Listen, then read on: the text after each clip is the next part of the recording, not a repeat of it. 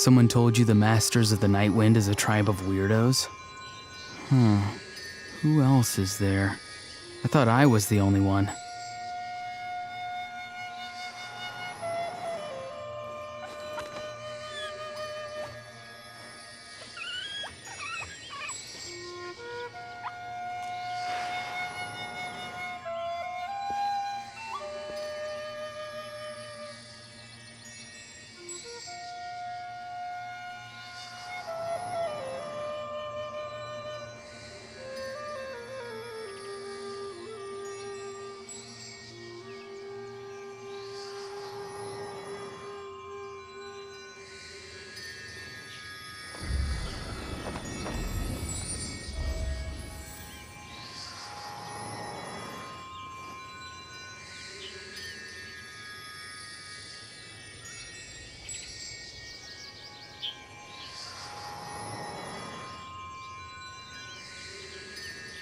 Sometimes a shrouded path is not meant to be walked. Move forward with blind ambition, and the smoke might suffocate you.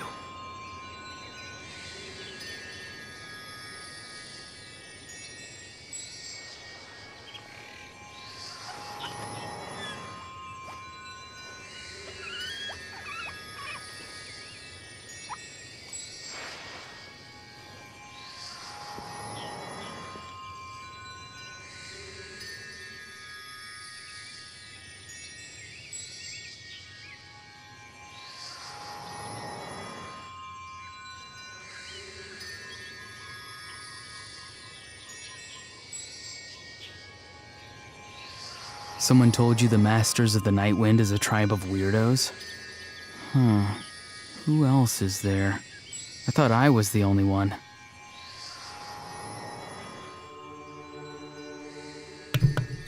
Good morning, Enlightened. Well, it's CapnHuck. Murphy coming back to another Genshin stream. I'm gonna continue the Interlude act, and then we will go to chapter 2.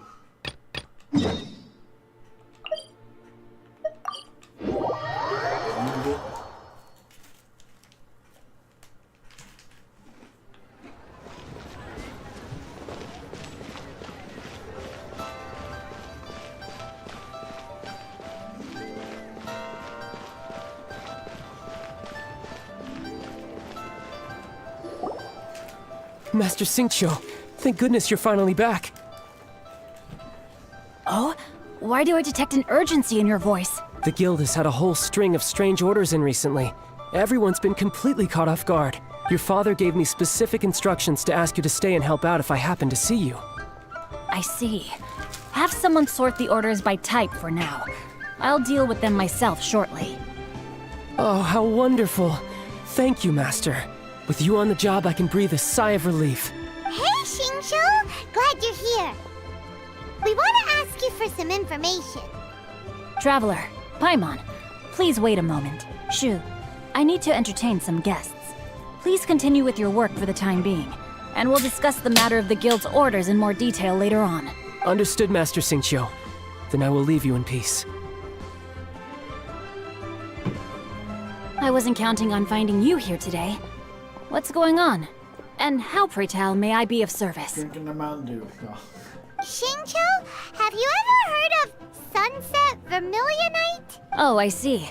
So you've entered Lady Ningguang's contest as well. As well?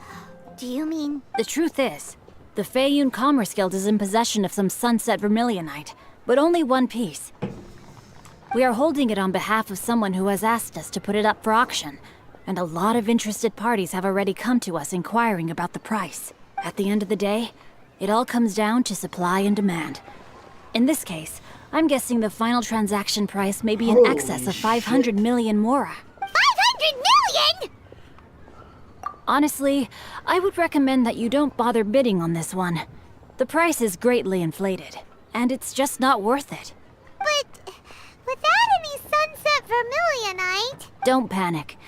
I don't suppose you ever heard of Sea Gazer? Who? Sea Gazer was once very close to Mountain Shaper, but if I am not mistaken, he has already passed away. Yes, precisely. I didn't know anyone else knew about him. So another Adeptus. According to records of drifting clouds, Seagazer once built an abode to store his rarest and most exquisite treasures, among which was some sunset vermilionite. After Seagazer passed, the abode was abandoned, and its location was lost to time. Luckily, I came into possession of a stack of folk history books just recently. They make some oblique references to this lost abode, and after cross-referencing them against each other, I'm now fairly certain that it is situated in the Lisha area. That's great!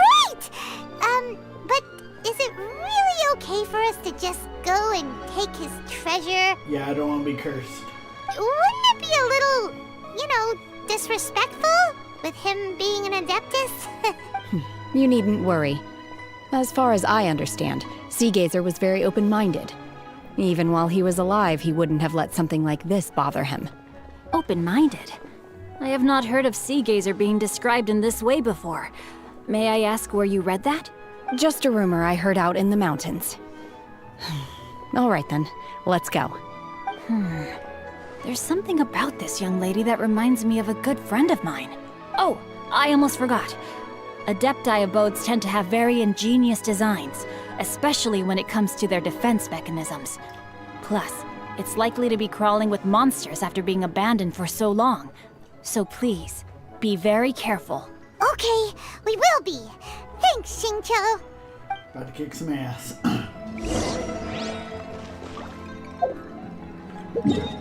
So, Lisha.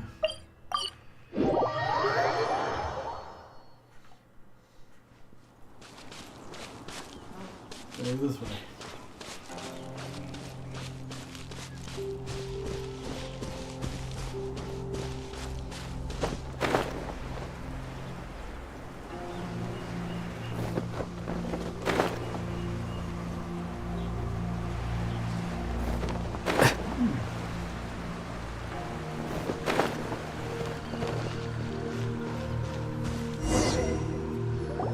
Let's see.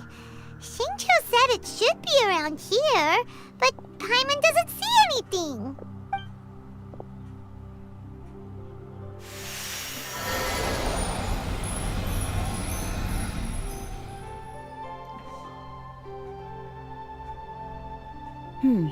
This place was hidden using a special Adepti art. But now that I have removed it, we can inspect the area more closely. It's raining. Wow, that's amazing! Yep, let's take another look around. Hey, look! Is that a new Sealy over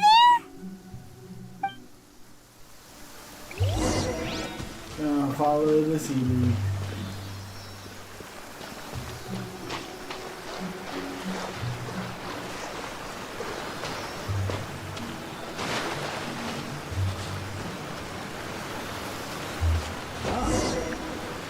The Sealy got to here and then disappeared. It's Geo and Ice. Looks like. Okay, so Geo and Ice. I will bring my notebook.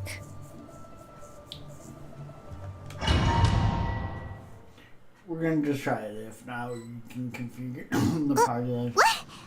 Weren't we at a waterfall just now? How did we suddenly end up here? Oh, so many clouds. It feels like we're high up in the sky. Guess I'll change mine. I believe this is the abode of that Adeptus. With any luck, the sunset familiar. Really? Let Paimon... Look, it's gone and snuck beneath the clouds. And now that Paimon takes a closer look, the rocks and trees here don't seem complete. Oh, could there be something below the clouds? These are not real clouds. They are the product of an Adepti art used for spatial partitioning. If we want to go down, we must first destroy the mechanism that is maintaining the Adepti art. All right, then let's do it. I sense the presence of monsters in this place. I don't know where they are hiding, so we'd better be careful.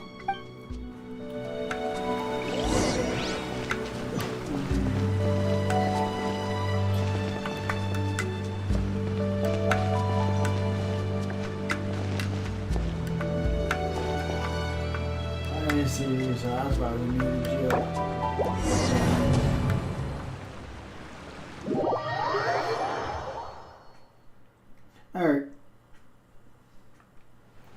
I'll be right back.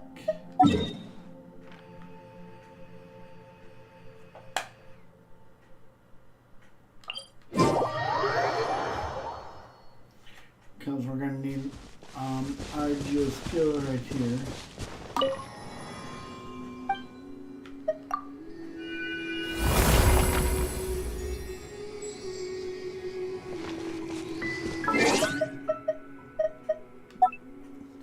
So special event. Oh, I've already done that one. So yeah, it's cool.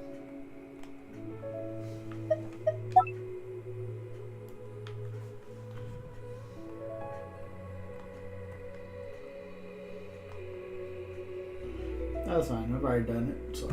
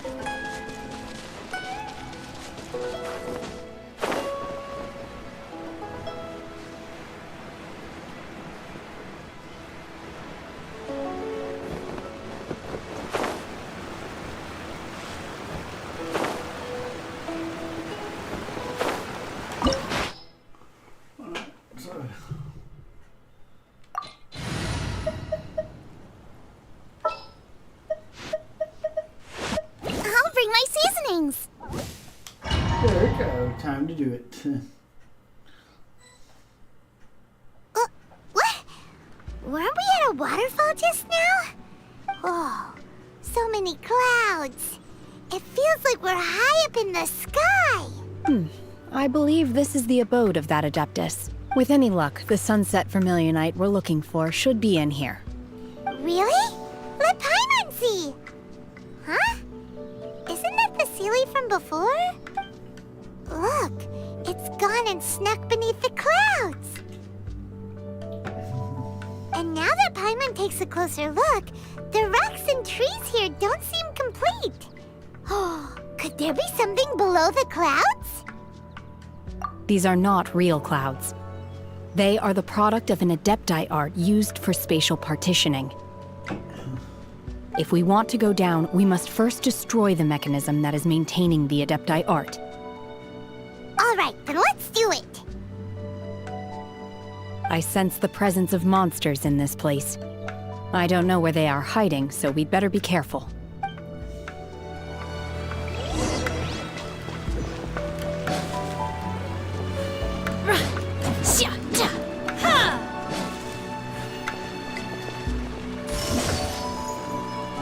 So she's ice.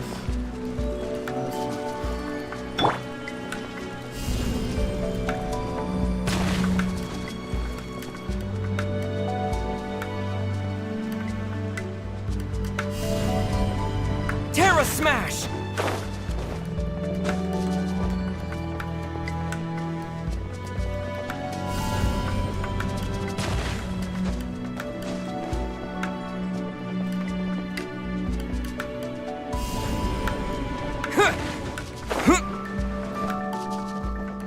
That's why they want you to use your Terra Smash! Without it.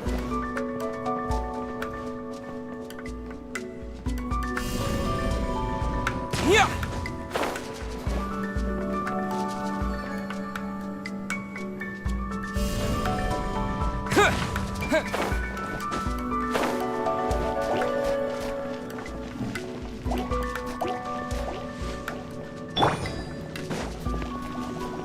Manifest!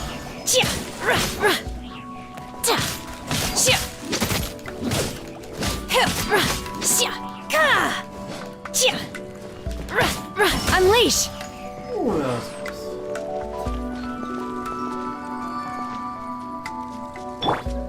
Yeah! Oh.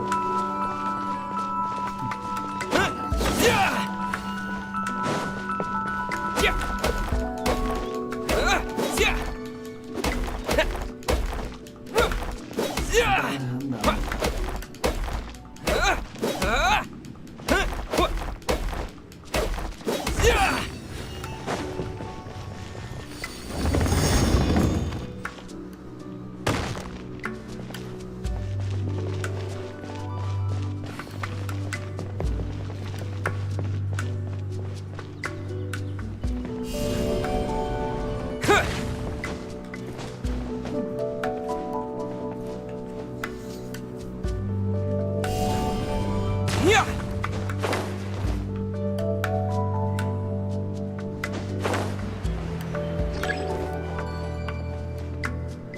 That's fine.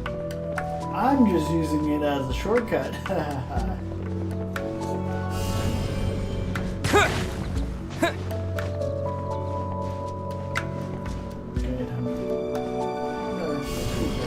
Terra Smash! Get a little bit closer because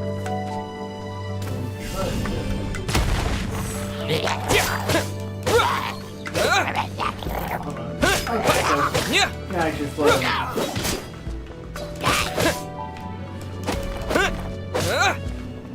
You're toast!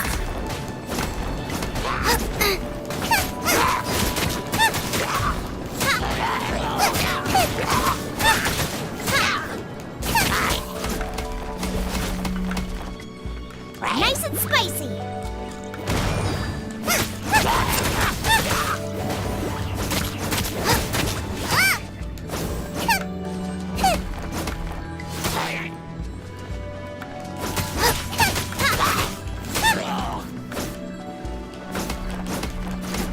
Boba, get them!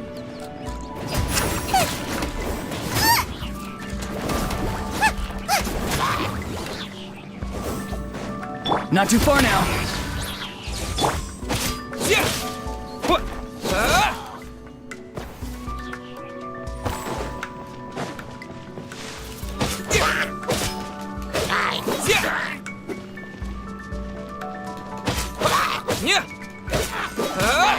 Okay, this makes it a lot easier.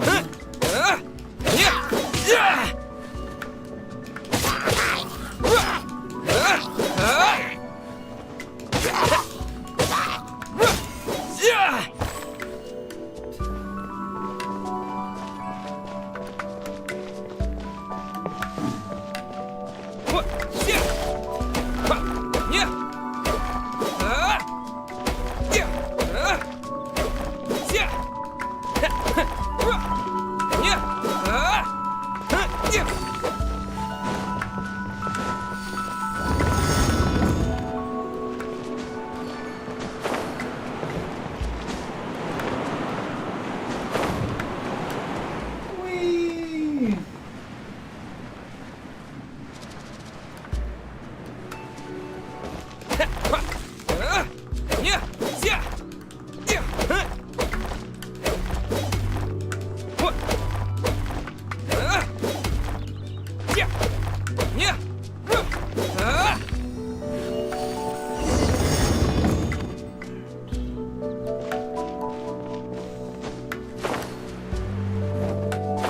It appears that we've been taken for intruders.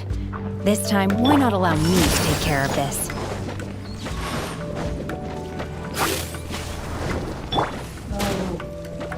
Out of the frying pan, into the fire!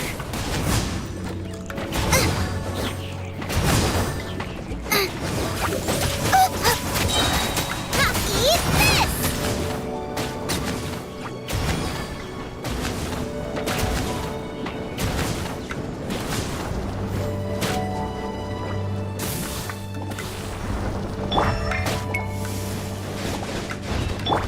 Orders given, orders received. Go! You're free now!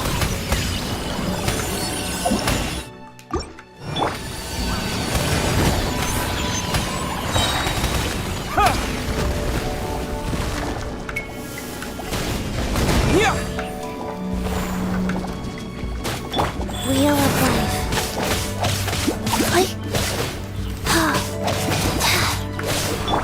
Unleash! By ordinance divine! The core of the mechanism is exposed. Now's our chance.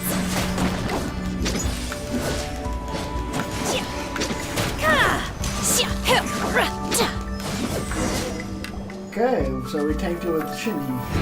Shinhop. My bad with this. Whoa! We're gonna fall! Not necessarily. Is everyone okay? Look! The Celia's disappeared beneath the clouds again! It looks like we need to go further down. But before that, let's destroy the guard mechanisms on this level first.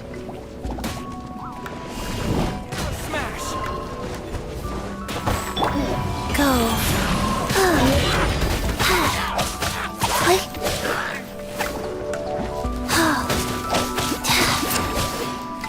Faster.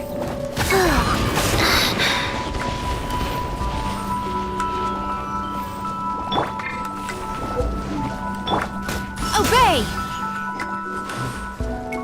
Manifest!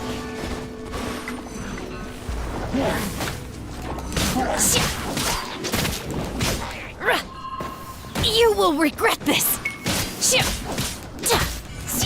In your dreams! Unleash! Be free! Tell me what you see! Manifest!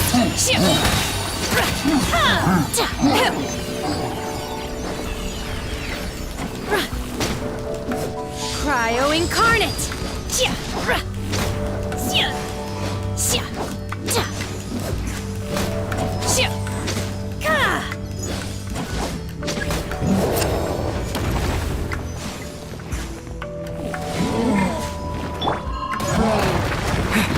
Dust!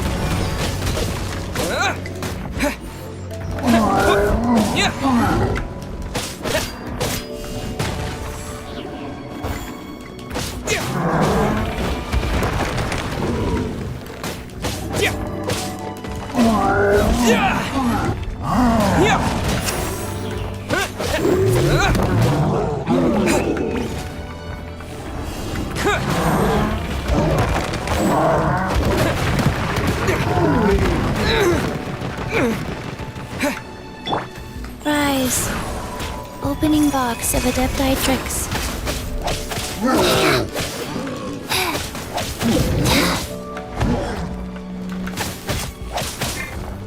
You're toast!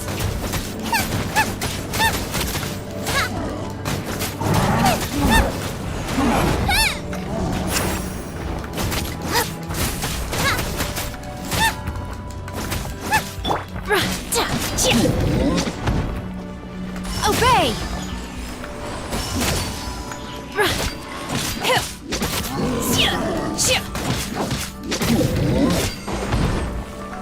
Unleash!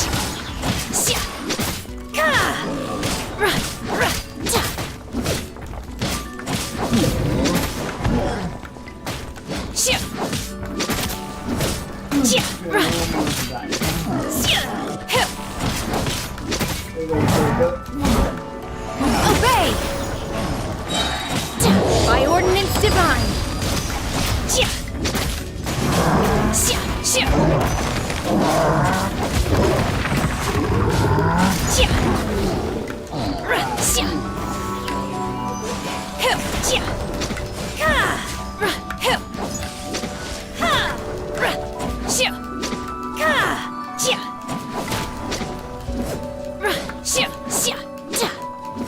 Okay, so might have to fight the ring guard now. Exactly.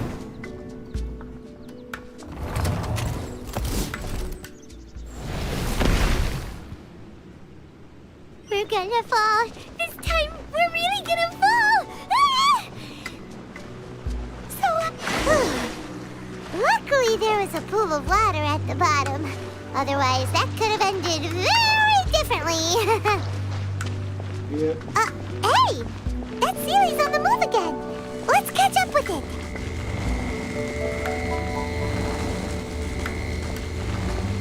Huh. Something looks different about this stone wall. Let's take a closer look. Move it.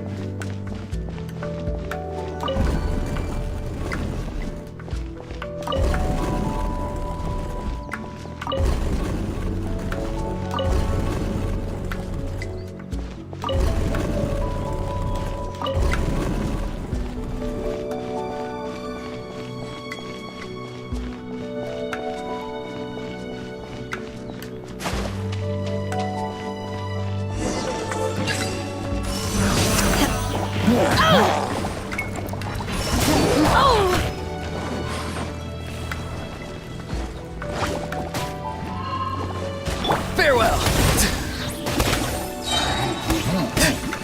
Go! You're free now! Manifest!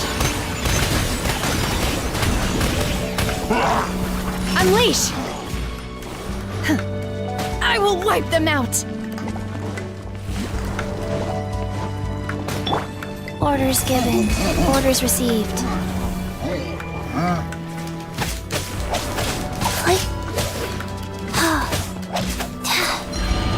Faster? Okay, faster. Wow. Wheel of life.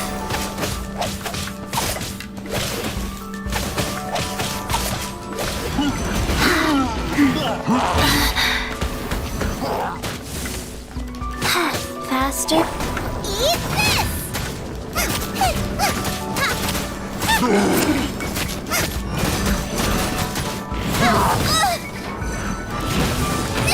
That really hurt!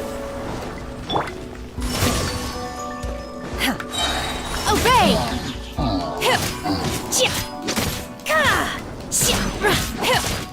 You will regret this!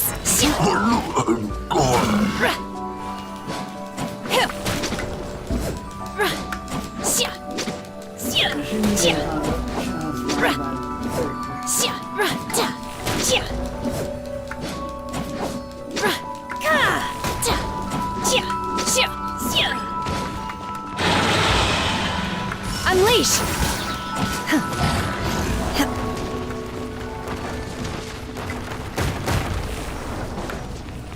Cryo Incarnate! Manifest!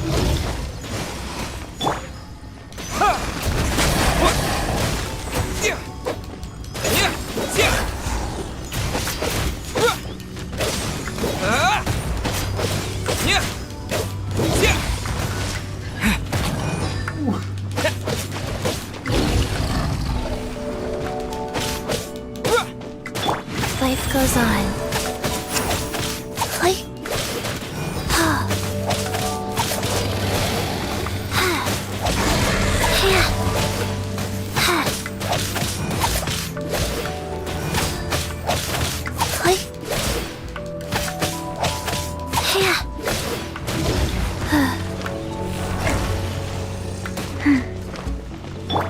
Unleash!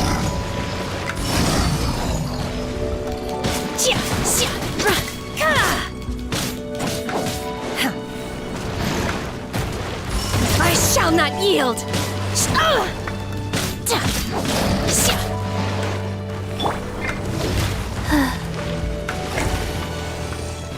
Rise.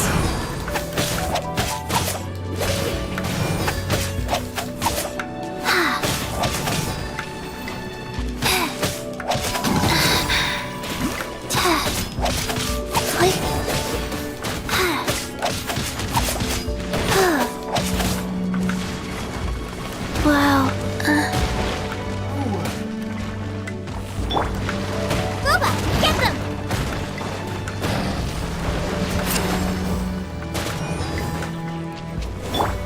Manifest!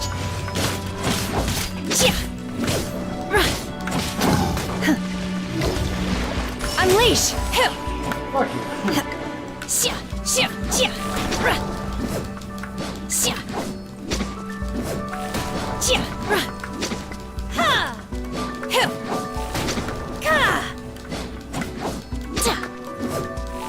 you.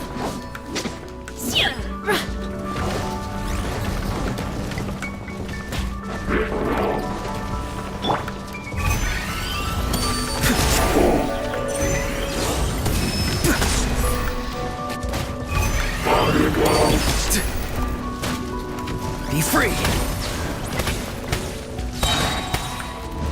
Tell me what you see! Sacred name, Fortune Preserver.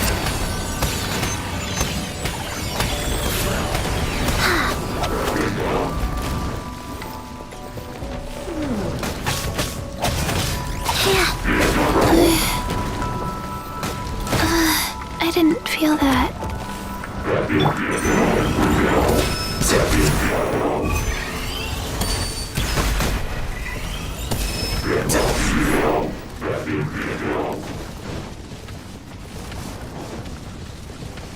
Farewell!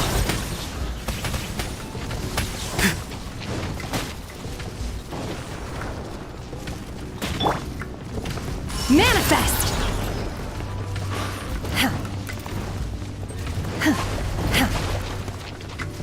Be free! Nice and spicy.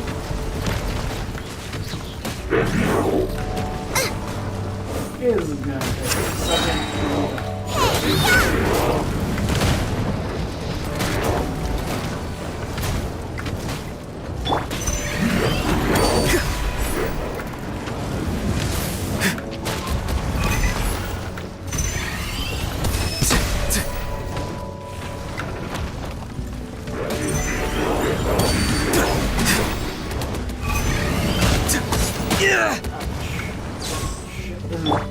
Go. Like.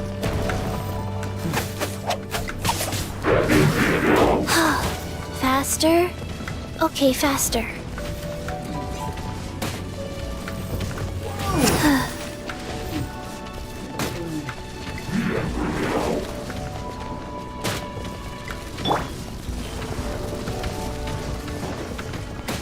Fuck off with that twirly shit.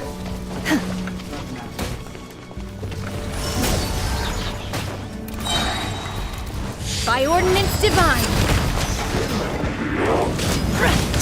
In your dreams! Okay.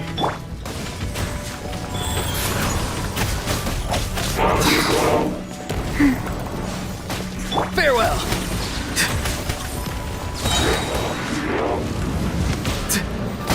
The voices are calling.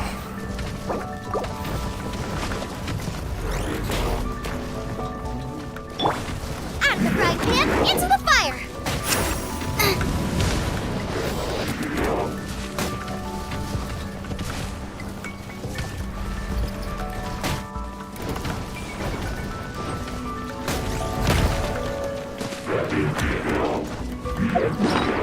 Hard.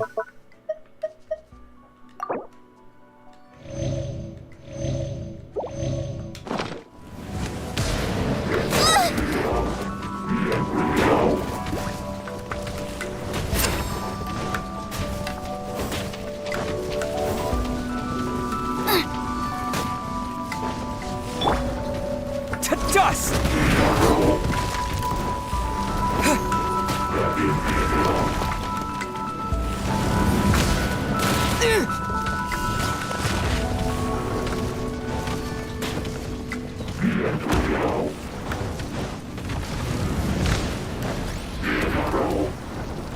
Terra smash!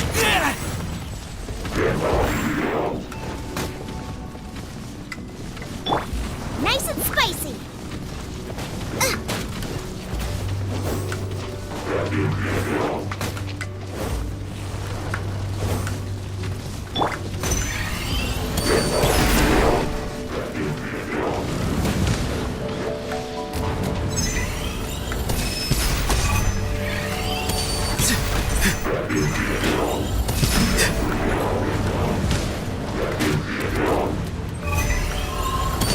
See you in the night kingdom.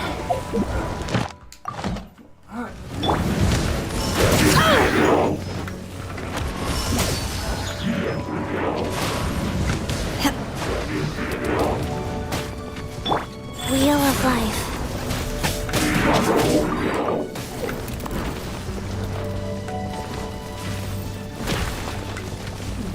Run, Gigi, run!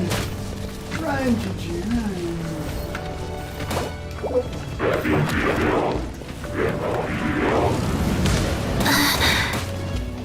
I was running, but, you know, fuck me, I guess.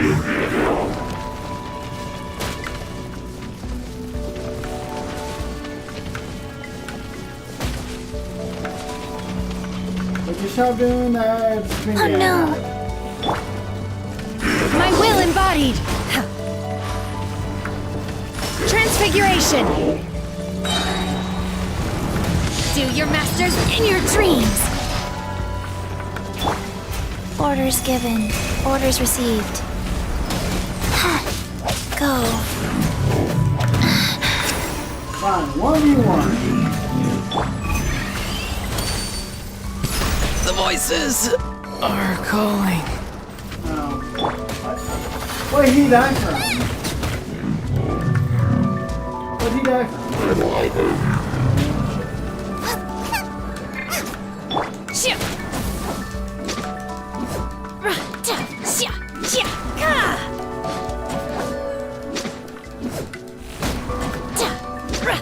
Oh, that's great. Got my urge.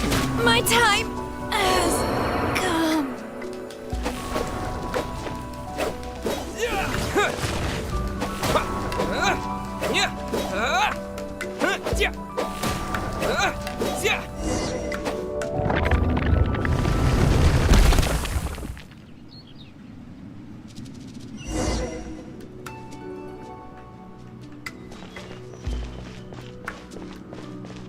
Fucking shit.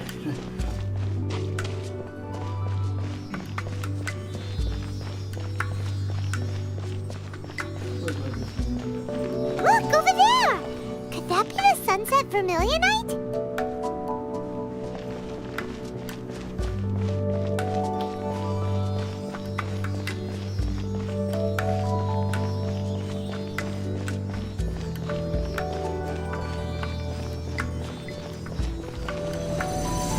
See you later.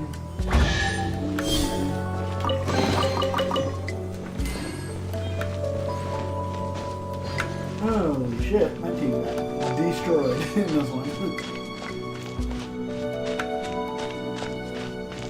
Yeah, looks like it.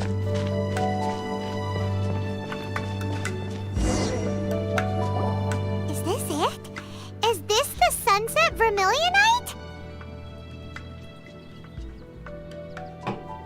Green. It's so huge! That's true, but then again, why isn't it floating? Plaustrite doesn't float until it's activated. It may look different from most ordinary stones, but it weighs around the same amount. Only after being activated does Plaustrite reveal its true nature, breaking free from the shackles of the mortal realm and ascending up into the heavens. Wow, Shenhe, you seem to know everything about this. Only because my master is fond of chatting about these things.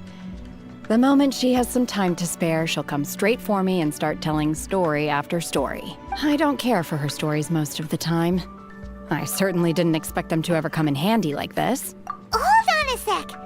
Paimon just realized something. If we activate it here, there's no way we'll be able to get it back to the site, right? Heck, we'll be dragged up into the sky too. But if we don't activate it, how else are we gonna lift it?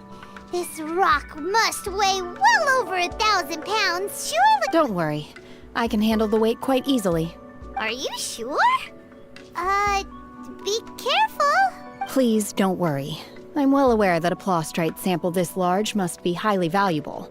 I will be gentle with it and make sure it does not get damaged. My safety. That's right. Paimon's sure you can handle it and everything, but if something this heavy lands on you, you're gonna get yourself hurt, no matter who you are. You gotta be extra careful when lifting heavy objects. It's just common sense. It's true in real life. Is it now? Well then, thank you. I'll go on ahead with the Plaustrite. Let's meet at the building site later. How is Shenhe able to carry that huge rock all by herself? Adepti super strength much? We can't slow down yet. Let's go meet her at the building site.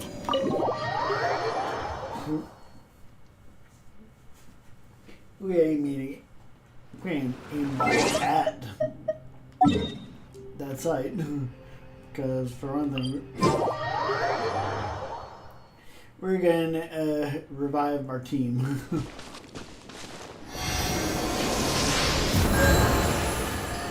Holy shit, we got fucking destroyed.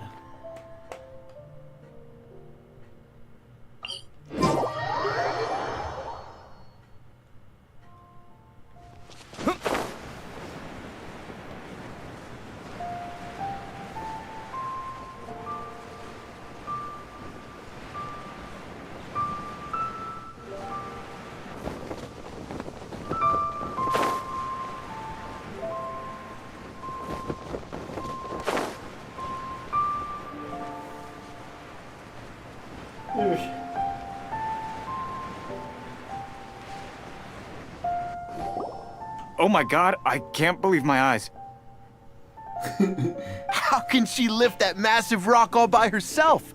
She's gotta be one of those Adepti, surely. Oh, mighty Adeptus, please give me your blessing so that in the coming year I may reap a more bountiful salary. This is top tier in size and quality, and the condition it's in is quite simply immaculate. Congratulations! This item is approved for submission. I'm going to award you full marks for the Sunset Vermilionite item. May I take your name? My name isn't important. I'm not even here to compete. I was just delivering this for some other people. They should be here any minute now. Shenhua and Ningguang's little helper. Ah, so you're the ones behind this. No wonder. The rarest talent turns in the rarest Plostrite specimen. But I have to correct you on one point. It's not helper, it's secretary. Okay then, Miss Secretary, what do you think of the rock we found? Pretty amazing, right? In truth, it is the finest piece of Plostrite we have received so far. If everything goes according to plan, we will use this piece in the foundation of the Jade Chamber, which will enable us to proceed to the next stage of construction. As a side note, Lady Ningguang has rented some dwellings in the nearby area to serve as accommodations for the contestants. If you need a place to rest, you are welcome to stay there. Now, please excuse me. As you can see, there is still a lot of work to do on the building site. Shenhua! Shenhua! Just now on the way over, pretty much everyone was singing your praises! Oh, really? What kind of reaction is that? So strange. Aren't you happy about it? I mean, I would be. Whenever Paimon gets praised, Paimon can't help but hold their head up high and break into a big smug smile. I've had similar compliments before. They call me an Adeptus, treat me with great deference and respect, as if I'm set apart from the common folk. Yeah, 'cause that's how Adepti are. At least the ones we've met are pretty unique and reclusive, too. Way different than normal people. But I am not... Shenhua? I'm fine. I've been exerting myself quite a lot ever since we set foot in that abode. I'm just a little fatigued. Well, Byron said that there are some makeshift hotels we can use, right? Let's go check in and take a rest. No need. I simply need to find myself a secluded place in the wilderness to sit and meditate in silence. You can't do that. It's dangerous out in the wild on your own. When you're hungry, you go eat something tasty. And when you're tired, you go lie down in a nice, comfy bed. All right? Seriously, don't punish yourself like this. Okay. If you insist. Great! Now we're talking. Let's head to our hotel. Time to go rest.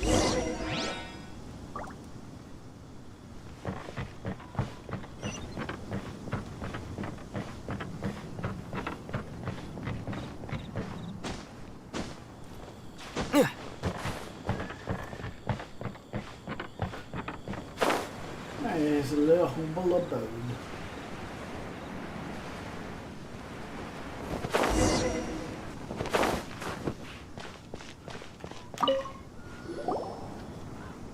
Hi there! Checking in, are we? You're just in time. We only have 2 rooms left. Since this was chosen as the building site for the new Jade Chamber, we've had a constant stream of people in this area. And not just workers either. Visitors, business people, tea sellers, all sorts. So, business is booming for me today. Very few vacancies. You're lucky you got here when you did. Great! One of your rooms is still being cleaned. I guess it should be ready within the hour.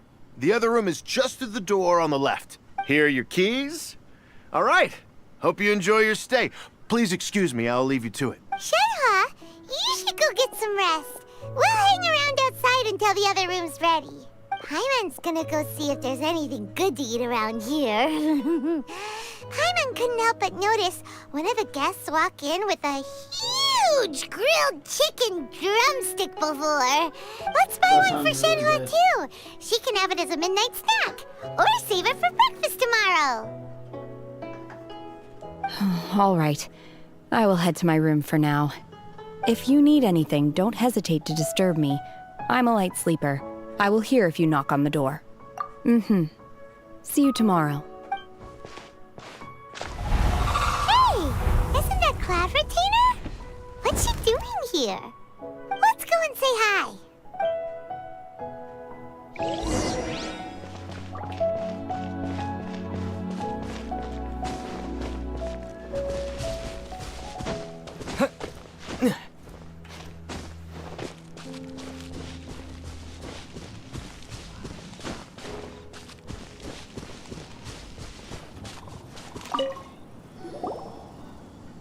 One trusts you have met Shenhe.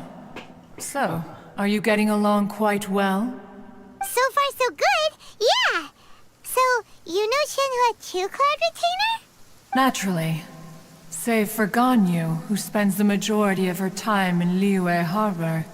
All the Adepti living today are acquainted with Shenhe to some degree.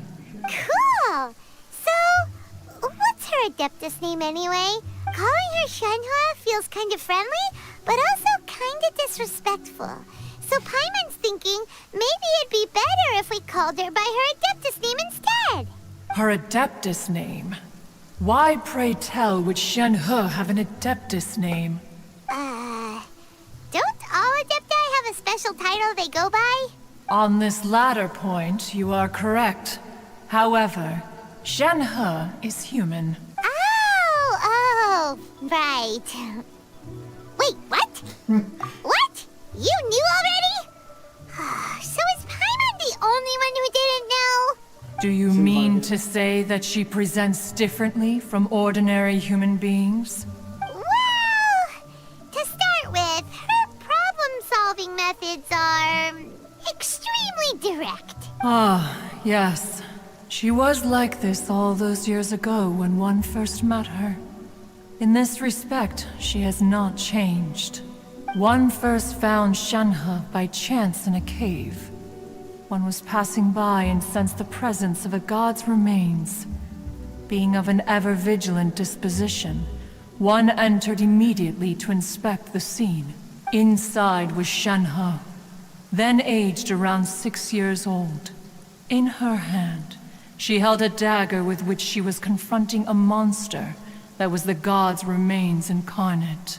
That sounds so dangerous. When one arrived, she had already been locked in confrontation with this monster for several days. Most mortal children are fragile, both physically and mentally, and are highly reliant on their parents for survival. But not so her. That she was able to endure such terrible danger was due not only to her strong willpower, but also to the bloodlust and homicidal instinct with which she was born. One dealt with the monster, yet she still refused to lower her guard. She even pointed her dagger in one's direction and remained ready to strike. Only after she was satisfied that one had no intention to cause her harm did she finally relent. She then passed out without uttering a single word. In other words, if you hadn't passed by that day, Shenhua might have... Not necessarily. Upon one's arrival, one could sense that the god's wrath was gradually receding. Even had the stalemate continued, one suspects that Shenhe may have still emerged the victor of the confrontation. That's still so dangerous, though. Why was a tiny little kid battling against the wrath of a god in the first place? Alas, the mortal world is rife with suffering of every kind. And she had experienced her fair share of this, even at a tender age. Seeing that, indeed, it is one to whom she refers. Shenhe has an extraordinary constitution, making her well adapted to practicing the Adepti arts. All the Adepti cherished her talents, and so we were willing to train her. However, Her homicidal urges did not subside with age. Rather, they grew stronger day by day. Mooncarver once performed a divination for her. He declared that her fate is to bear the curse of calamity. Consumed by malevolent energy, she is prone to bring harm to those around her. Such is the magnitude of the danger this poses, that her soul must be bound with red ropes to keep her homicidal instinct at bay. Damn. The red ropes have indeed served to keep her calmer and more content. They also seem to have rendered her somewhat inexpressive. Perhaps the red ropes are so powerful that they have suppressed some of her other emotions as well.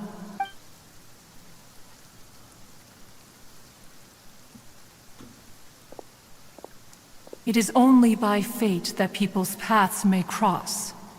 Now that Shenhe's path has crossed with yours, please be sure to treasure the gift that fate has given you, and take good care of her. Oh, now Paimon gets it.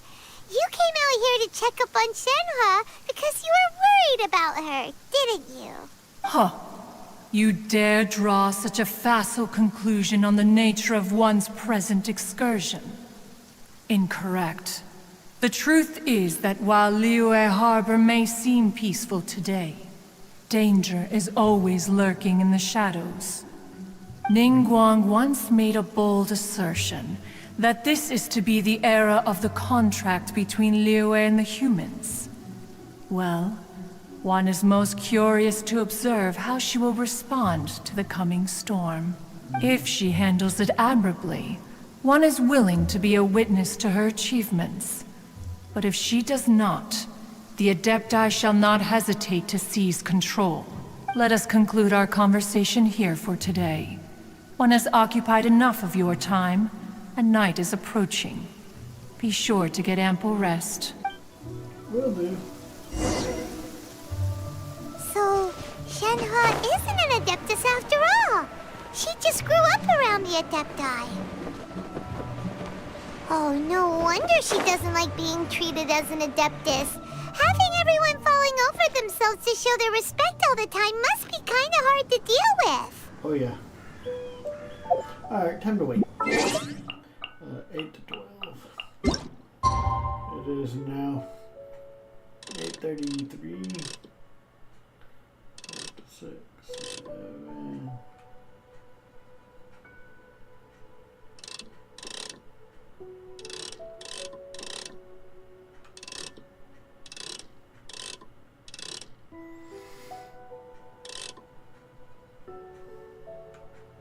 $8:32 is perfect.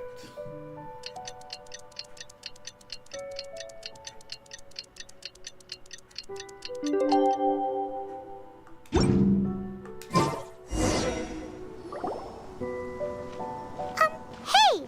So, Shenhe... Master has relayed my situation to you, I take it. Oh? How did you know? I'd intended to wait until you came back before going to sleep, but I didn't hear you come in. I was worried that something may have happened to you. So I went outside to check and caught sight of my master. On top of this, you have been acting very strangely around me this morning, causing me to suspect that my master must have told you everything about me. Yeah. After all, Master is... very talkative. Sorry, Shenhe. Paimon had you down as an Adeptus this whole time, but it turns out Paimon was wrong. It's okay.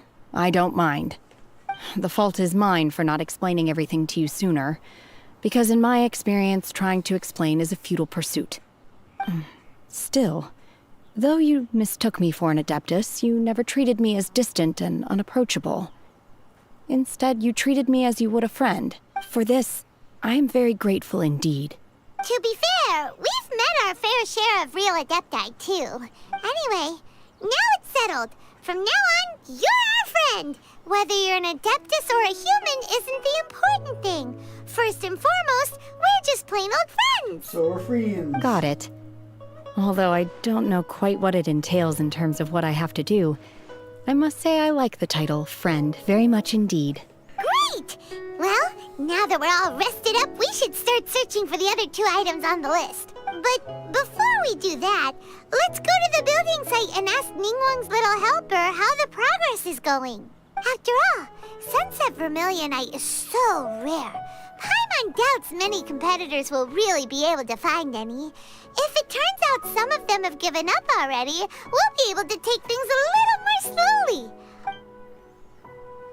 Oh, and another thing. We bought some grilled chicken drumsticks on the way back last night. There was a place just outside.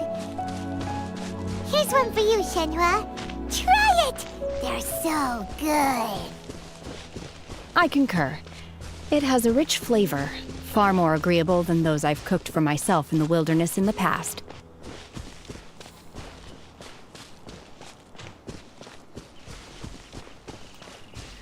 There was something that's good right about now. That's some fried chicken.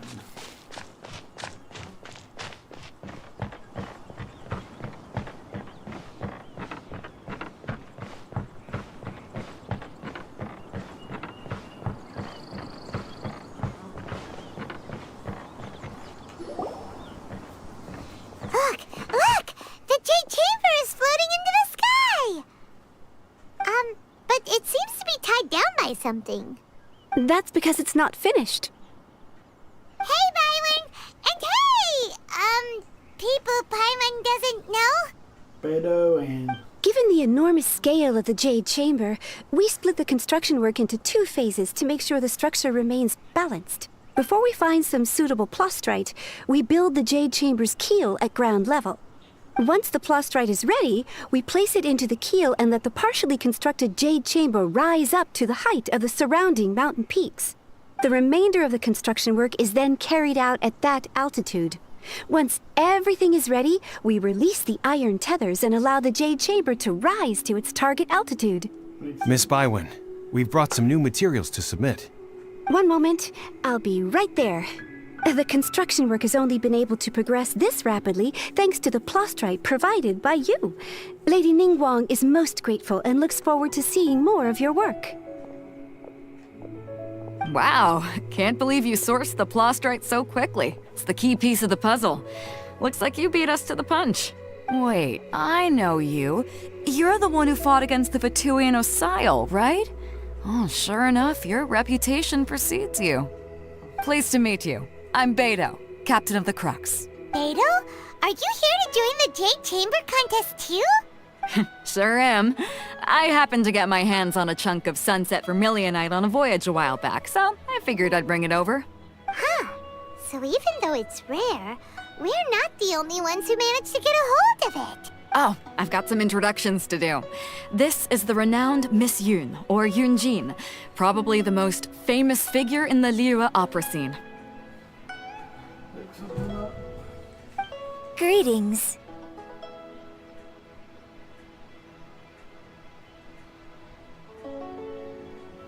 These 2 are Paimon and the Traveler. I'm sure you've heard of them before. And this is... sorry, I'm not sure we've met. Shenhua. I am their... friend. Good to meet you. Well, from today on, I guess all of us are friends. Miss Yun is also here for the contest. Turns out she needed to borrow a boat, so we came together. It's an honor to finally meet you both. I've heard much about you. Miss Shenhe, though we are only meeting for the first time, I have a feeling that we will get along very well indeed. To be honest with you all, I am in great need of this opportunity to ask Lady Ningguang a question. That's why I joined the contest. Thanks to my father's connections, I was able to acquire a specimen of the plastrite required. Fortunately, it was approved for submission, despite being a little on the diminutive side. Wow! So it looks like the 3 of us are competitors now! Excuse me for prying, Miss Shenhe, but are you competing as well? No, I don't have any questions for Ningguang. I just wanted to help him win. In that case, I have a proposal to make. Lady Ningguang said that the first 3 contestants to procure all 3 materials will be awarded the chance to ask a question. Well, there are 3 teams here. We can split the prize between us. Instead of competing against each other, we could work together to secure the top 3 places between us. What do you think? Sounds great, but how does that change things exactly?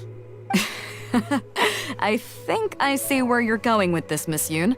The plastrite was the most difficult item to source by a long shot. Luckily, all 3 of us managed to get our hands on it. The 2 remaining items aren't quite so rare, so as long as one of us finds a way to source it, the other 2 can hop on the bandwagon. How'd I do? Is that what you had in mind? Precisely. Huh. Interesting approach. Okay then. All right, I'll go first.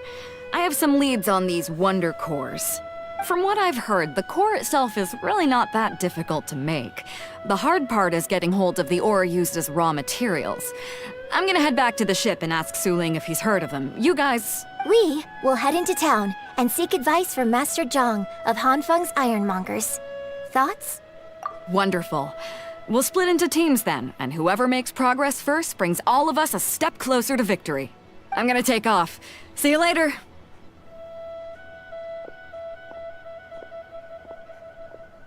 Okay, let's go! By the way, what question are you gonna ask Ningguang, Yunjin? I'm looking for a venue to host the performance of our new opera. Lady Ningguang has excellent judgment, so I would like to hear her opinion. Ooh, what's the opera called?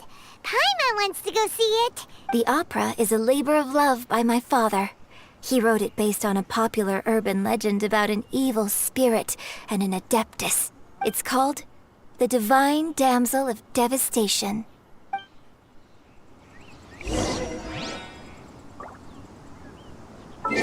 Okay, let's go ask him.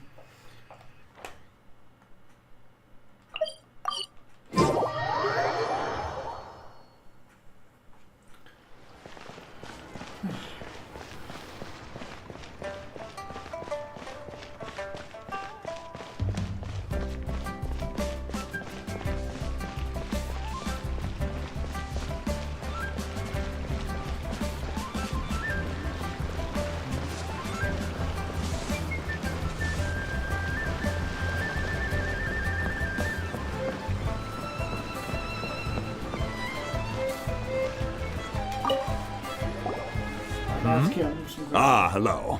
Are you here for something off the shelf, or do you need something forged? Excuse me, Master Zhang. We were wondering if you'd heard of something called a Wonder Core. Of course I have. Sorry, who's asking? My name is Yunjin. Perhaps you don't know me, but I believe that you forged some weaponry for my father in the past, for stage use. Yunjin? Stage use? Oh, so you must be Miss Yoon. Sorry, my brain's finally caught up. It's not used to doing much beyond bashing a hammer all day.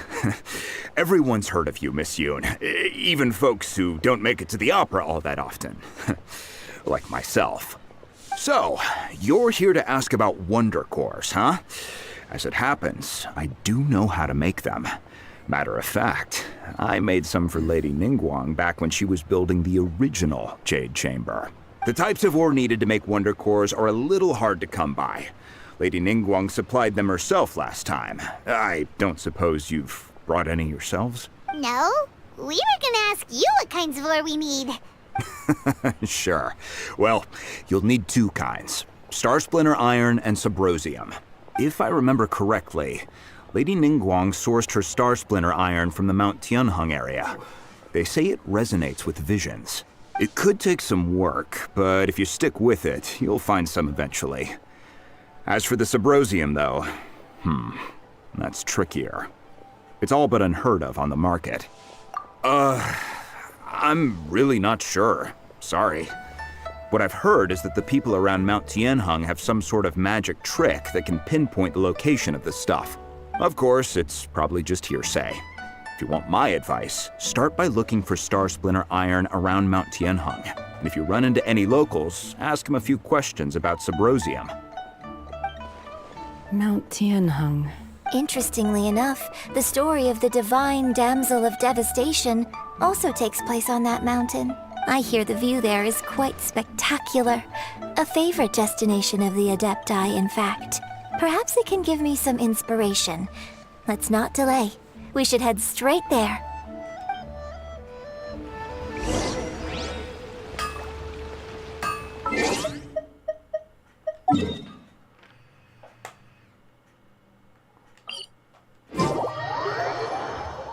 Okay, easy enough.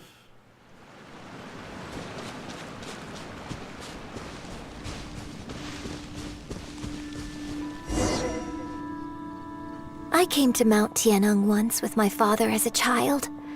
I remember it being such a long climb that I could barely feel my legs by the time we reached the top. Oh, this is quite a trip down memory lane for me. Look at these majestic, towering peaks and the gently flowing streams. It's like setting foot in paradise. No wonder the legend of the divine damsel of devastation is said to have taken place here. Adepti wander oft where mortals seldom stride. Indeed, this looks like a place that one might expect to be frequented by Adepti. The Divine Damsel of Devastation is your upcoming opera, right? And the story takes place in Mount Tianheng. Huh. Seems like you have a real connection with this place. What's the story about, though? It's the story of a girl becoming a hero. Cool. A hero story? They're Paimon's favorite. The legend first arose in this area. It is said that there used to be a prosperous village on the mountain. In that village, there was a loving couple who were completely devoted to one another. One day, a terrifying monster appeared. The wife was out collecting herbs and was captured by the monster. Her husband was so distraught at the news that it broke his spirit and drove him to madness. The vile and vicious monster told the villagers, "If you want to live, you must sacrifice a child to me." What a nasty piece of work! Paimon sure hopes this monster gets put in its place! But the monster was so terrible and so strong that all within the village were terrified of it. They had no choice but to give in to the monster's demand. Just while they were discussing whose child would be given over to the monster, a little girl suddenly stood up and came forward. No! Don't do it, little girl! Unbeknownst to anybody else, she was concealing an exorcist's blade. She approached the monster's lair, feigning fear and trepidation. When she finally arrived, she courageously drew her sword and entered into a fierce struggle with the monster, from which she eventually emerged as the victor. Her extraordinary abilities drew the attention of the Adepti, and they took her as one of their own. Her story became the stuff of legends. But alas, the paths of mortals and Adepti seldom cross, and she would never again re-enter the mortal world. And so, destined to grace the mortal realm for but a brief moment, she vanished like a wisp of smoke into thin air. That's how the opera ends. I really like this story. But I personally think that perhaps the little girl was not as brave as the opera makes her out to be. I'm not sure she deserves all the praise she is given. I've never considered that before. Opera is always an interpretation of the events it purports to portray. A certain degree of deviation from the truth is always inevitable. When my father wrote the script for this play, I suppose his intention was to inspire his audience with the character of the divine damsel. I think it's a great story. The ideal story. Well, it sure inspired Paimon! Let's go get ourselves some Star Splinter Iron! Yeah!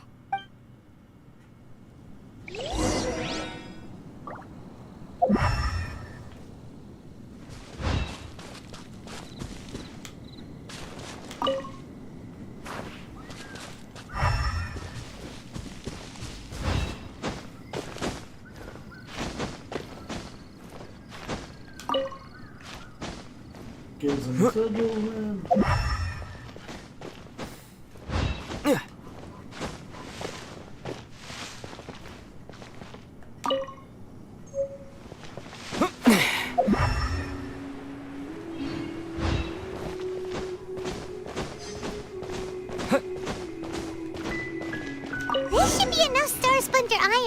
Now we just need to find that Subrosium.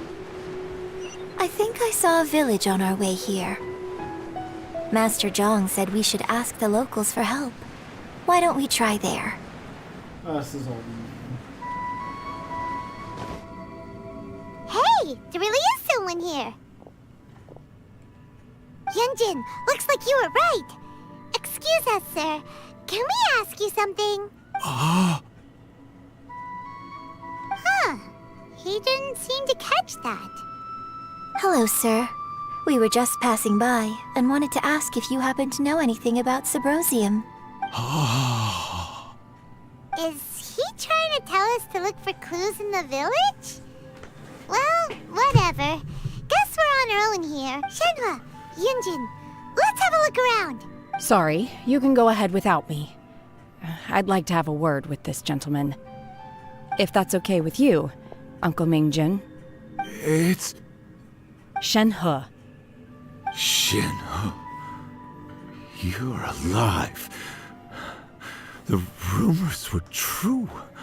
So, all these years? I'm sorry, I don't know how to find Subrosium. But I think you can find some information in the village. This place is deserted now. No one ever comes here. So you can rummage around all you want. Huh? You know this guy, Shenhua? Thank you, kind sir. We'll go and take a look around. Don't worry. Mingjin has no ill intention towards Miss Shenhe. She'll be quite safe. Okay, then let's see what we can find in this village.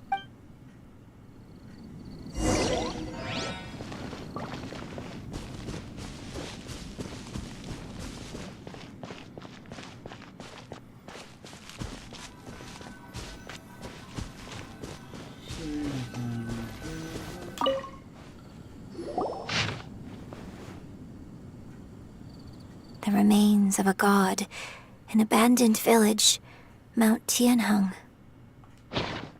Does this mean that the true story of the divine damsel of devastation happened right here, in this village? The time frame certainly matches, so it seems we're in the right area. Let's keep looking around.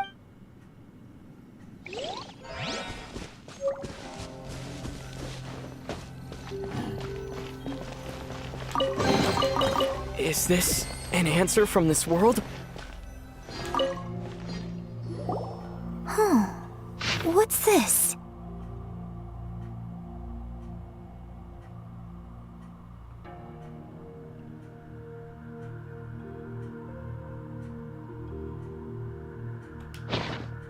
So, Shenhe is the divine damsel?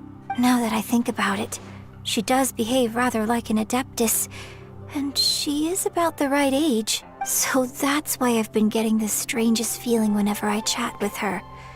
I should have noticed it earlier.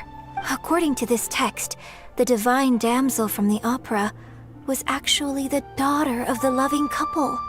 And she didn't volunteer. She was sacrificed to the monster by her own father. Oh, the truth is even more lamentable than the opera. Now I understand why Shenhe said the girl was not as brave as people think. It wasn't her choice to enter that ghastly situation. She was forced into it. Oh, it looks like my father may need to make a few revisions to his beloved opera. Keep it that way. We've looked everywhere, but still no mention of Subrosium. Let's have a look over there.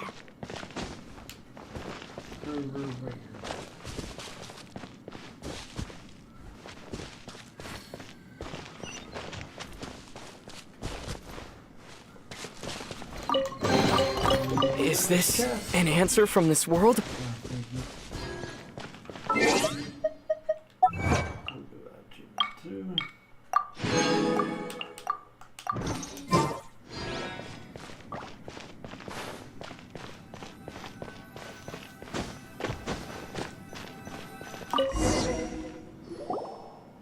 This is it!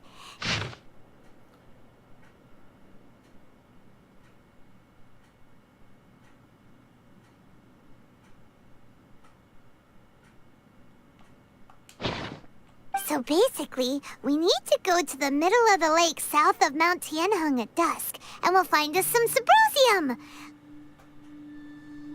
Let's go back and tell Shenhua the news!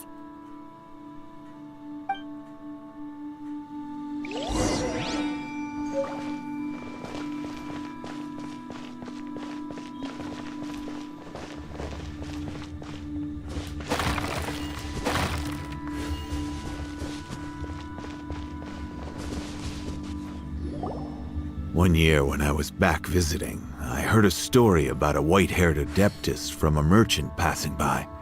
I never imagined it was you. I was a very close friend of your father's. I could have stopped him from performing the summoning ritual. I had plenty of chances, but I couldn't bring myself to stand up to him. I just let things happen, let it all escalate. Well, we all know how that story ended. I bring flowers back here every year. And each time I wish I had a chance to apologize to you. Apologize for what? If you'd stopped him, he'd only have found another way. There is nothing he wouldn't have done for his true love. Nothing. Do you still hate him? I don't know what I feel. I'm told my fate is to bear the curse of calamity, so my master bound my soul with red ropes to curb my aggression. But it also dampened my emotions, making me dispassionate, like the Adepti. So if you ask me how I feel about the past, if I hate my father or not, the truth is, I feel nothing at all. It must have been so tough for you all these years. Shenhua, we're back! Oh, then I will leave you all in peace. Shenhua, it brings me some solace knowing that you are okay. I'll tell you more about the old times next time we meet. Thanks, mister. We found some info in the end.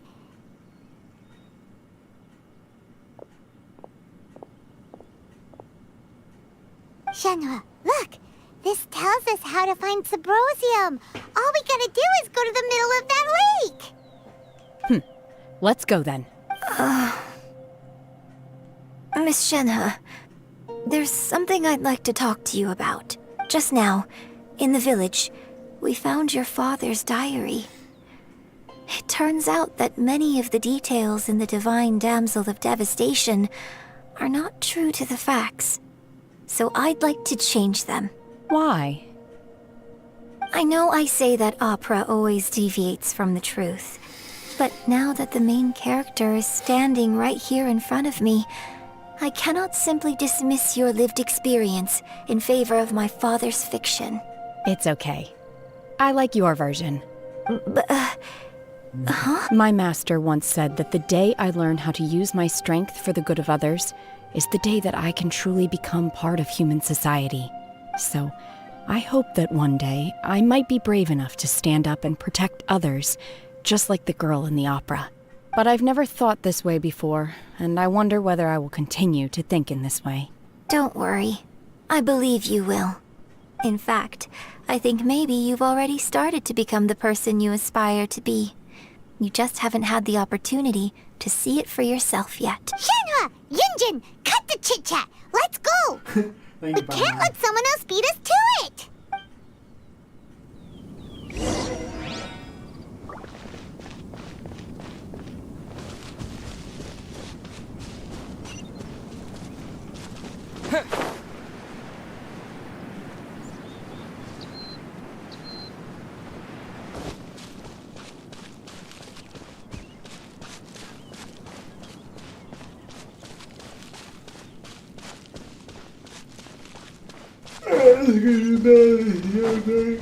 Excuse me. Excuse me.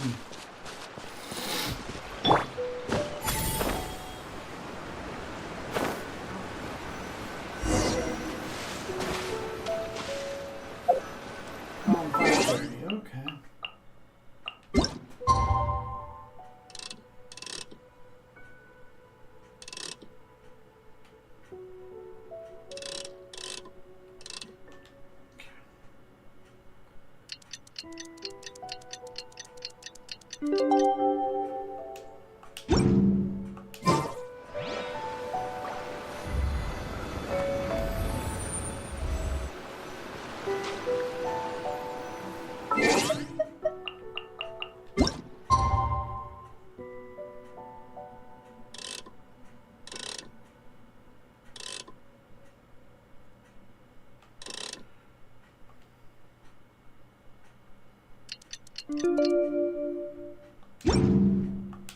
Sometimes the shroud.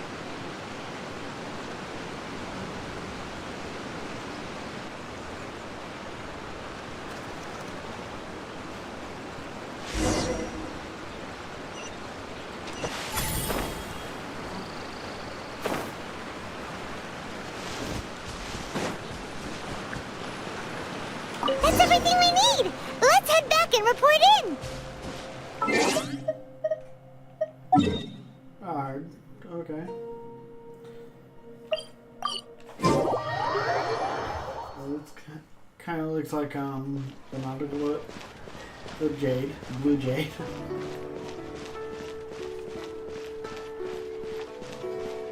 Oculus jade.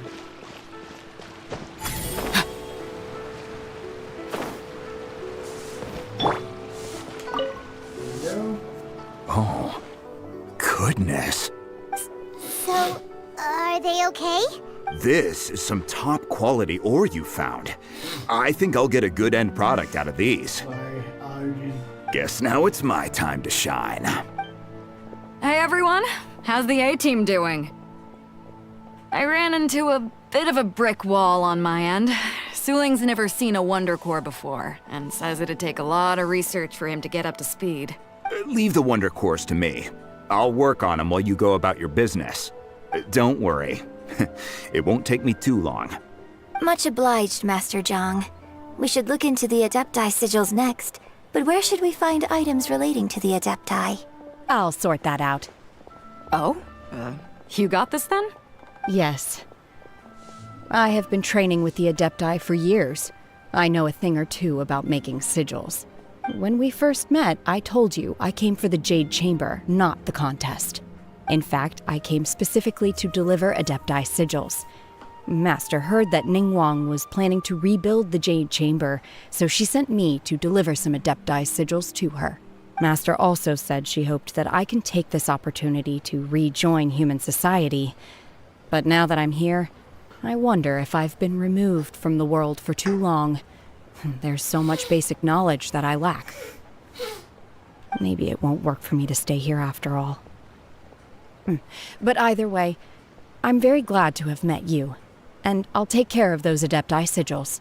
Without knowing the ins and outs of your situation, I can't say whether you should stay or not. But now that our paths have crossed, we'll always have a connection. So if you're ever feeling down, come find me on my ship. There'll be a drink waiting for you. Thank you. So, Master Zhang, I'll need to use your facilities to make the sigils. Fine by me. I'm actually curious to see how the Adepti arts work.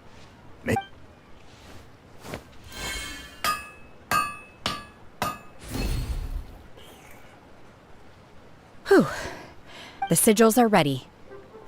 Though they are in some respects inferior to my master's, I can assure you there will be no quality issues. I've finished forging the things you asked for, too. Great! Let's go submit them before someone else gets there ahead of us.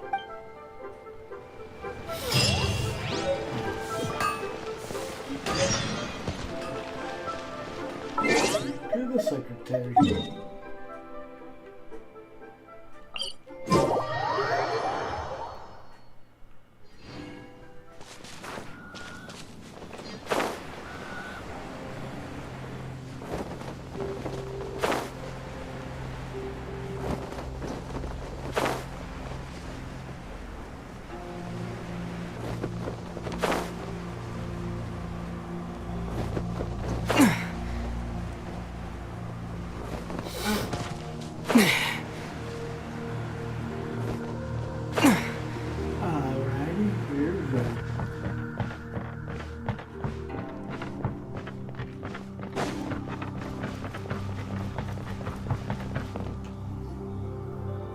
Ningguang's little secretary! We found all the materials! Oh, already? All three of you found them together. Okay, I see. The Wonder Cores and Adepti sigils look good. It seems that we found our winners. I hereby announce that the winners of this material procurement contest are the Traveler, Yunjin, and Beidou. What? It's over already? I haven't even found the prostrate yet! I can't believe it. So close, but so far. I'd like to invite our 3 winners to please proceed to the Jade Chamber, where Lady Ningguang is waiting for you. Huh? Where's Beidou? She was right here! Captain Beidou has some business to attend to. She will join later. Please come with me for now. Alright then, guess we'll head on up to the Jade Chamber first. This has been a long time coming. The last time we went up to the Jade Chamber was ages ago. Yeah. A few days from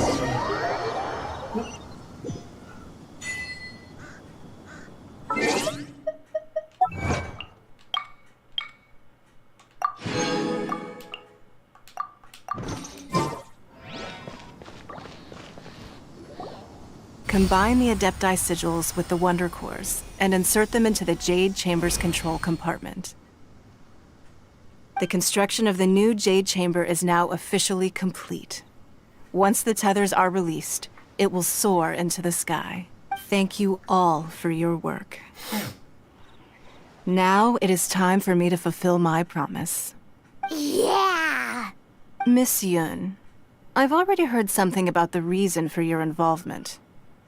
You are looking for a venue for your new opera, aren't you? That's right. Lady Ningguang, I would like to hear your opinion. The unveiling of Miss Yun's grand new opera surely requires a venue of equal grandeur.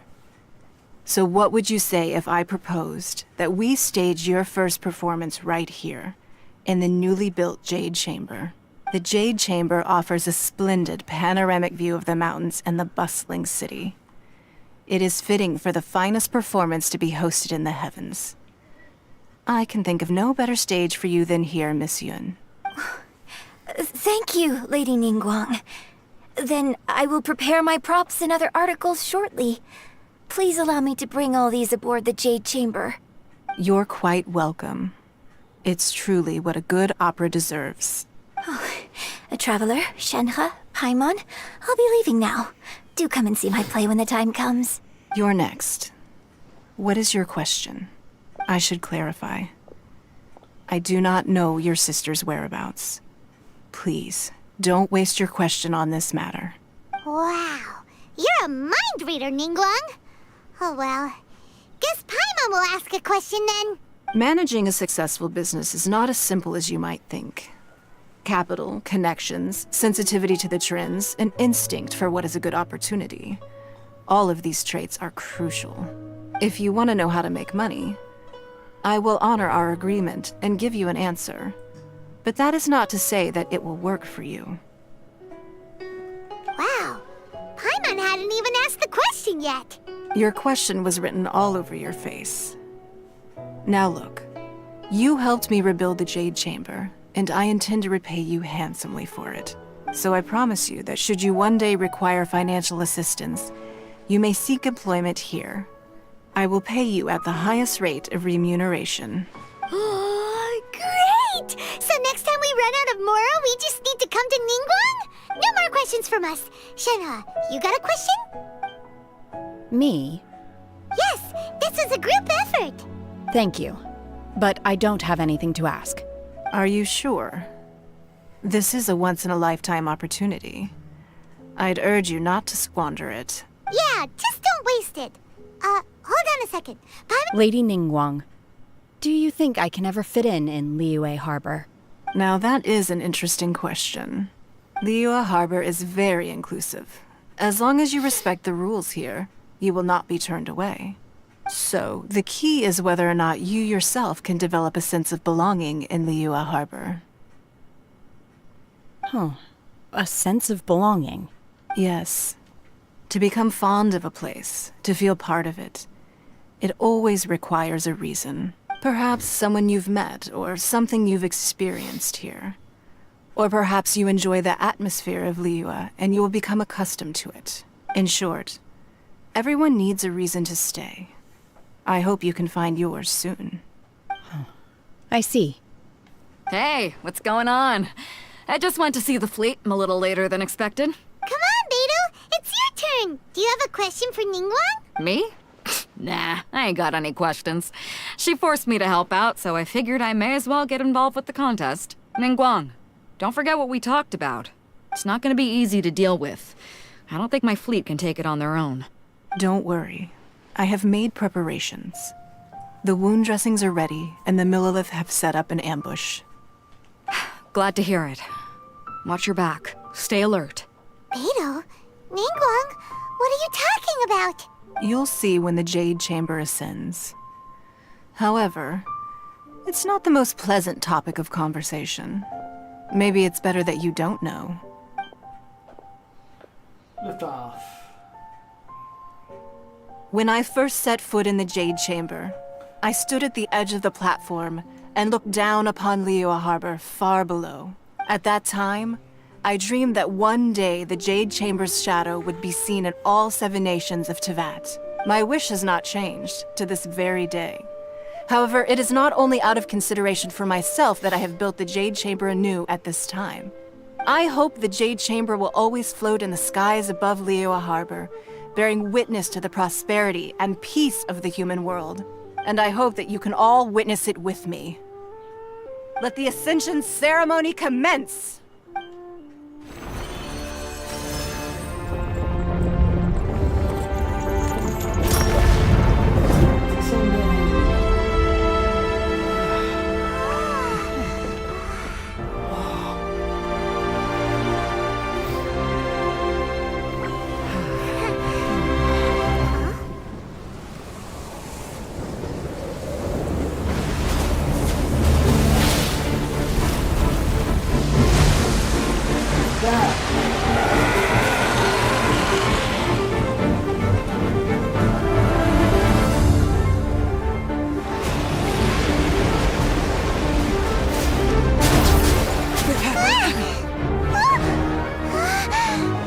Right on cue.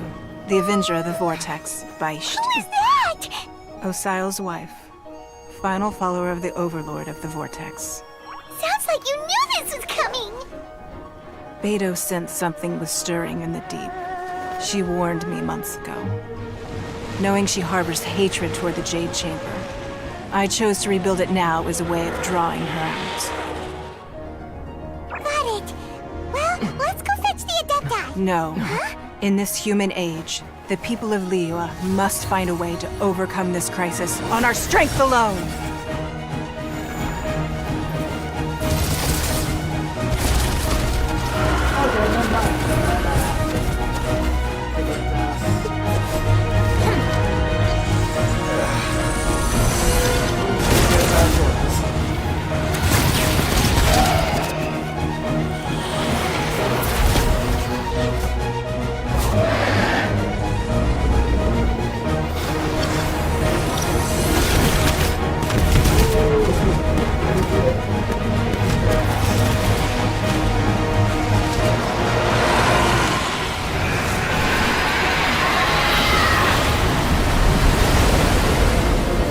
All hands! Tsunami incoming!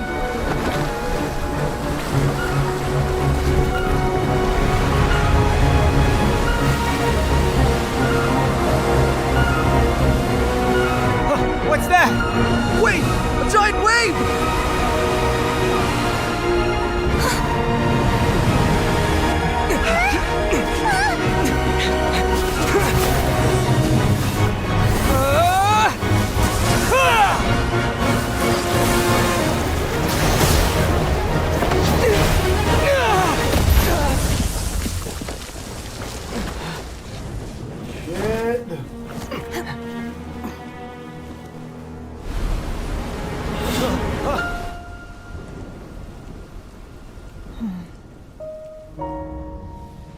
Shit. You are a cursed child.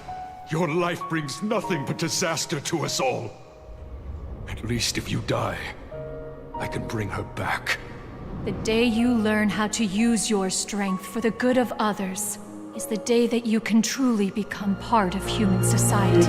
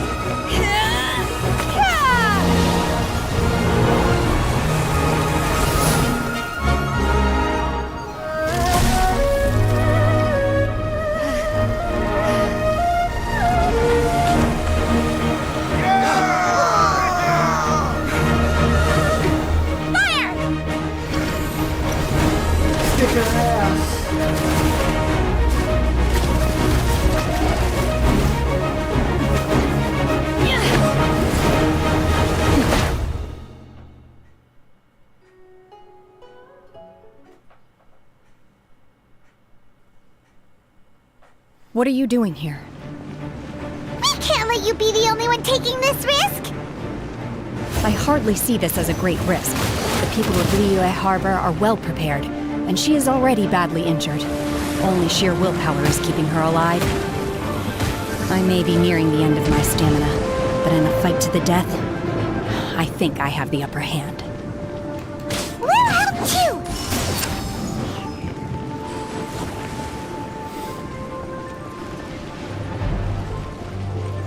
Let's see, where are you? Kill the...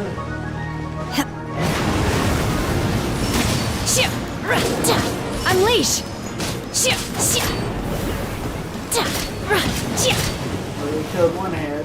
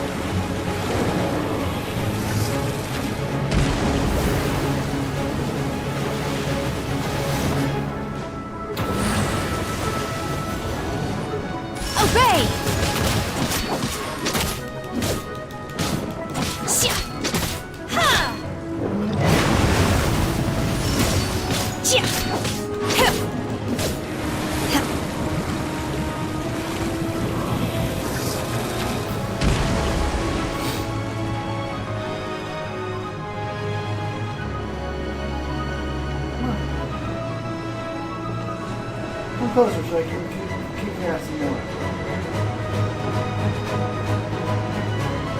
Chemical monster.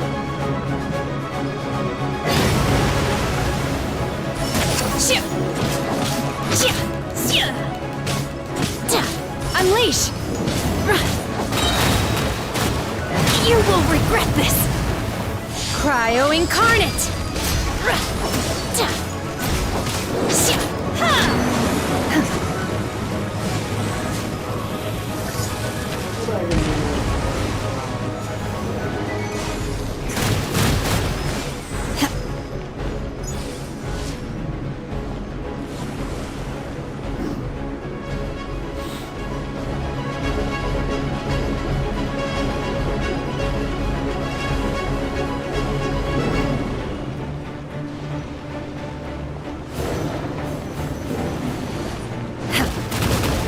I shall not yield!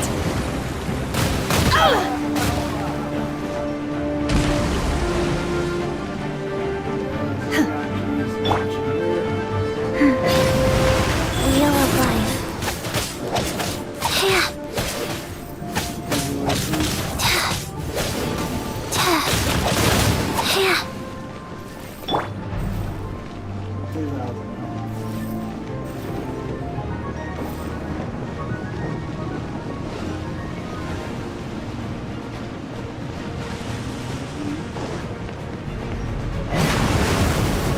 Obey! Unleash!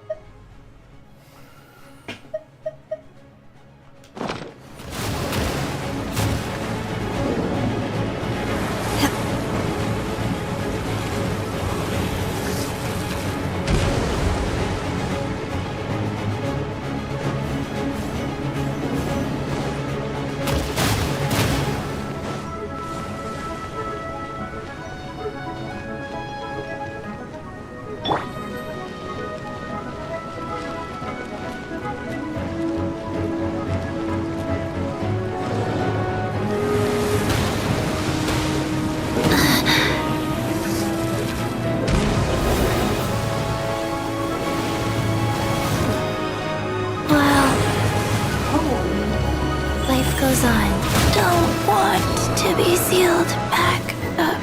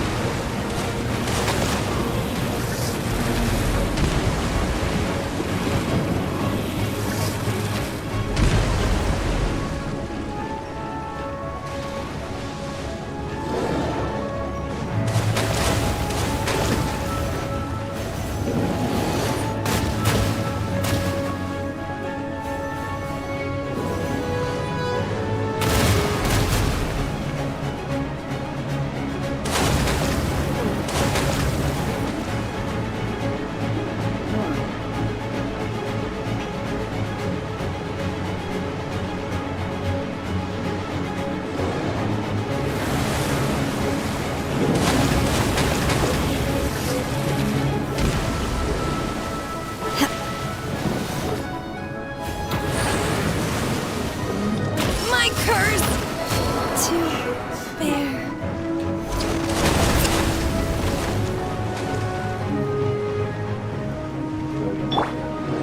Race you!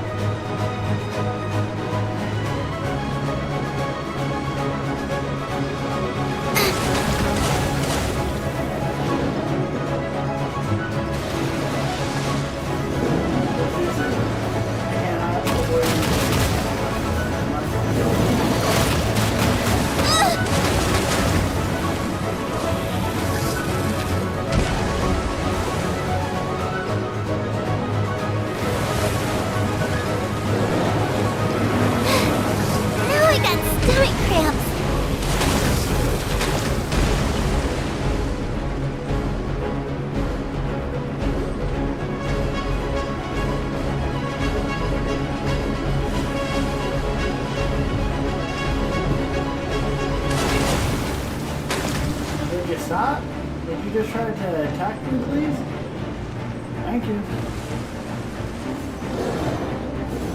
Race you! Oh my. That really hurt! Race you! Boba! Get them!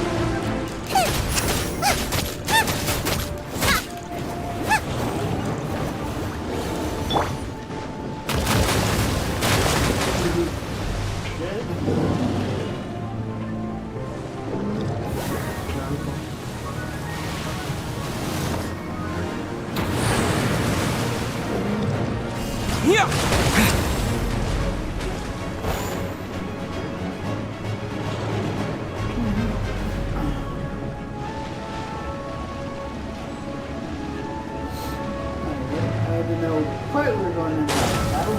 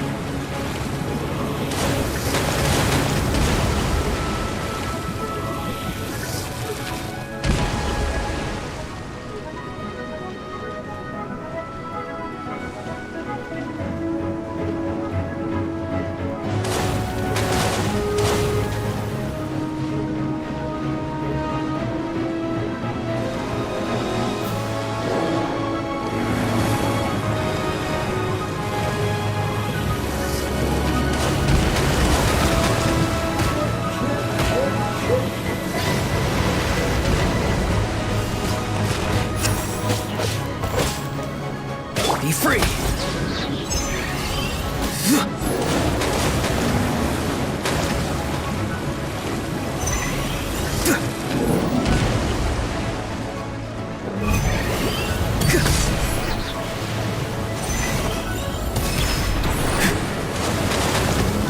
Go! You're free now!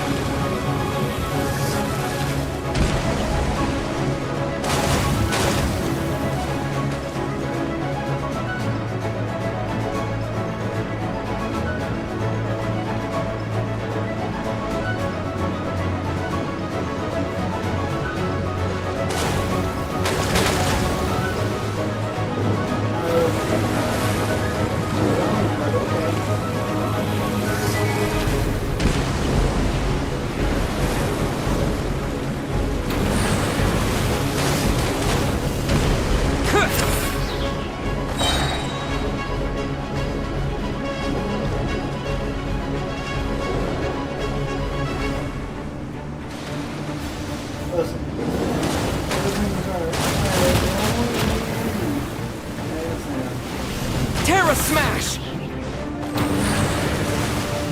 To dust!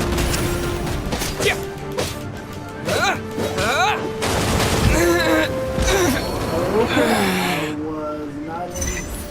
I was not in the thing, but cool.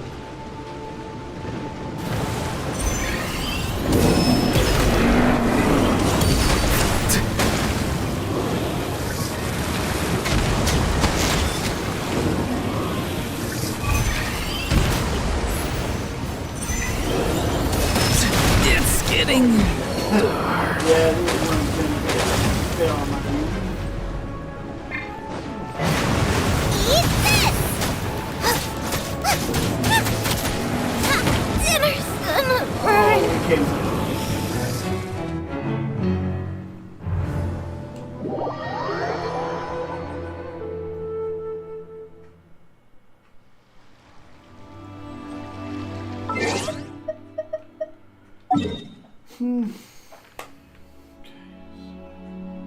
Yeah, I'll do that in a second.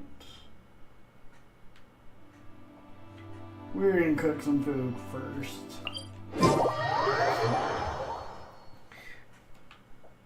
Mainly revival stuff.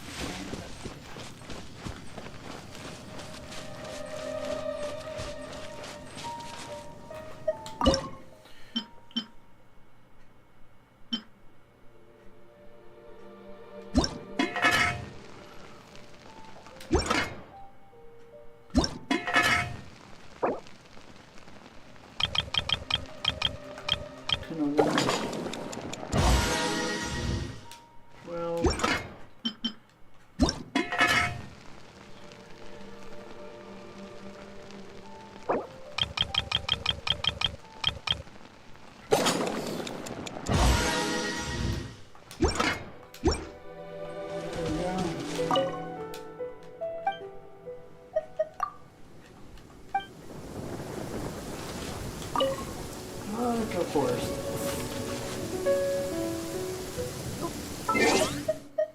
Wait.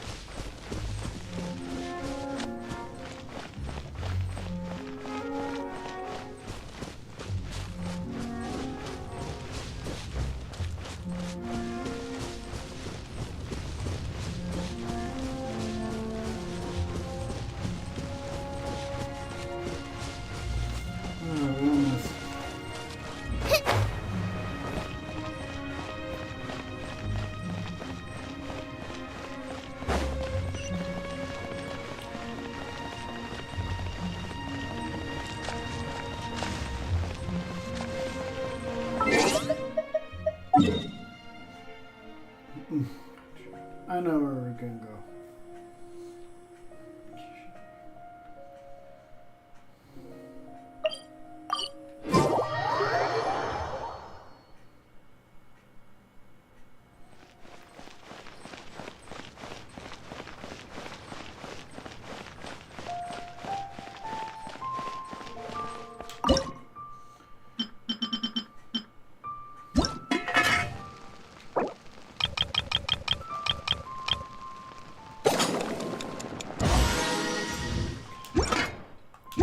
There we go. Just so we have some healing. Some heals.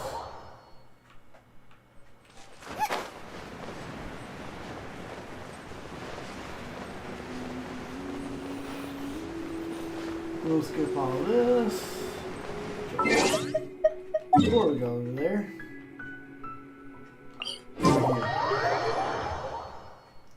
Just so we all are for you.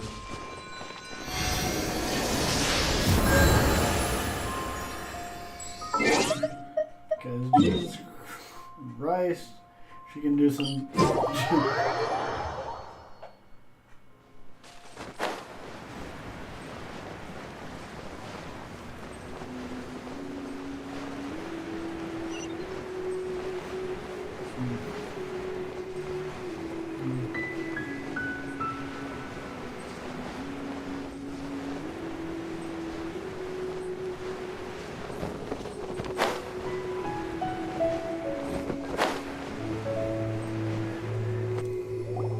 Combine the Adepti sigils with the construction of the new Jade Chamber. Thank you all. Yeah! Miss Yun. That's right.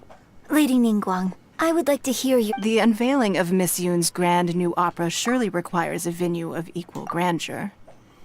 So what would the Jade Chamber offers a splendid panoramic view of the mountain. You're quite welcome.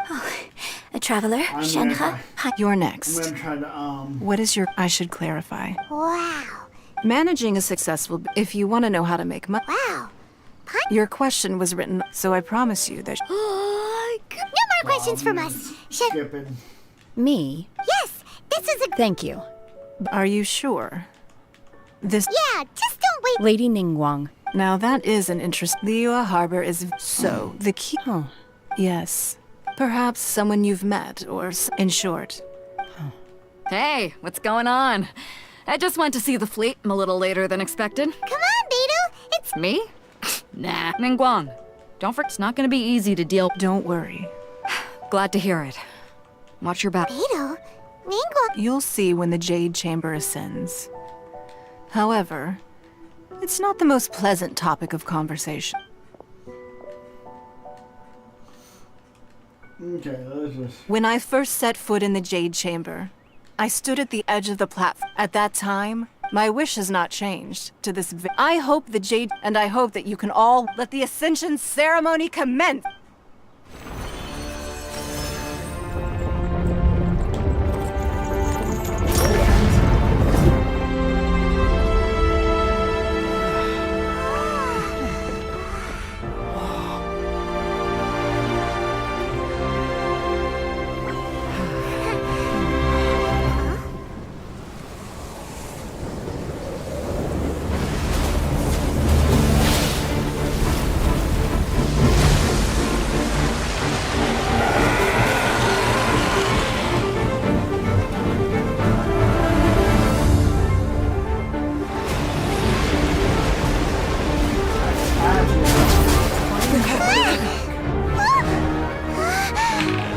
Right on cue. The Avenger of the Vortex, Beisht. Who is that? Osial's wife. Final follower of the Overlord of the Vortex. Sounds like you knew this was coming. Beidou sensed something was stirring in the deep. She warned me months ago. Knowing she harbors hatred toward the Jade Chamber, I chose to rebuild it now as a way of drawing her out. Got it. Well, let's go fetch the Adepti. No. Huh? In this human age, the people of Liyue must find a way to overcome this crisis on our strength alone!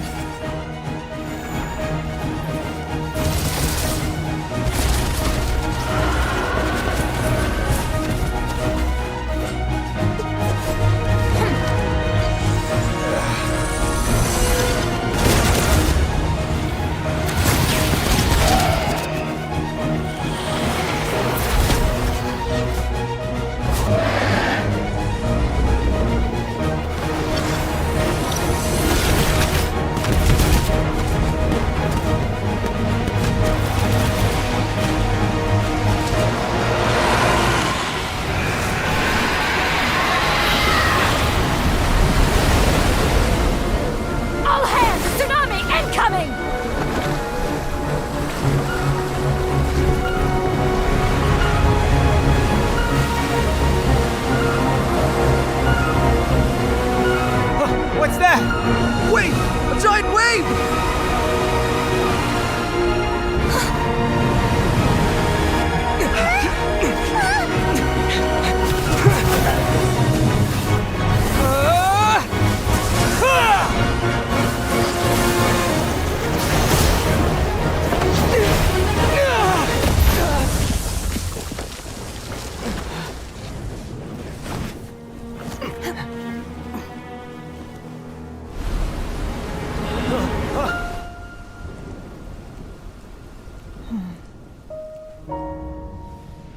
You are a cursed child. Your life brings nothing but disaster to us all. Back, everybody. At least if you die, I can bring her back. The day you learn how to use your strength for the good of others is the day that you can truly become part of human society.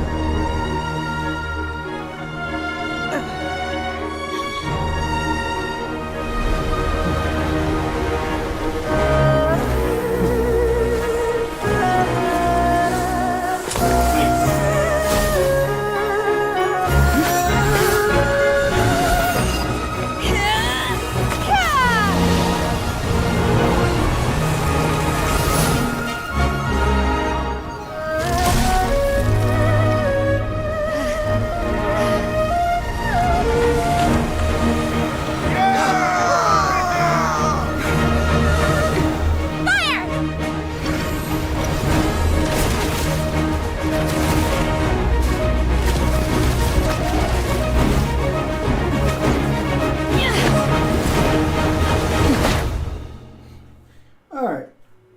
Attempt number 2. What are you doing here? We can't let you be the only one taking this risk! I hardly see this as a great risk. The people of Liyue Harbor are well prepared, and she is already badly injured. Only sheer willpower is keeping her alive. I may be nearing the end of my stamina, but in a fight to the death, I think I have the upper hand. We'll help too!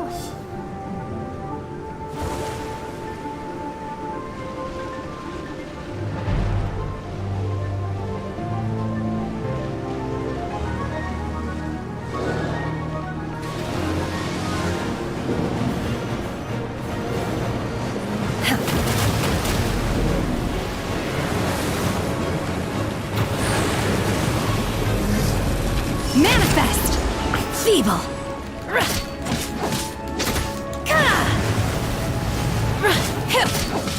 Obey!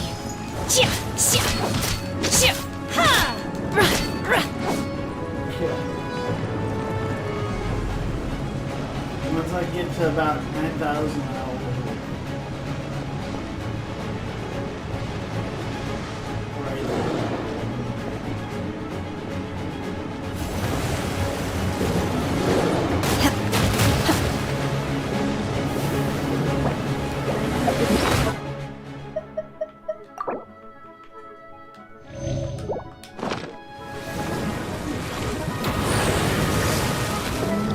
Unleash! Manifest!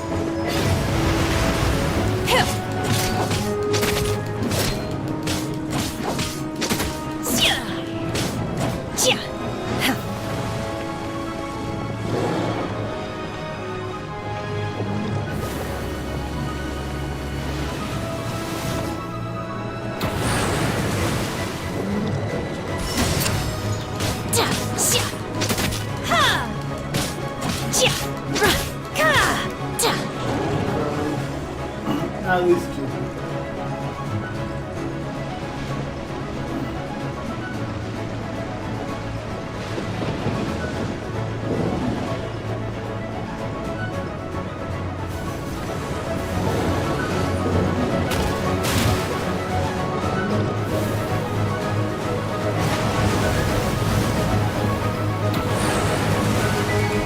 Obey! Manifest! So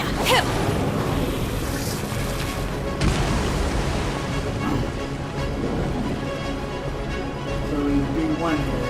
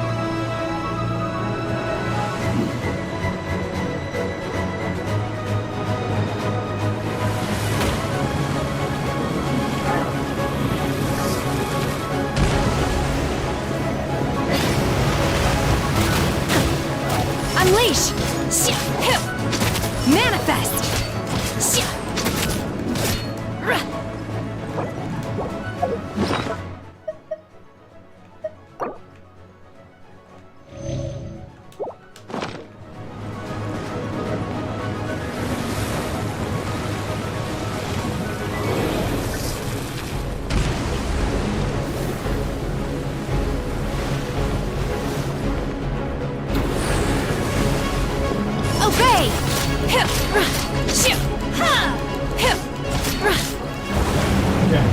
Got this last one. This last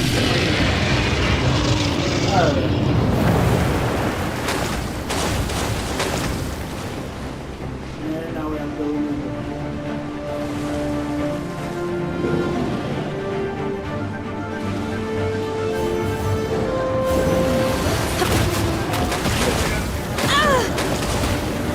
In your dreams!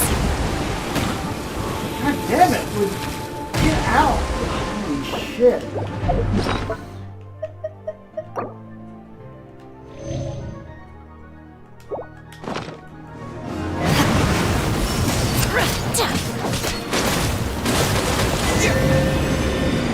She's getting away! Shouldn't we go after her? This place is unstable. It is too risky to continue pursuing her. Hell yeah. Fuck you. Fucking basic.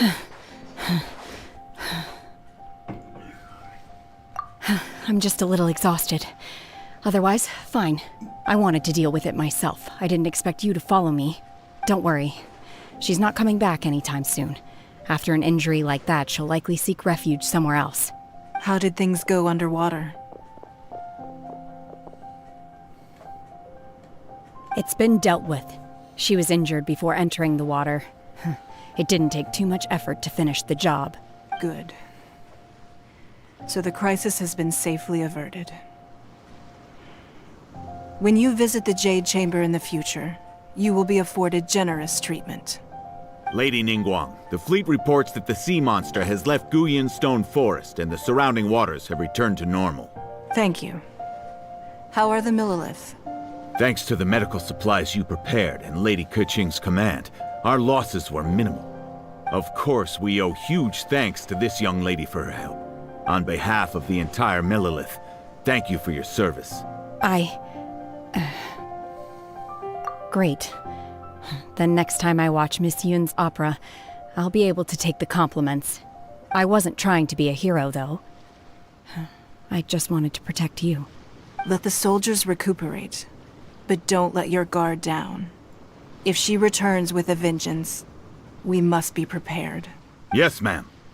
You've been monitoring us for some time now. I trust you've reached a conclusion. You wish to hear one's opinion. Well, things would have hardly gone so smoothly had it not been for Shenhe. That I do not deny. However, final victory was always going to be ours, even had things been a little more arduous. If it came to it, I could always destroy another Jade Chamber. One has observed your adaptation of the Guizhong Ballista, and find oneself compelled to admit that you have evidenced some degree of novel thinking. You have learned from past failures and prepared for this crisis in advance. This is considerable progress compared to the last time. Hence, on balance, one finds your performance during this trial satisfactory enough. But there will no doubt be further trials to come in the future. Do not suppose that one will not continue observing you hereafter. While the position of Tianquan remains mine, I will always ensure Liyue's safety. Shenhe, one saw you secretly venture out from the mountains a few years ago, and noticed the air of dejection in which you returned. Hopefully this trip to Liyue Harbor has been a different experience. Yes. I can't explain it, but I feel happier than I expected. Good. Traveler, please take good care of Shenhe. She is a dear child. In fact, one has many fond memories of Shenhe's childhood that she may be interested to hear about. There'll be no need for that. Oh. They are all like this. Fine. Since you care not to listen, one shan't be telling you. One shall be going homeward now. Please, Cinderella. have a good rest. Come to the Jade Chamber when you have recovered your energy. We must celebrate both the completion of the Jade Chamber and the fact that Liyue has weathered another crisis. This banquet must be the most spectacular ever.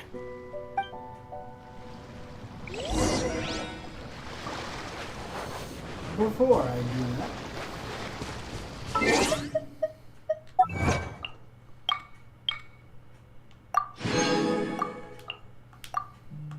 Time to mine some stuff. Can never have too much ore. As you wish.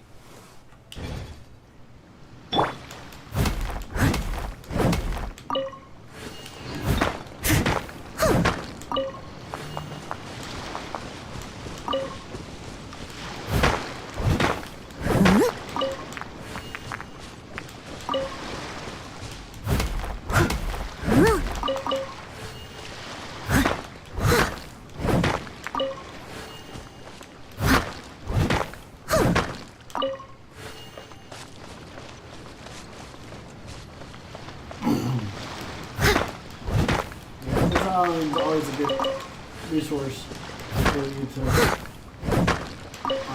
someone needs assistance. So like this.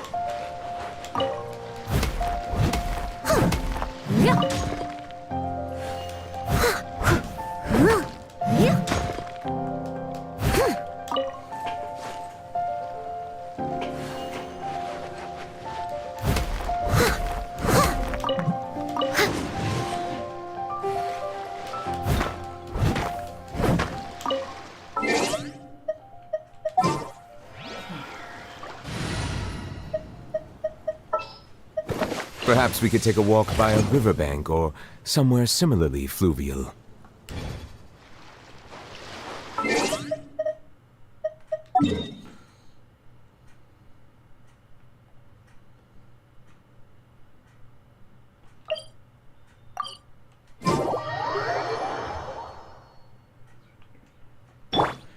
To the Jade Chamber.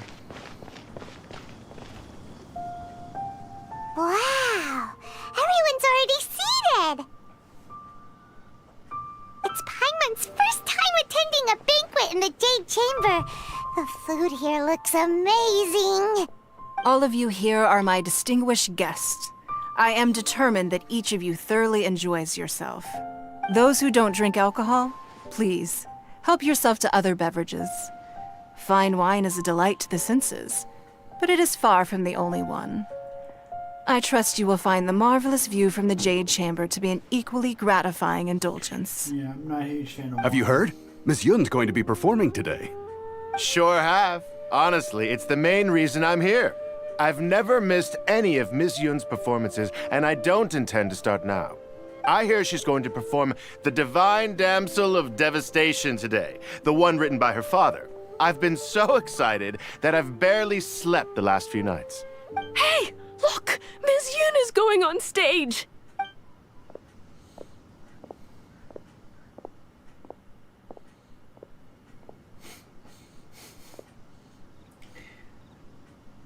Paimon's happy.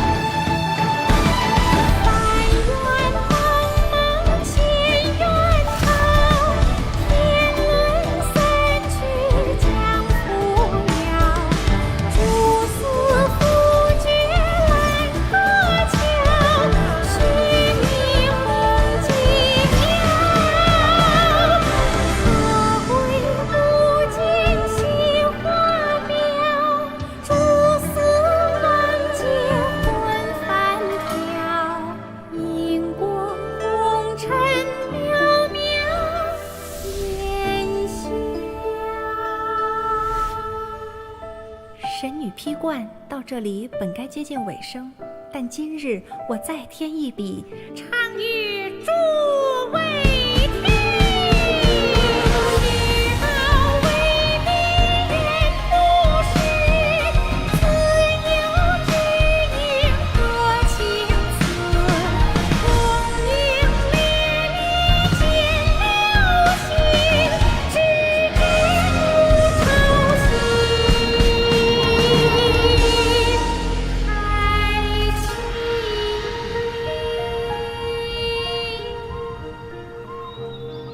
彼时鹤归，茫茫天地无依靠，孤身离去。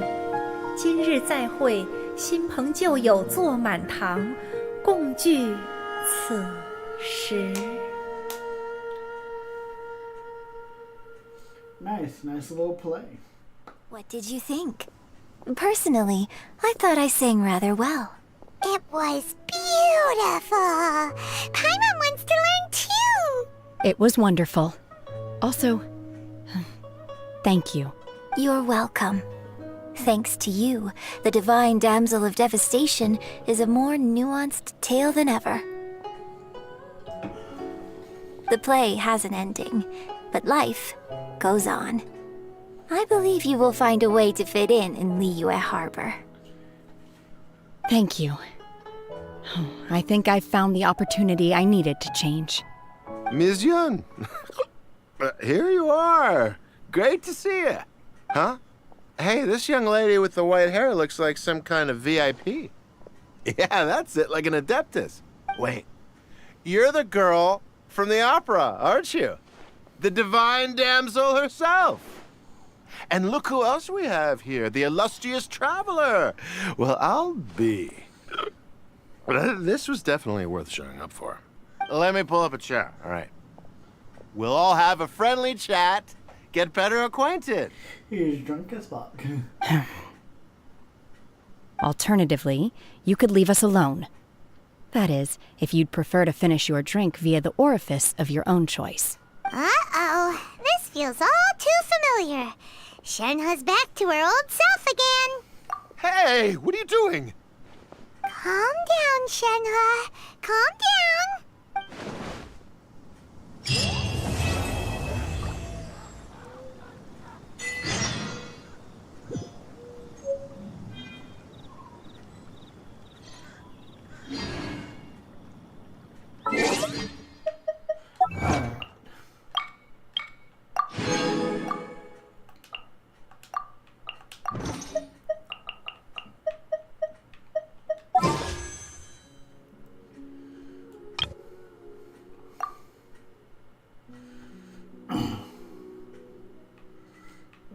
Sorry, 4 stars on here.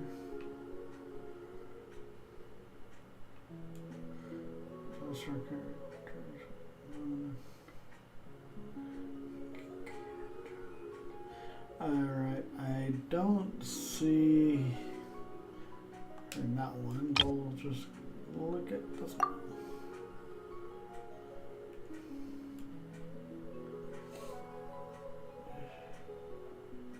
Alright, so yeah, she's not in that one either. Okay, that's fine. I was gonna try to pull for me if she was in it. Alrighty, time to go to Nizam.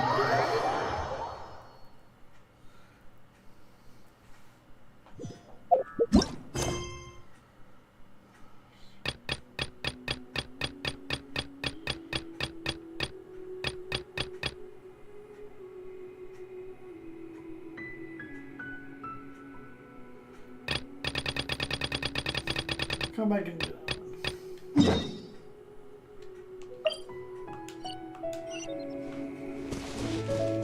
We're just gonna walk to it.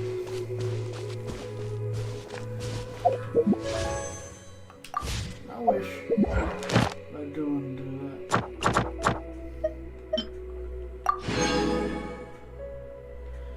So, do that one as well.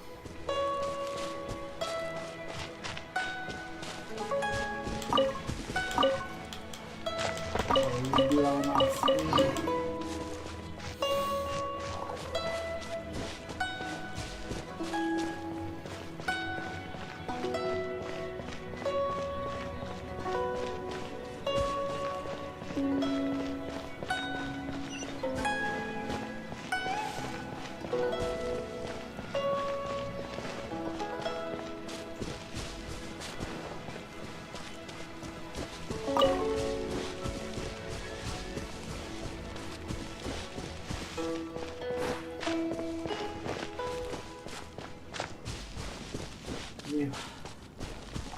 The hybrid.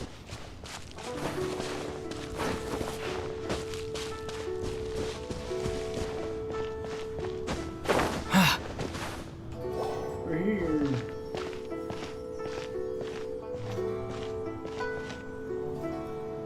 Are you okay?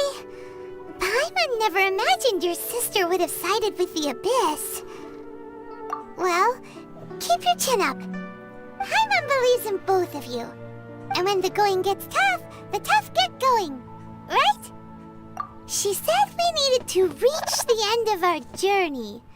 Paimon bets she still has lots more to tell us. And we won't find out what this journey is or where it will end unless we keep going. Aw, don't mention it, partner. Travel buddies are supposed to look out for one another. Although, where should we go next? If we want to continue with the journey... Oh, you mean the god that took your sister away in the first place? Yes. You're right. After all, everything that followed, all this confusion, it all started with her. Yeah, Paimon bets she's the key to understanding this whole mystery. Well, we've ruled out 2 gods so far, the Animo and Geo Archons. So, next... Paimon doesn't think we can simply walk into Inazuma. Zhongli said it was a closed nation. We'll have to find some other way in. Why don't we ask someone from Inazuma how to gain entrance? Oh, Paimon's thought of someone already! Atsuko in Lua Harbor! She's from Inazuma! Let's see what she has to say! Inazuma.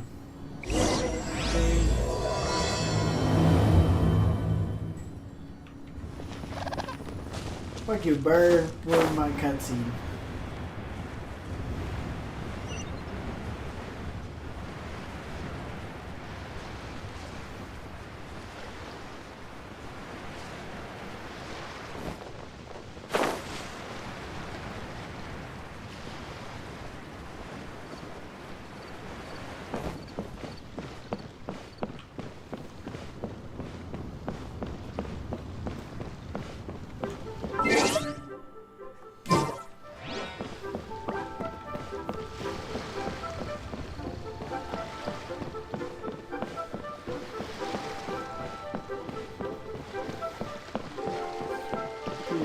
Little coaster.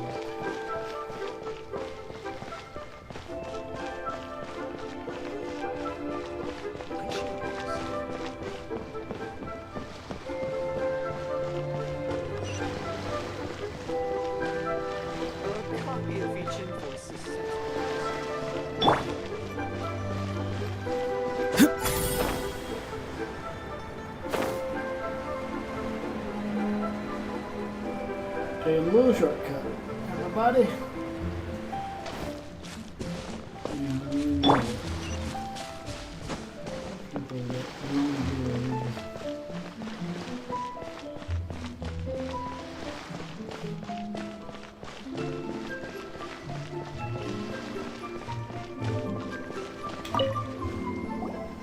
Oh, hello. Oh, I mean good fortune, right? I'm still learning to talk like a local. Is there anything I can help you with? We wanted to ask, how do we get into Inazuma? Oh, so that's why you're here. Well, there is a way. Great! We came to the right person! But the chance of success is incredibly small. Huh. Incredibly small? Then how did you get out of Inazuma in the first place? It was in leaving Inazuma that I found out just how dangerous this method truly was. All I had to rely on was a little wooden raft that I'd put together myself. There was a storm raging ahead of me, and my pursuers were close on my tail. Damn. After I'd escaped their clutches, I floated on the open ocean for I don't know how many days. My rations and fresh water supply soon ran out, and I remember getting to the point where I was sure I'd reached the end. Then I blacked out, but to my surprise, my journey didn't end there. Or to put it another way, a new beginning found me. That's right. I escaped by the skin of my teeth. The fact that I'm even alive to tell the tale must be a sign that the gods were watching over me. What a horrible journey! And you set off knowing how dangerous it was? Why? Well, because everything is just too restrictive over there. The atmosphere is so stifling. The Kanjo Commission subjects everyone leaving or entering the nation to a protracted approval process, and I felt like I didn't belong there. Kanjo Commission? What's that? Along with the other two commissions, they oversee everything in Inazuma. We usually collectively refer to them as the Tri-Commission. I suppose they're equivalent to the 8 trades under the Liyue Chiseng. One of the obligations of the Kanjo Commission is to conduct rigorous identity checks on all individuals leaving or entering Inazuma. All non-nationals are processed centrally on Rito upon arrival. Meanwhile, the Tenryo Commission is responsible for implementing the recently promulgated Vision Hunt Decree. They act like the executive arm of the Raiden Shogun's rule. Loyal, yet unfeeling. It doesn't feel good to speak ill of my home like this. But after spending so long under that oppressive atmosphere, I begin to lose all hope for the future. What I mean to say is, unless you have an extremely compelling reason to go to Inazuma, you should abandon your plans of trying to get there. You should know that the sea around Inazuma is engulfed in a perpetual tempest of wind and rain. Supposing you survived that, you would still need to get past the samurai guards that enforce the Sakoku Decree, the closed nation policy of Inazuma. And even if you did manage to find a way, you'd still have to produce the necessary documentation at the Rito Center for processing Outlanders. Otherwise, you'd be kicked out immediately. Seems like they really don't want anyone setting foot in Inazuma, huh? They only set that up as a port to guarantee a supply of goods and information to the island. Most Outlanders would be unable to acquire the documentation needed. But if you really are set on going, there is one thing you could try. The raft idea sounds a little on the dangerous side. Plus, Paimon would definitely get seasick. That's not what I meant. You could ask someone from the Crux Fleet if they have some way of getting you to Inazuma. They're well known in Liyue. Voyaging far and wide has made them a well-traveled group with a wide range of experiences. They may just know how to break through the storm. You're right! Paimon's sure Beto of all people will be able to get us there. Her crew is super strong. But Paimon wonders if she'll be willing to take the risk. The Alcor is the flagship of the Crux Fleet. I heard that it's currently anchored by Guyun Stone Forest on a supply run. This might be your best chance. Then there's no time to lose. Let's go find Captain Beto.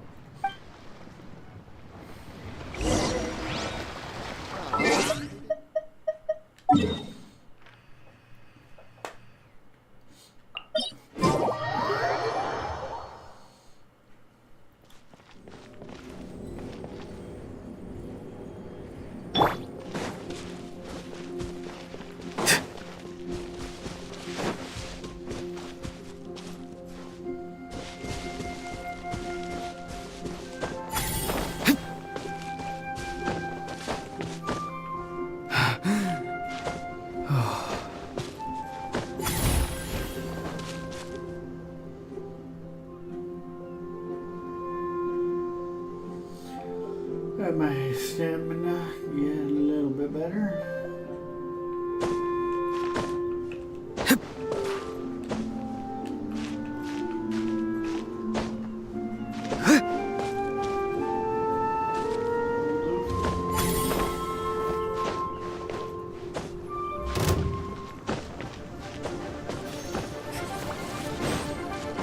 I don't want to fight y'all.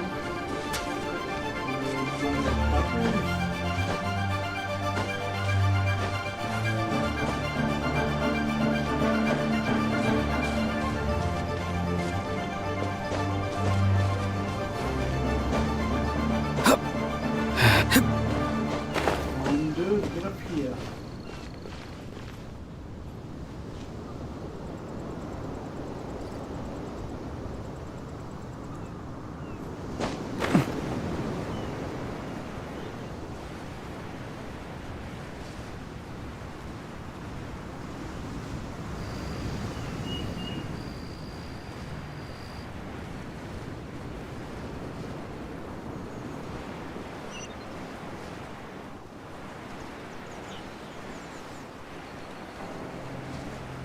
ballistas are still there.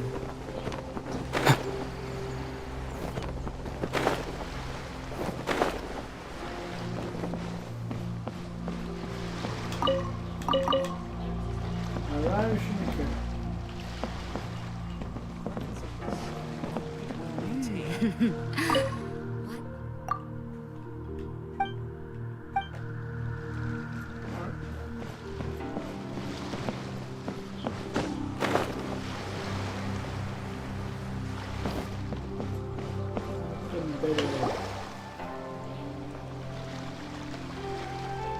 Oh, if it isn't the Traveler and Paimon. I knew you guys would come. Paimon? What a fascinating being. You two give off not only the essence of wind and earth, but also of... yes, the stars. Huh? The fragrance of what now? That's the weirdest compliment Paimon's ever heard. Pay it no heed. I mean only to say I am certain that it is by fate, not chance alone, that we should meet. And that gives our encounter meaning. You're not far off, but they go by a different name in Inazuma. I prefer other means of entertainment. This young man is Kaedahara Kazuha, a temporary addition to my crew for reasons I won't bore you with. Occasionally he opens his mouth and flowers come out instead of words. That's funny. With this fine ship and the soft sea breeze, would it not be romantically irresponsible of me not to acknowledge it with a line or two of poetry? No, I can't argue with that. Okay then. Once the clash is underway, I'll give you a chance to perform. Only if the mood takes me, of course. Poetry for poetry's sake tends to lack meaning. Hey, you don't want to pass this opportunity up too easily, especially seeing as our great hero here might be in attendance. Oh, wait a minute. What's the clash? Also, just to clarify, by great hero, do you mean... Huh? I thought you might be here to sign up. You're telling me you've never even heard of it? The Crux Clash is a martial arts tournament that I hold. There'll be a whole bunch of folks taking part to showcase their talents. There are 2 important rules. 1, competitors must be renowned fighters. We want those with real martial arts ability, not just people taking part for the fun of it. So, you've got nothing to worry about there. I don't think there's anyone out there who hasn't heard of you. 2, you can't take part if you've got a vision. Otherwise, things get a little one-sided. You must be feeling confident, but you might want to watch out. There are a few crouching tigers and hidden dragons lurking around in Liyue. And with Liyue's savior taking part in the tournament, now that's gonna turn a few heads. I think we can expect a healthy turnout this time. But we didn't come here to take part in a martial arts tournament. Well, before you dismiss the idea completely, you might be interested to hear that the prize this time round is particularly sought after. Get this. It's a masterless vision. Supplied by myself, as a matter of fact. If the tournament champion can reawaken that vision, it belongs to them. Is there really such thing as a masterless vision? When a vision bearer dies, the light in their vision will fade away. But the shell that housed that light remains. As for whether this shell has any practical application, well, this remains to be seen. But my intuition tells me that while it remains in the world, it may just be possible for someone else to inherit it. Yep. And the way I see it, a vision is a badge of recognition from the gods. So if anyone's able to rekindle it, it's gotta be an individual of exceptional strength and talent. Organizing the clash is my way of uncovering hidden talents. And hopefully this time, getting a vision to glow again. So if you don't have a vision, this is the perfect opportunity to get your hands on one of your very own. Yeah, we're interested in getting to Inazuma, not fighting in some tournament. Inazuma? You want to go there? Well, why didn't you say so? Inazuma? No sweat. In that case, if you win the tournament, I'll give you a choice. Masterless vision, or a ticket to Inazuma aboard the Alcor. Up to you. You just want him to take part in your tournament! What's wrong with that? The more talent we have, the better the tournament will be.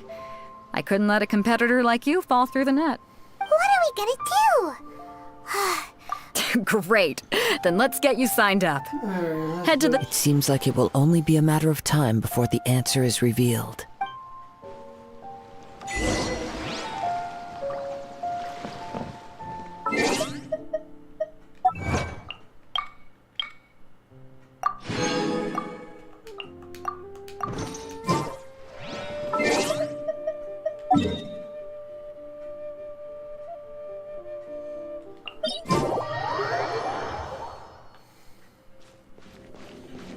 Okay, we gotta dodge a bunch of motherfuckers, but we will.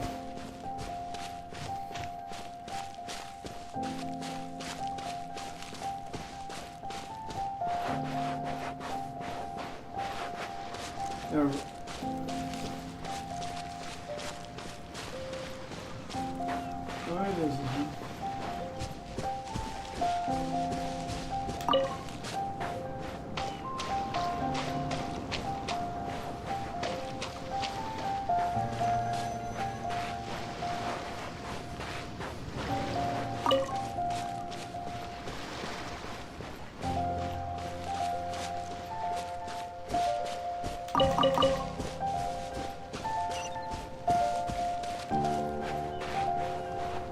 Before we sign up, let's see who the other competitors are. Beto said that they had to be renowned fighters. Hello! Are you here to compete in the Crux Clash? You bet I am. Have you put your names down yet? Well, I'd have a look at the entrance criteria if I were you. Then allow just anyone to take part. The Clash is a comprehensive test of fighting ability. Anyone who turns up for show over skill is gonna get their butt handed to them. Nobody wants to see that, right? Yeah, we heard a rule about that. So, Paimon's wondering, are you a renowned fighter? Me? Only a former runner-up in the Chihu Rock Freestyle Combat Summit. Oh yeah. Uh-huh. Also, that doesn't sound like the most official tournament out there. What? You... Nonsense.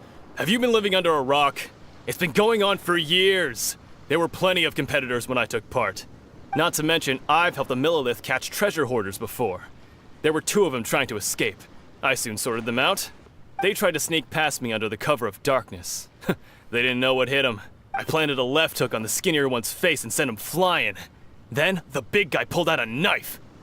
I stood my ground, of course. A roundhouse kick sent the blade hurtling into a beam above us. I told you. Unarmed, outnumbered 2-1, but I still got the upper hand. That's sarcasm, my guy. I'm not saying I came out completely unscathed, of course. But the fact remains that I did manage to subdue the both of them, and hand them over to the Millilith. I received quite the commendation. Oh yeah. Uh-huh. But for us, even 4 or 5 treasure hoarders at a time is all in a day's work. Mm-hmm. Alright, we're gonna keep looking around. I'll see you in the arena, but I don't plan on losing to a pair of children anytime soon.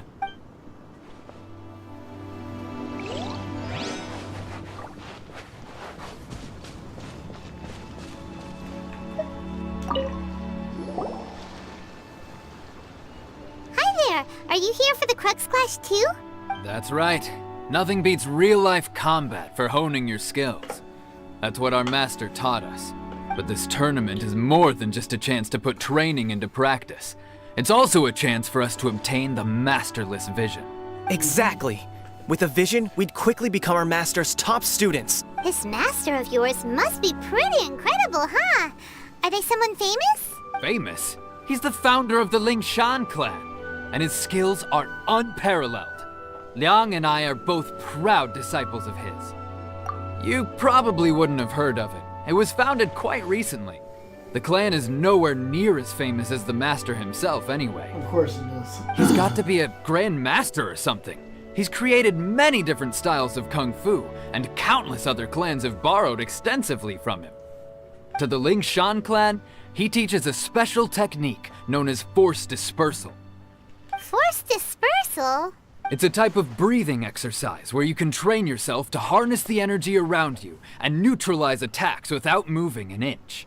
Yes, For example, our master can use it to alter the path of an attacking fist, or change the direction of an incoming stone, all without breaking a sweat. One time, he sent a challenger flying into the air without lifting a finger. It sure is, but it's extremely difficult to cultivate this ability. We've been training for ages and we're still getting to grips with the very basics. There's no way we could use it proficiently yet. We're clearly not that naturally gifted, or we would have at least gotten the gist by now. If we don't start making progress soon, we'll probably run out of money to pay the tuition fees and still have nothing to show for all our training. There's a tuition fee? Of course! This is a Grand Master we're talking about here. He doesn't have time to waste. If you want face-to-face training, you've got to show you're sincere about it. But here we are, having trained under him directly all this time without even a hint of improvement. Master is getting increasingly impatient with us. Recently, though, we heard that a Vision Bearer joined the Guhua clan and made pretty much instant progress in their training. So, if we can get our hands on a Vision too, maybe we can finally make our master proud. Well, we have to try something new. Otherwise, we're stuck in the same situation. Exactly. It can't hurt to try. And if it turns out it does work, the Lingshan clan will go down in history. Folks will come from far and wide. Heck, we could even become the dominant martial arts clan in all of Liyue. See you in the arena. Yeah, we can kick both the y'all's asses.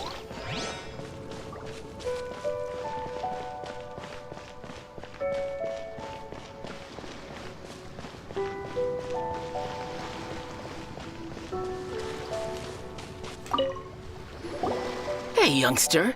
Are you here for the Crux Clash too? If so, seems I found myself another new adversary. So you're also here for the tournament? You better believe it. I wouldn't be here if I didn't think I could walk away as a champion. For me, obtaining a vision is the final and most important piece in the puzzle that is my life. No. It's not about what I want to do. This is about who I want to be. I am looking to become a perfect person. Of course you are. I know how that sounds, but let me explain. I've lived a successful life so far, without any setbacks. I've passed every exam I've ever taken, enjoyed numerous successful business ventures, and seemed to get on with just about everyone socially. In most people's eyes, I am already the very embodiment of the perfect person. Though, of course, I'd never let the praise get to my head. I know I haven't reached perfection yet, because there's one thing I'm still missing: a vision. You have so much self-confidence. That's not important. I have a contact in the Crux fleet who was happy to vouch for me, so they very kindly made special arrangements on my behalf. I've also brought along a bit of an entourage for moral support. It's such a blessing, really, to have so many good friends in my neighborhood. Of course, I also put in a few good days' practice, concentrating mostly on rare and esoteric styles of Kung Fu. As a high achiever by nature, I'm confident I've done enough to guarantee my victory in this tournament. Ha! You don't mince your words, do you?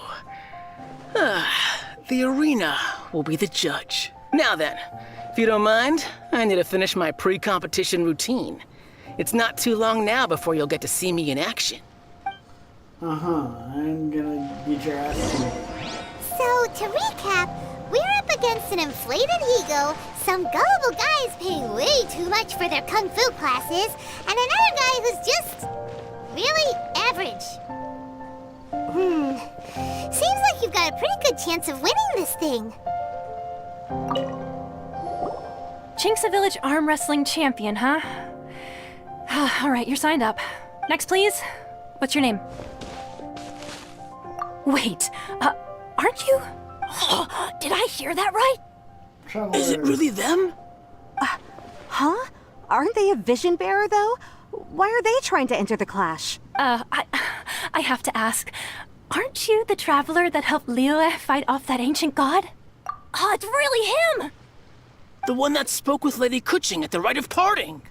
Oh, I wonder if I can get his autograph later. I trust you are aware that only those without visions can enter the tournament? Really? But from what I've heard, the things you're capable of in combat are nothing short of extraordinary. You walk into the most dangerous situations imaginable, face off against all sorts of monsters, even the Fatui, and always come out on top. Yep, He still doesn't have a vision, though. See for yourself. My apologies. I didn't mean to be rude. I'm sure a great hero like yourself would have no reason to lie. Now, could I ask you to provide a few claims to fame? It's just a formality for you, of course, but I have to make a record of competitors' achievements as part of the sign-up process. So far, I've got defeated the ancient god Osile, so that's one. Do you have any others? Yeah, and also a dragon, too! Put down Battle with Storm Terror. Whoa! Might as well declare him the champion already. I wonder if it's too late to withdraw. Okay, that's plenty. Actually, this is the most dazzling track record I've ever seen. By a long shot. Right, your registration is complete. Now, a brief word about the prize. A great hero such as yourself can surely only be here for one thing. To win the tournament and claim the grand prize, namely, a vision. Oh, we're not here for that. We're here because Captain Beto promised to take us to Inazuma if we win the tournament. There's another prize, too? Oh, first I've heard of it. Beto must have upped the stakes this time to attract top talent. But why would anyone want to go somewhere as dangerous as Inazuma? I see. So, I take it you discussed your terms with Beto in advance, then? Well, nobody expected you to sign up to a tournament like this. I can hardly believe it myself, to be honest. Anyway, the qualifying rounds are about to begin. I'll leave you to your preparation. Hey, so Paimon's thinking about that whole no vision bearers rule in this tournament. Even though you don't have a vision, most people in Teyvat think that you can't manipulate the elements without one. So Paimon thinks you probably shouldn't use your elemental abilities during the tournament. You know, just to avoid any misunderstandings. In any case, looking at the competition, it should still be pretty easy for you to win, even without using any elements, right? All right, it's showtime! You got this! You seem like you're raring to go. Are you ready to compete? Good. Then please follow me into the arena. Come on, let's go, Sai. Our next competitor is seen by many as the favorite to win this tournament. His first bout begins now! You? You're the hero they're talking about? What a strange guy. Why was he so confident to begin with?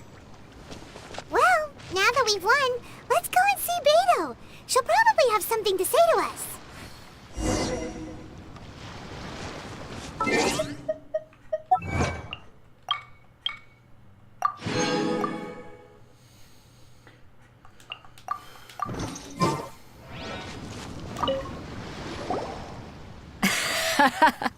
I knew I wouldn't regret introducing you as the favorite. So, what do you think, Kazuha? He totally dominated that guy and did it with style, too. Impressive. But I also observed our favorite exercise some restraint, as if to protect the opponent from serious harm. Well, I've fought my fair share of battles, both big and small. And I say, after the show he put on just now, he's more than convinced me of his ability. So come on. We all know you've got a wide vocabulary in there. Can't you spare a word or two to congratulate our up-and-coming champion? All right. I beat his ass. Let me think how to aptly phrase these words of praise. You fought well. All right then.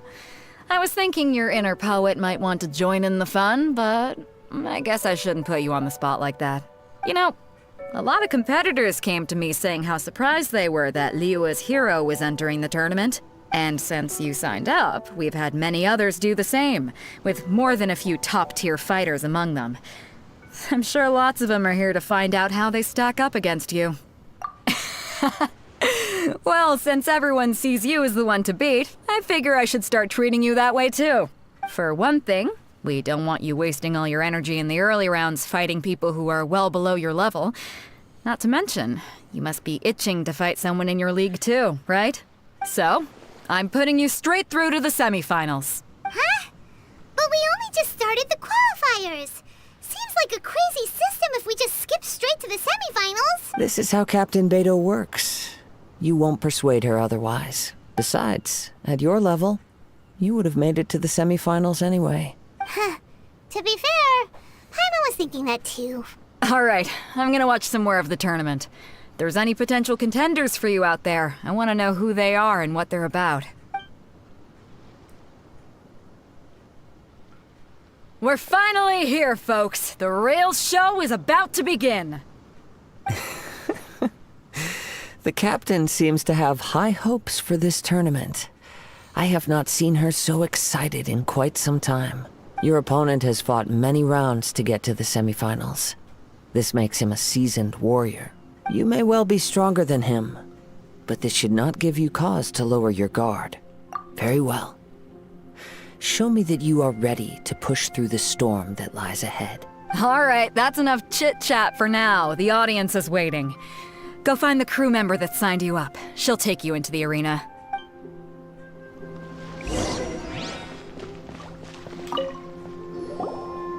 Your opponent in the semifinals is new to the Crux Clash, but he has quickly become the dark horse of the tournament. I do not doubt your abilities, but I would suggest that you make sure you are fully prepared before you begin. Relax, my guy. Okay. It his ass too. At last, the moment we've all been waiting for. The semifinals have begun. Who's it gonna be this time? The hero or the dark horse? I don't care about the prize. You're a strong opponent. That's what I'm here for.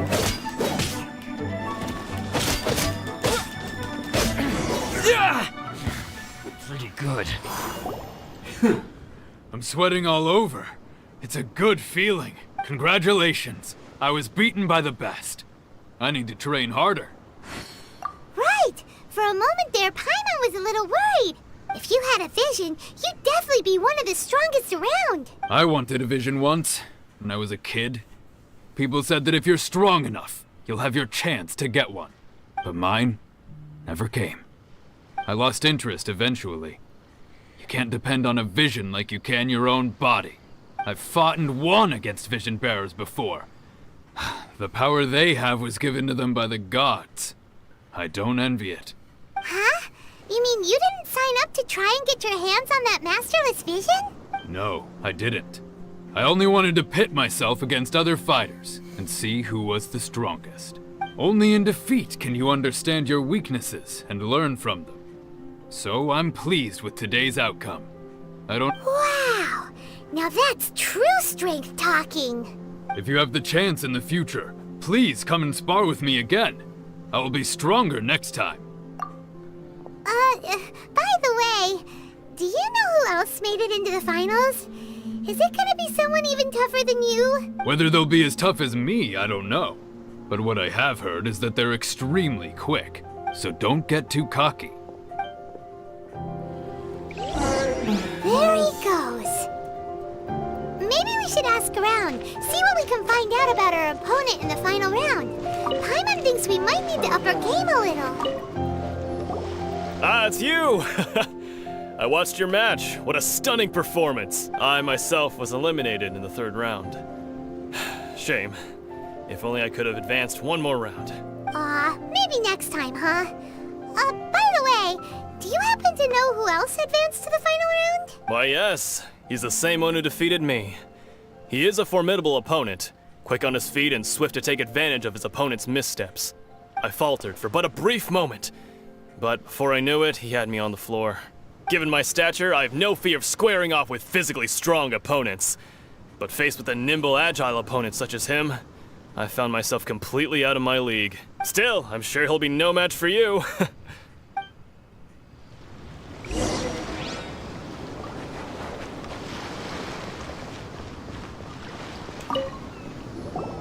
Hey there!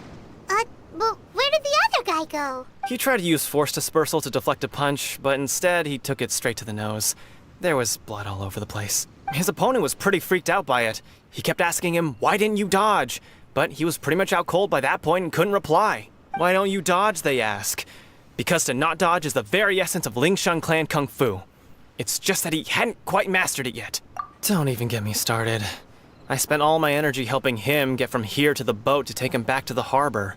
But by the time I got back, my scheduled match time had already passed and I had to forfeit. I don't dare tell my master about this, otherwise I'd never hear the end of it. Sorry, I shouldn't be complaining in front of you like this, I'm afraid I'm still a bit out of sorts at the moment, so I probably won't be able to help you with whatever you were here to ask me about. Oh, alright then.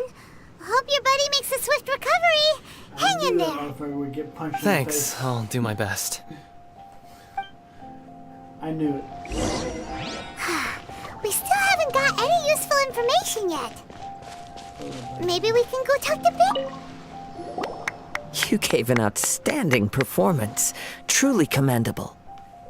I could sense that you're not familiar with bouts of this kind, and it could have cost you the match. But you were quick to adapt, and managed to claim victory over your opponent.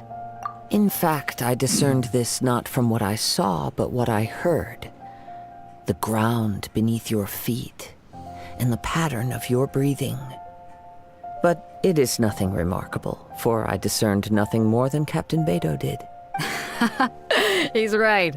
But in my case, I was purely relying on previous experience. I guess not using your elemental powers must be quite new for you, huh? We wanted to ask about who our opponent will be in the final round. Do you think they'll be stronger than the one we faced in the semifinals? Not exactly. Contenders that reach the finals aren't necessarily stronger. They tend to have something unique about their style. As for the guy you'll be facing, his skill lies in his speed, and he has superior form. It's also obvious that he's seen his fair share of battles. What's the matter? Worried that you've bitten off more than you can chew this time? If that is the case, then I have a proposal for you. Let's go somewhere a little quieter, shall we? I haven't properly introduced myself yet. In the land of Inazuma, I was a wandering samurai. Yeah, we could tell that from your getup. But at the same time, when you talk, you don't really sound like someone who's used to waving a sword around. It is true that I am versed both in literary and martial traditions. But on the straggling path of a wandering samurai, is there harm in acquiring a surplus skill? I do not mean to flaunt my martial prowess, but I myself have witnessed reputable fighters hailing from across the lands. I do possess some knowledge regarding your opponent's particular skill set. Given your talents, a few hints from me will be all that's necessary to bring your opponent down. Hang on. Don't you think you're bending the rules a bit there? Gathering intelligence is an essential part of any duel. You must know your enemy. Besides, our favorite here has fought many battles on their journey from Mondstadt. Such impressive feats require more than just bravery alone. You betcha! Wait a second.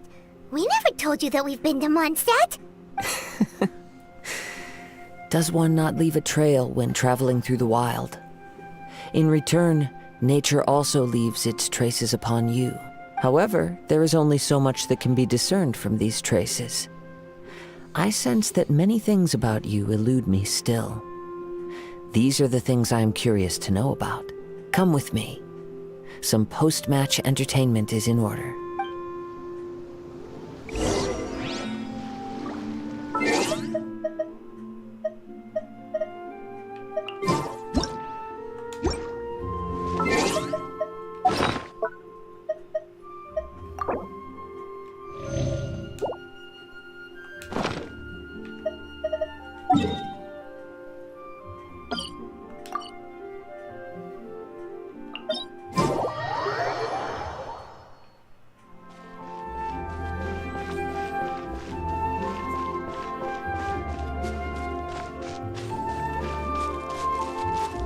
By the time we get done talking to him, we should be fully healed.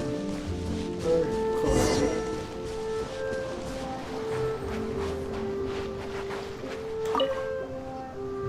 Now that we're alone, let me cut to the heart of the matter. You are skilled in manipulating the elements, and not just a single element, but multiple. Is that correct? Paimon knew that you were hinting at something from the moment we met. You've known all along. That's right. If the other contenders were to catch wind of your elemental abilities, let's just say it would cause some unwanted misunderstandings. If I'm not mistaken, you share these considerations, given your reluctance to use elemental skills even in the heat of a match. When I talk about that which I see or hear in you, this is not poetic symbolism at play. I mean these things in the truest sense possible. Since a young age, I have been attuned to the tidings of nature. I hear the breath of the wind and the whispers of the leaves. It is things of this nature that I also hear from within you. Nothing more. As crazy as all that sounds, somehow Paimon still believes you. My humble abilities are negligible compared to your incredible feats. To think a human could wield the elements without a vision, and not to mention your incredibly complex scent, like that of some mysterious being. Crap. Hey, stop evaluating us based on our smell! It's weird!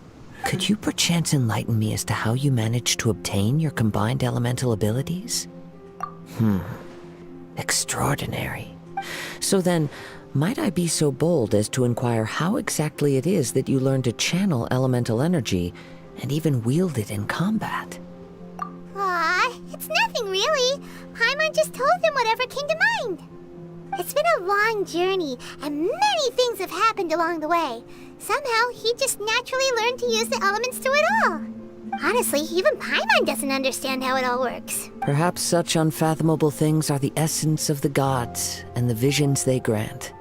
However, I still wish to have the honor of seeing how you wield the elements. Perhaps it may yet reveal something to me. Of course, I too shall share with you all that I've learned. That will make it a fair exchange.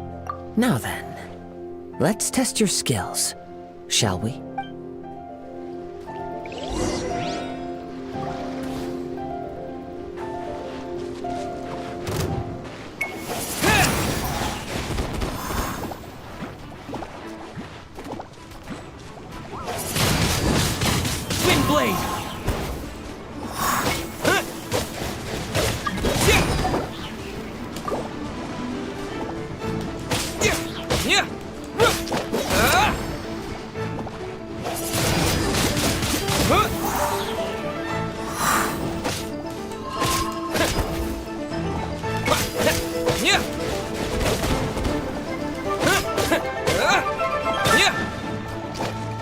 Bow your head.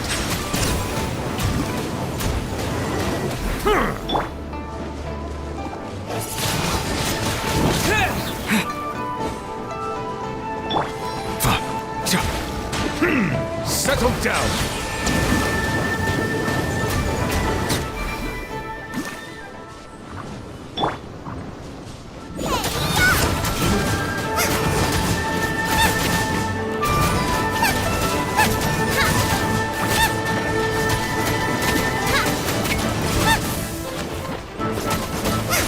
Nice and spicy!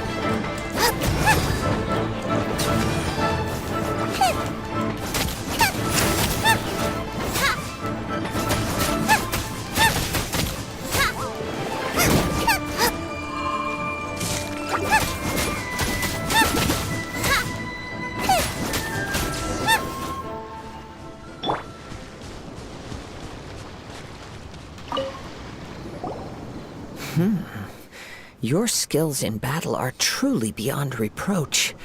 Even with your opponent's speed, he shouldn't be able to overwhelm you. Feels good. Your opponent is skilled at controlling his breathing and maintaining balance, which enables him to execute moves that many would find impossible. He relies entirely on the element of surprise to defeat his opponents. In other words, as long as you remain mindful of his ability to detect weak points, then his attacks should pose no threat to you. Please, save your thanks. If anything, I should be thanking you for the opportunity to witness your command of the elements that defies all known principles. The world is a truly mysterious place, it seems, and one will always encounter that which is still unknown. You seem kind of obsessed with visions, but don't you already have your own? Why are you so intent on exploring the connection between visions and the elements? I desire to know what meaning visions have to the gods, and what influences the gods' decision to grant humans these visions. My apologies. You must be completely in the dark regarding such matters. For allowing me the honor of witnessing your mystical ways, I am willing to answer any questions you may have regarding Inazuma. So that's what you're curious about? Then allow me to tell you more. As you well know, a vision hunt decree is currently underway in Inazuma. Visions are a gift bestowed by the divine. People that have accepted this gift are now having their visions confiscated inexplicably, sometimes in circumstances that leave their original recipients dead. In the outset, supposing each of the 7 archons had their criteria for granting visions to living beings, then does the current Electro-Archon now doubt these criteria, or even the act in and of itself? Not to mention, with no new Electro-visions having been granted for such a long time, it would seem that we can infer something of the Raiden Shogun's feelings on the matter. She sounds less like an Archon and more like a tyrant. As far as I know, she is an Archon that pursues eternity. She will relentlessly carry out her will with no regard to what others may think or feel. Liyue's contracts are meant to benefit all who reside within Liyue. But what does Inazuma's pursuit of eternity bring to its people? It goes without saying that the people locked within Inazuma do not fare well these days. Sounds a lot like something the god you encountered in the beginning would do. Oh? Have you encountered the Electro-Archon before? With time, we will change. But the Shogun will remain the same. If you wish to find her, she will forever be there. There will come a day when I too shall wish to understand the answers to eternity from her. Ah, the time for your match is approaching. Oh, right! We got so distracted talking about Inazuma that Paimon forgot all about the tournament! If you have no other matters to attend to, then we can return together. Very well. Let's go. I wish to see who will obtain the vision.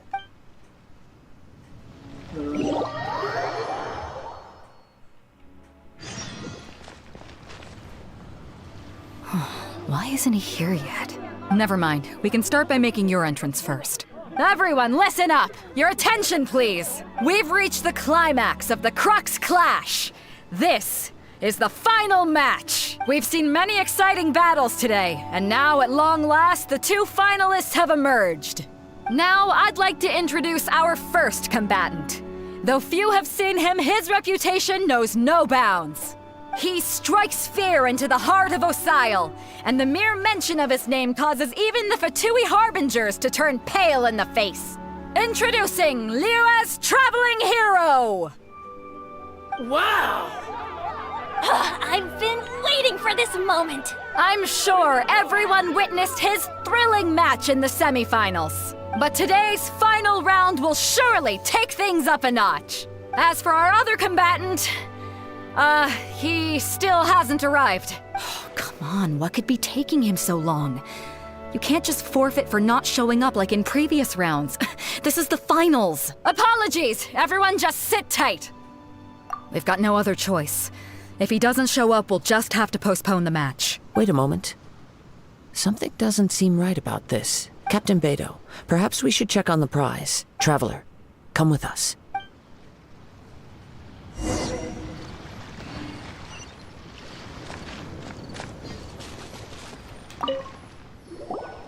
Let me see. It's gone all right. The vision is missing. Huh? Did somebody steal it? Who would dare do such a thing in broad daylight? We don't know when it was taken exactly. I never thought that someone here would have the guts to cross Captain Beidou. No need to worry. Even the craftiest sleight of hand does not escape nature's watchful gaze. The culprit has only acted recently. They will not have gotten far. The vision was the prize that I had offered, and it was my responsibility to look after it. I will be certain to get it back. Well, if you insist. I'll leave the matter to you then. I'll stay here and try to offer some explanation to all the spectators that came to see the match. If you would, please come with me. But we're on an island. Where could he have possibly run to? Come with me. I can sense the winds are coming.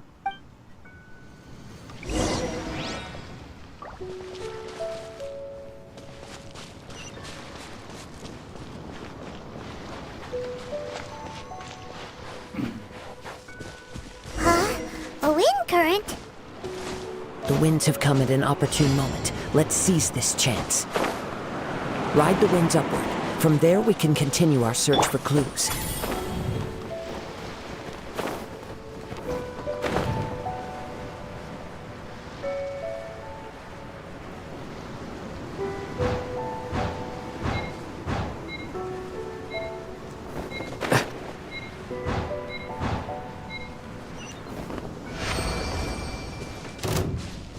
By the way, what made you suddenly think of checking the prize in the first place? I heard it the moment it was stolen. Well, then why didn't you stop him?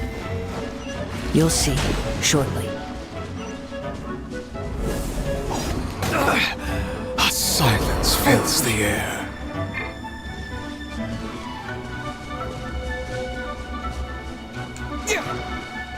No escape! Prepare yourself! With the wind!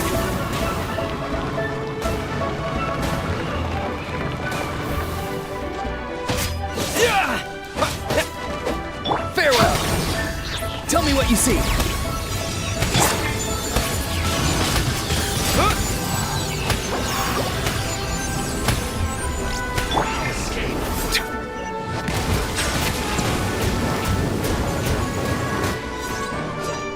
Not too far now.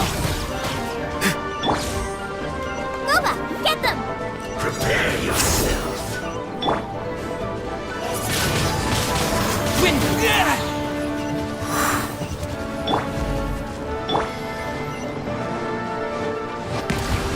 Leaving so soon? No escape!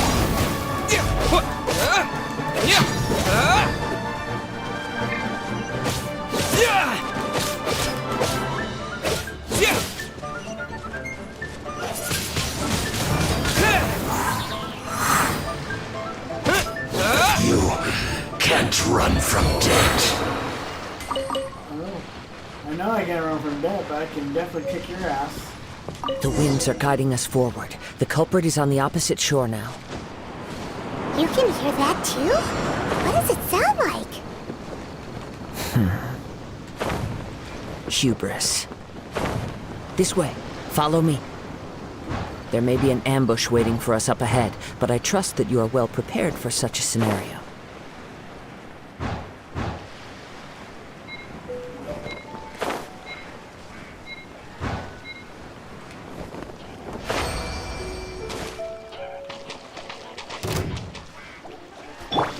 Be free! Eat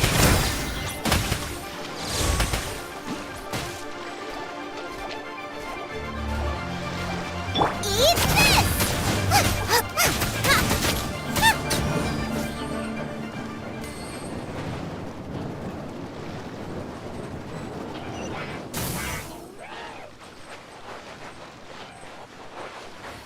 Hoarders, they're here! Get them! Treasure hoarders, just as I expected. In which case, please stand back.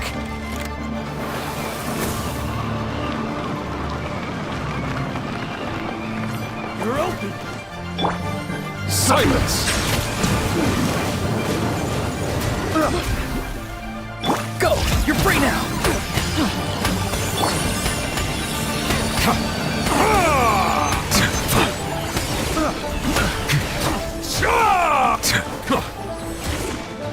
Settle down!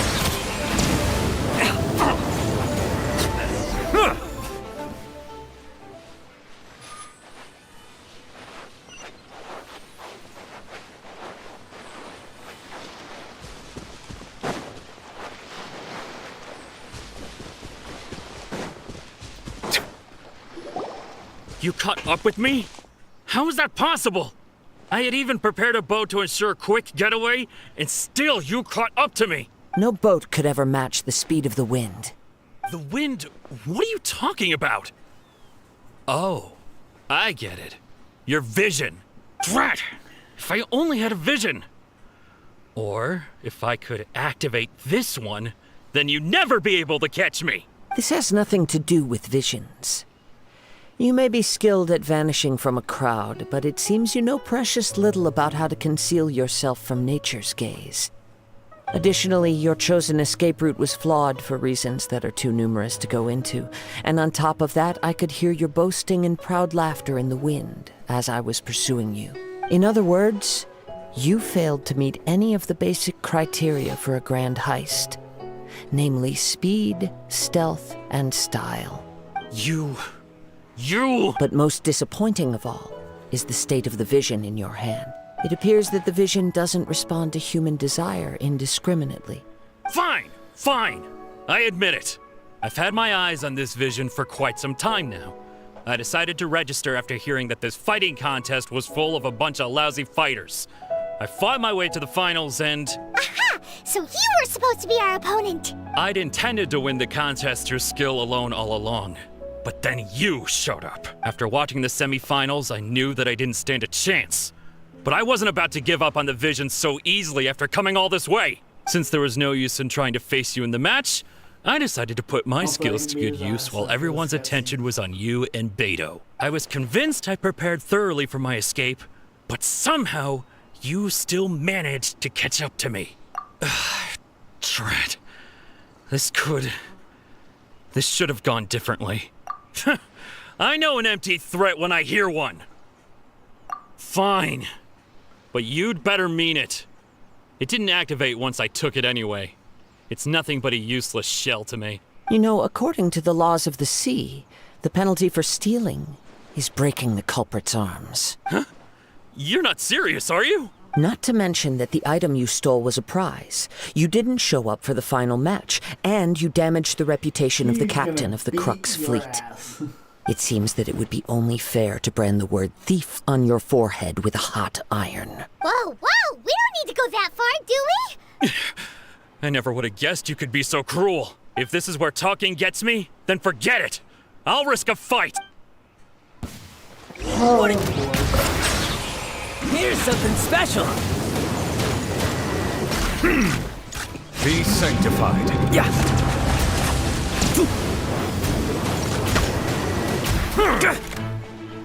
Not too far now.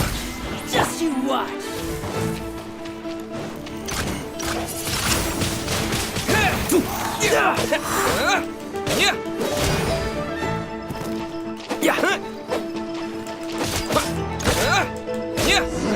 Just a temporary setback.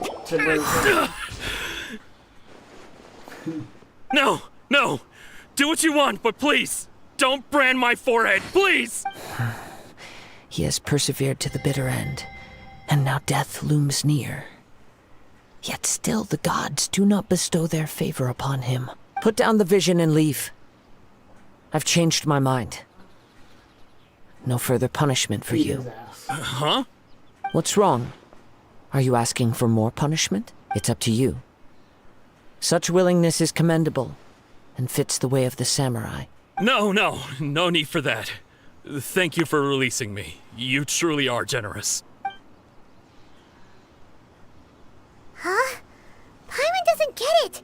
Were you just trying to scare him? I take no pleasure in frightening others. I was just testing all possibilities while the vision remained in his hands.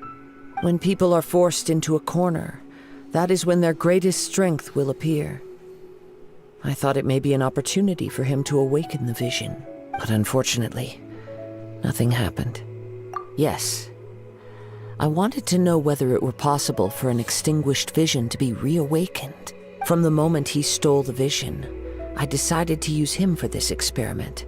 I've tried many other methods in the past, though few tales tell of a masterless vision reawakening.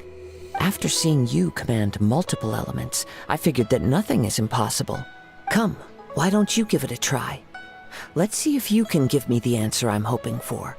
The vision didn't seem to respond at all. I see. So you are also unable to rekindle the vision. No matter. This was expected. I suppose this vision is still mine to take for now. Yeah, what's the story behind this vision anyway? The story begins with an old friend.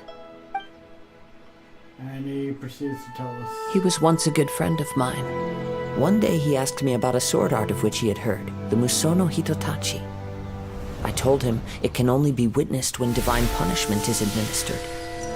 It is the pinnacle of the Raiden Shogun's skill, a symbol of ultimate power.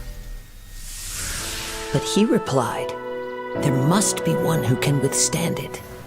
There will always be those who dare to brave the lightning's glow. Then, the Vision Hunt decree arrived. People's aspirations were stripped away, as the Raiden Shogun began to construct her ideal of eternity.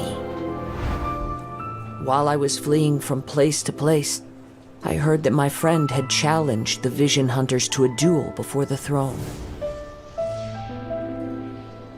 A solemn yet brutal challenge. The defeated face divine punishment, while the victors gain a second chance. Perhaps he thought he of all people should make a stand. Coming face to face with the Musono Hitotachi was all that he truly desired, after all. When I arrived at Tenshukaku, the duel was over. I heard his sentence of divine punishment, his severed blade hitting the ground. Perhaps that was the glory he had yearned to witness. In his last moments, what expression was on his face? Before I knew it, I had stepped forward and snatched the dying vision and was running from the scene. All I knew was that I mustn't let his hope, which burned so brightly, become buried among the ice-cold statue of a god. Gotcha, so he died. Perhaps one day, I may come to find that all I have done is meaningless. But as a wandering samurai, I find meaning in traveling and the sprawling beauty of nature that lies along the way, while still retaining the warrior way in my heart. Kazuha! It's just another way of saying I do as I please. All right then, it's time we returned. Allow me to gather the wind for us once more.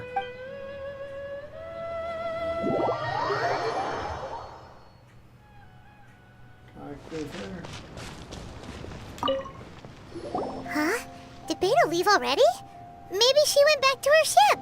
If you're looking for the captain, she was summoned by Lady Ningguang. It seems that the Crux clash got out of hand this time and has attracted her attention. Captain Beta was muttering something about Ningguang being a stick in the mud as she headed off to Liyue Harbor.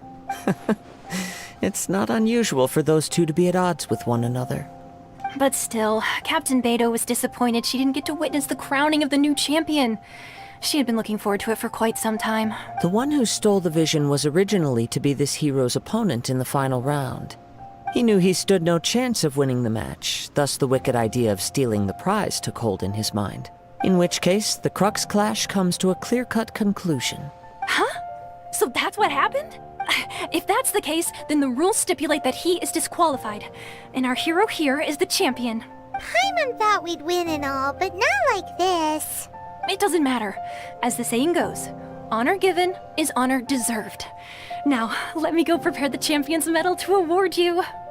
Yes, I believe so. Though Captain Beto is no longer present here, I'll be sure she receives word of it.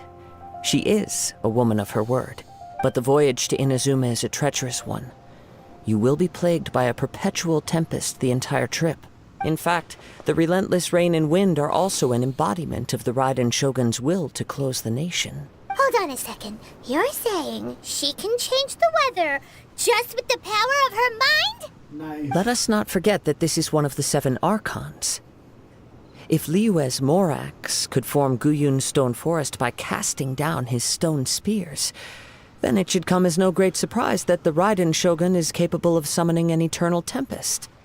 Suffice it to say that if you wish to journey to Inazuma, the Alcor will need some time. You will be notified once all the preparations have been made. In the meantime, I intend to embark on a journey of my own. I will travel all across the vast lands of Liyue in the hope of finding a way to reawaken the vision. Paimon believes you'll find a way for sure. Thank you. May both our journeys prove meaningful. One final word of warning. The part of your journey that lies after the storm may well prove to be the most arduous.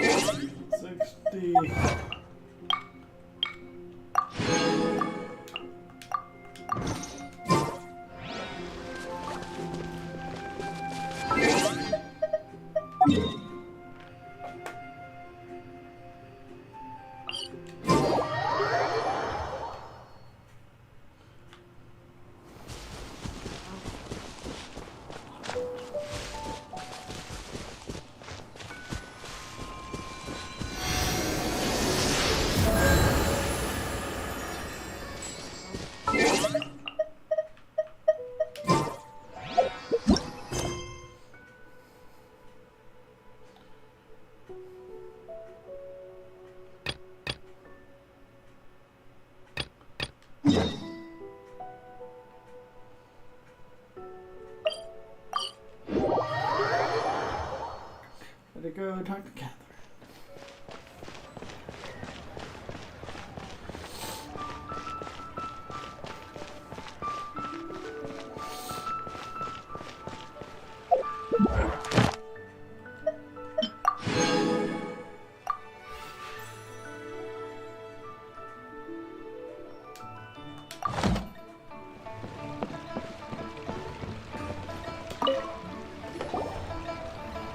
Ad Astra Abyssosk.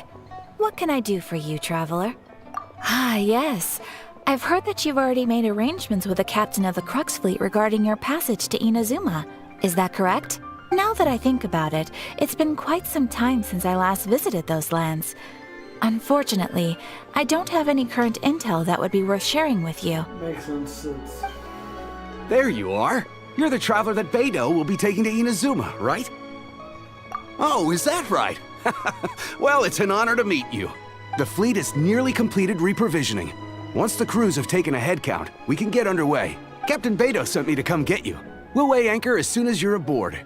Seems Beidou is the captain of her word. Of course! There are many things that the captain insists upon. I'm sure you'll see for yourself once you're on board. So you'll be heading off then? I suppose congratulations are in order.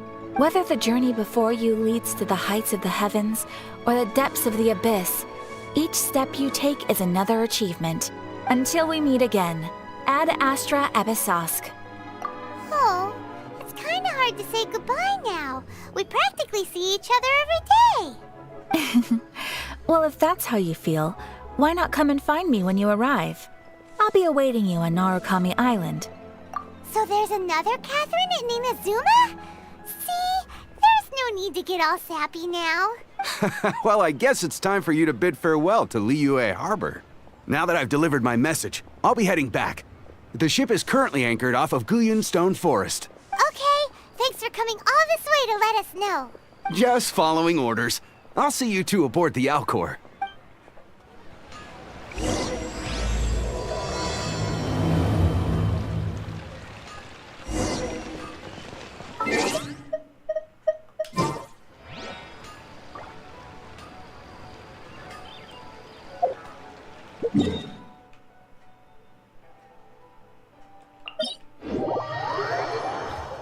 Oh.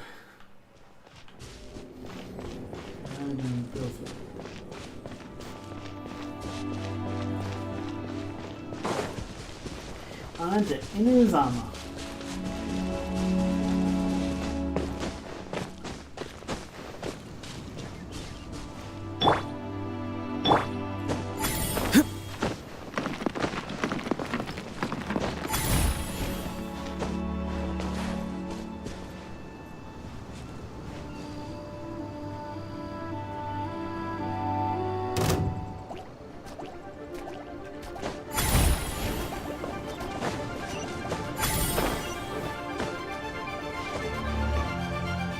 I don't have time for your lines.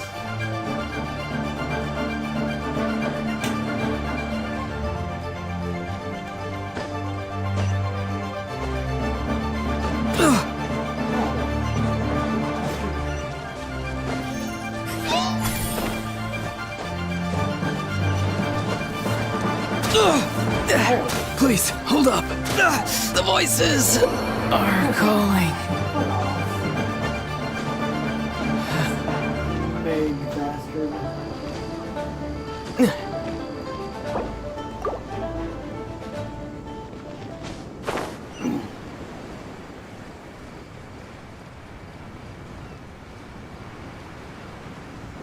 Inazuma, here we come.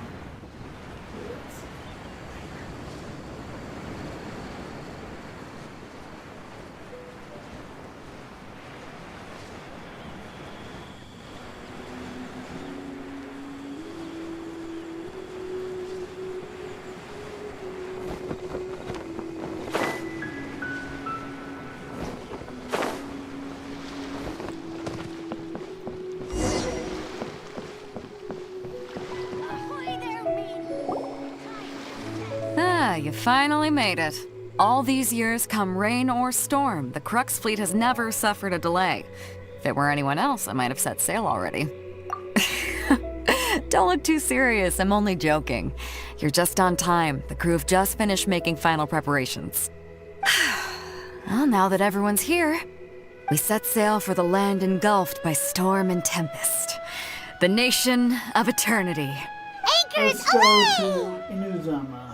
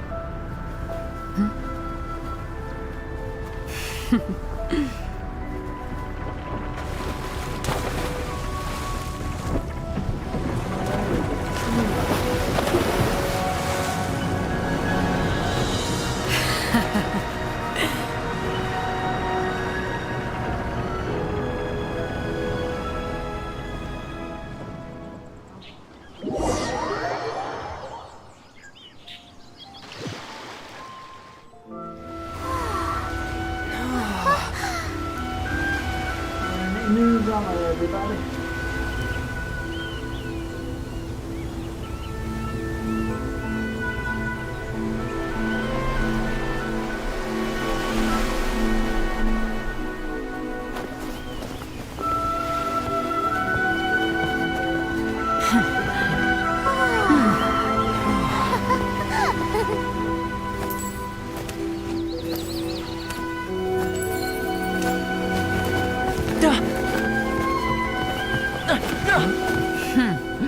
Ahoy there.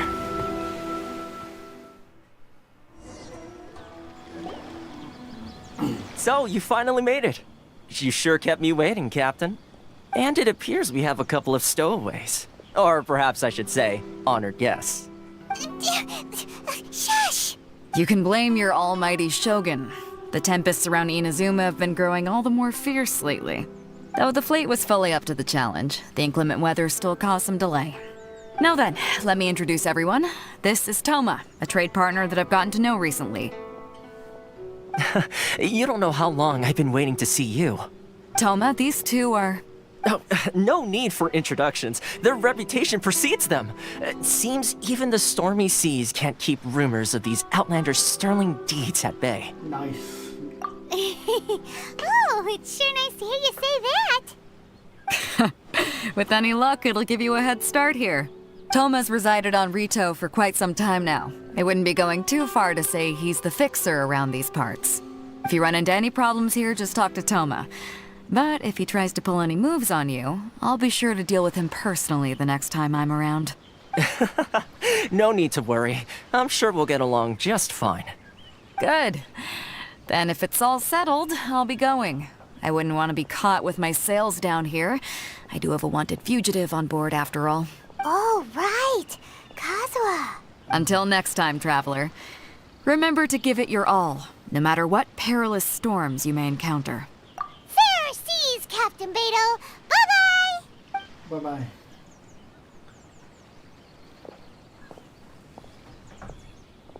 Bye-bye. Now then, first things first. We need to go get you registered at the border checkpoint. Paimon thought we were supposed to be keeping things on the down low. Are we just gonna walk into the government's hands?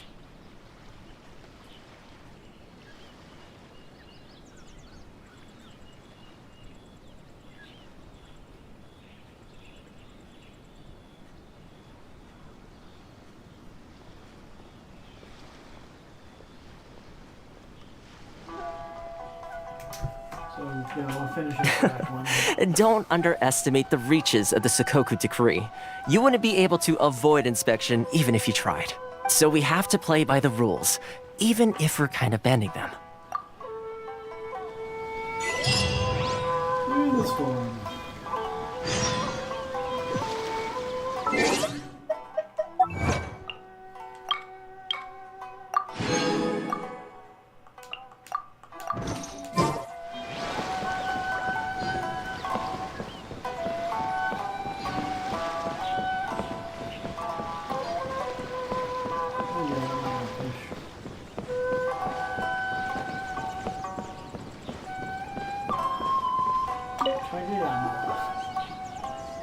Hello?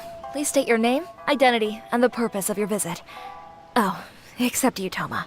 You must be new here. Excuse me? Please provide the information requested and also declare any goods you are carrying with you. Currently, only members of the International Trade Association are authorized to engage in the import and export of goods. Do you have your trader's permits? My apologies, but I'll have to ask you to... Here are their entry papers, for your kind perusal. What? Ugh, take your time. No rush or anything. I just wanted to see what you'd say. Sorry about that. I see. Okay. Your papers are all in order. Welcome to Rito. Whew. So, where do we go next? The Outlander Affairs Agency. They only check entry permits here. If you want to remain on Rito, there's a process you have to go through with them. Sheesh. So it is super strict, just like everyone says. Well, let's not forget that to everyday folk in Inazuma, people from everywhere else are referred to as outsiders. As the word suggests, Outlanders aren't very welcome in Inazuma with the Sakoku Decree in force. Not even on Rito, where they've established an outsider settlement.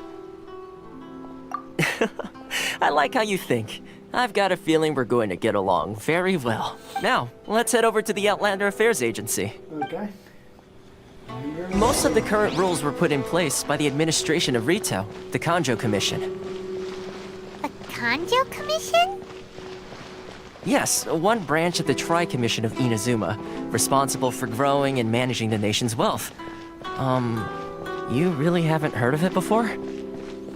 No.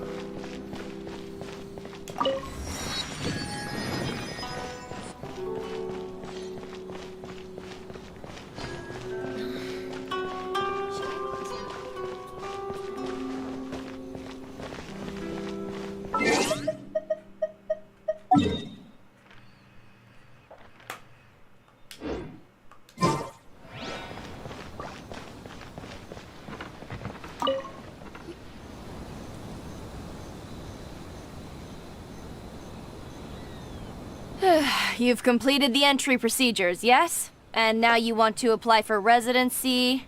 Both of you? Yes, please. Okay, the processing fee will be 2 million mora. 2 million? For a processing fee?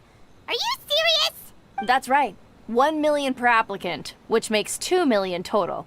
Don't worry, you can trust my math. I wasn't so much questioning your math as... Ma'am, these two here are good friends of mine. I think you'll find I'm one face you recognize. Ah, Mr. Toma, it's you. By way of courtesy, allow me to reduce it to 400,000 mora total. Thank you ever so much, Miss Eureka. But as this is just a processing fee, I think 600 mora should cover it if I'm paying on their behalf. I'll treat you to dinner too. How does that sound? That's not how you haggle! By all means, bargain the price down, but... All right then, as you wish, Mr. Toma. I will make a record. Much obliged.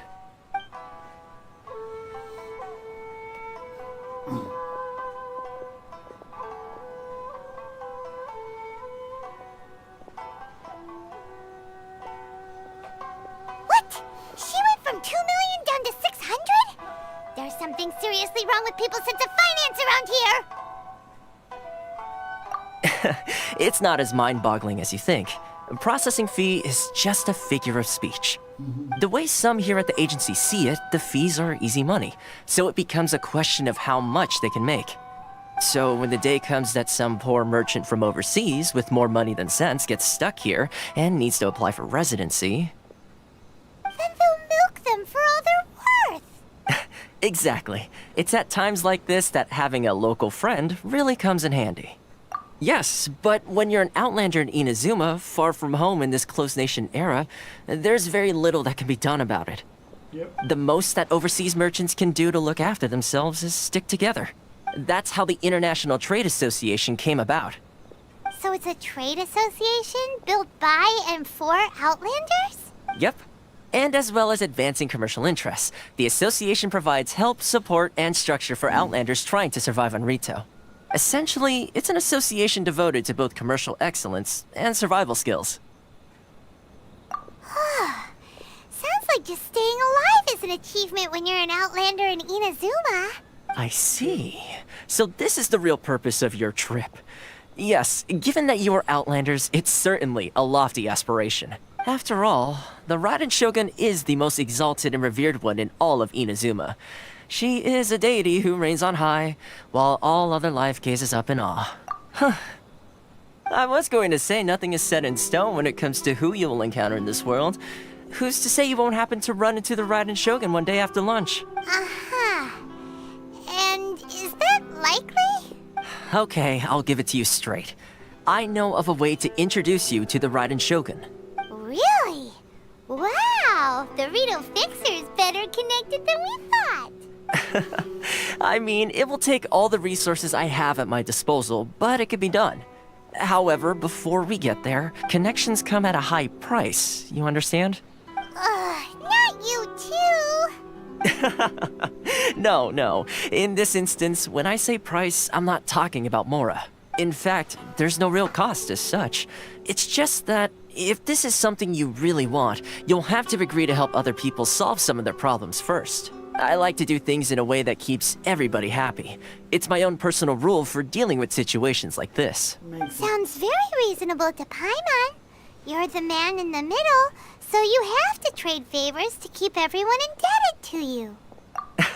Why do I get the feeling you're making me out to be some sort of crook? Never mind. Here's the situation. As I touched upon earlier, the members of the International Trade Association are constantly struggling to survive. Recently, things seem to have gotten more difficult than ever for them, so just go and check things out. See if there's any way you can help. The head of the association is called Caricio, and he's a good friend of mine. Go talk to him. I'll wait for you here. This is the Outlander Affairs Agency. Please have your documents and proof of identification ready.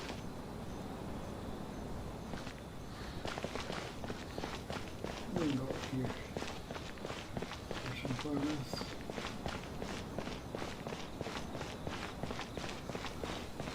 So I can see the go in.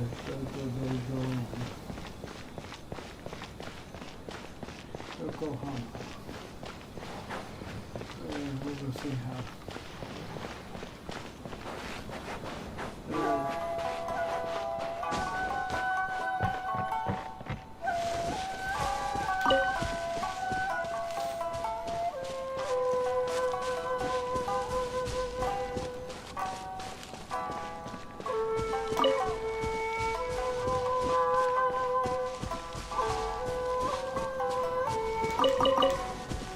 There he is.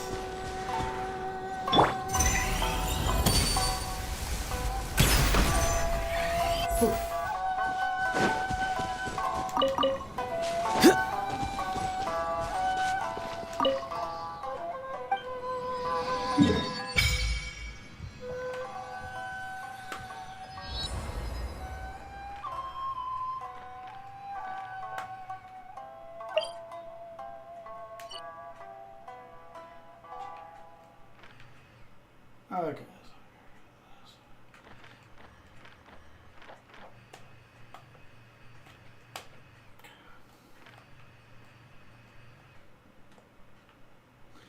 Yeah, it is. I've asked her.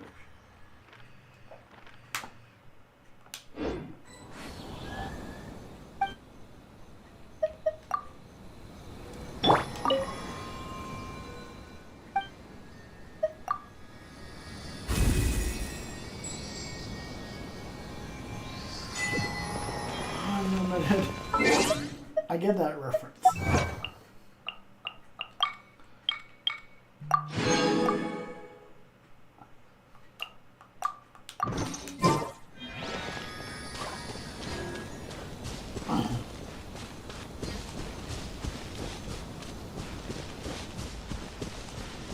I get that reference.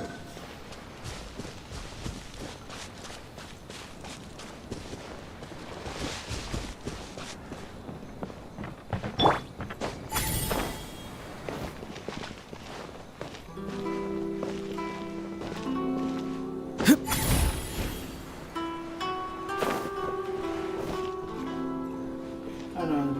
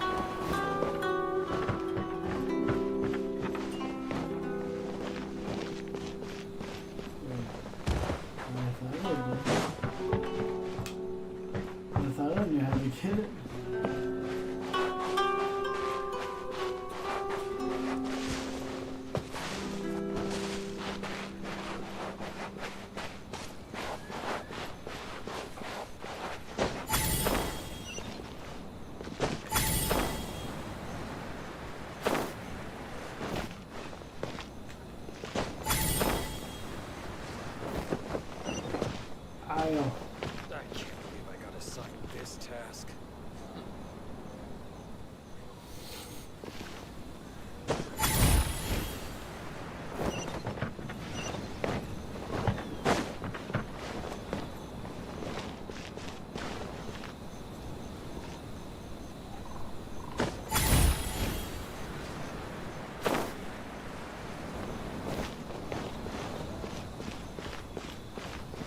Okay.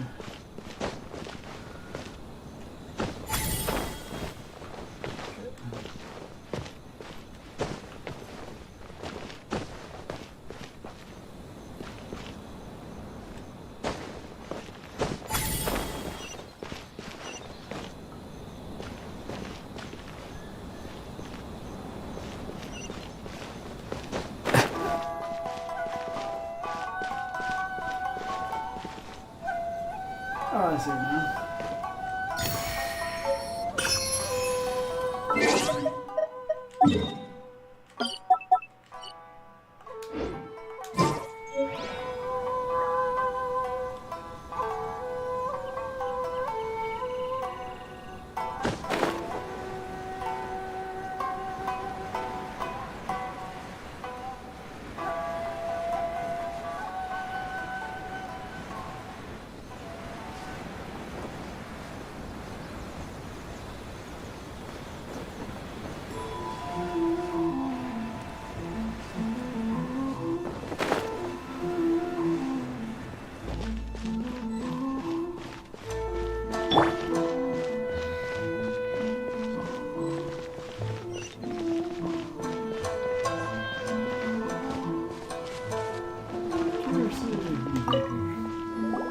Huh? Hello there. You must be seeking refuge with the International Trade Association. The Outlander Affairs Agency took you for all you're worth, I suppose. Ah, good. That's a relief. You need to be careful, or you'll find yourself losing your savings all at once. We heard the association has been having some difficulties lately. Is that true? Yes, left, right, and center. Obstacles at every turn. But that's nothing new for us. The Sakoku decree certainly makes things difficult for anyone who wants to come here from overseas. But it's not the root cause of our woes. The Sakoku decree might restrict our scope of activity, but in and of itself, it doesn't stop us from being able to enjoy a comfortable existence. No. What's really squeezing us Outlander merchants dry is those Mora grubbers from the Kanjo Commission. Oh, of the 3 commissions, that's the one that oversees everything on retail, isn't it? That's right. They impose astronomical tax rate, unbelievable regulations, and that's not the worst of it. They just issued a new tax decree recently that, for some reason, completely changes the way we pay our taxes. It used to be Mora, but now it's something called Crystal Marrow. Crystal Marrow? What's that? Something that most of us in the association had never heard of before either, until the new decree came along. Eventually, one of the older Liyue merchants recalled that he once shipped a batch of it to Snezhnaya in his youth. So, in order to pay our taxes, we began an arduous search for this Crystal Marrow. But then we found we'd only managed to create a bigger problem for ourselves. The rising demand for Crystal Marrow drove the price higher and higher. Now there's only one vendor who even has it in stock. We can't get a hold of it anywhere else. Isn't that what they call a monopoly? Yep. Exactly. So this vendor keeps pushing the price up, and we have no choice but to buy from them because the tax decree forces us to. It's a vicious cycle. The consequence of which is that our taxes will soon exceed our profits. And once that happens... We've tried communicating with the Commission directly. But this is a nation where the cries of a few struggling merchants will never be heard over the ever-present roar of thunder. Fontaine, my dear homeland. I miss you an awful lot at the moment. Sounds awful. They're really bleeding them dry. What do you think we should do? But Carice's the head of the association, and even he hasn't had any luck. Not to mention, we're Outlanders too. Right. And besides, I think this may well be the fate they've ordained for us. Okay. Well, we could try tackling the problem by going to the other party involved. That vendor... I've actually done business with him in the past, but after a point he stopped contacting us.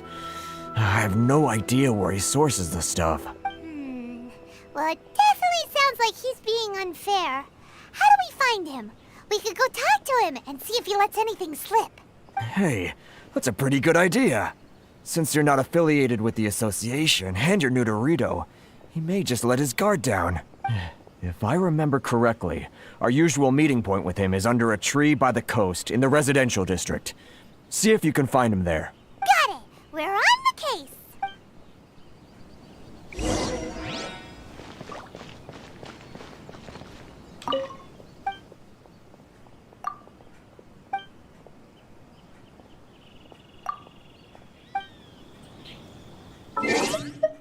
Try something.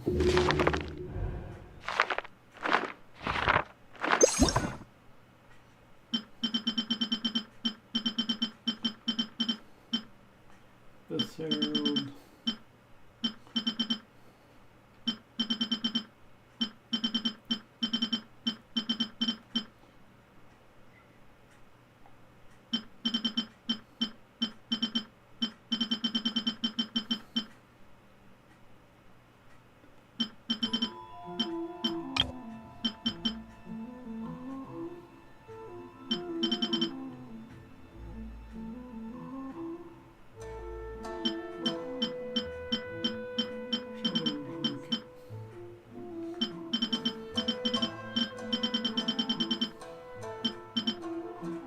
Alright, nothing new. Really.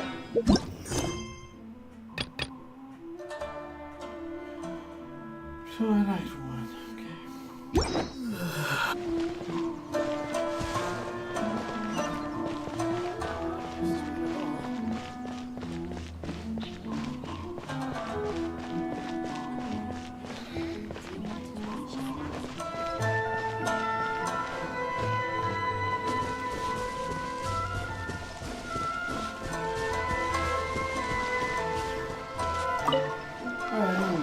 Huh? I don't think I recognize you. Are you new arrivals? So, what do you need with me? The sheer nerve. You don't go around asking questions like that. If I gave you my sources, I might as well hand you the whole darn business. Trade secret. Got it? You know what trade and secret mean, right? This guy's got a bad attitude. Ha! Are you even buying? Oh, I see what's going on here. Carisu and his associates sent you here to try and plead their case, didn't they? They're wasting their time. The price is non-negotiable, not by a single Mora. Hey, what's your problem? Get out of here, go on. Tell them they're lucky to be buying from me in the first place, and they ought to be more grateful. If it weren't for me, they'd be in seriously hot water. What are we gonna do? There's no talking to this guy. Good idea. Let's check back in with him. I shot you. 201.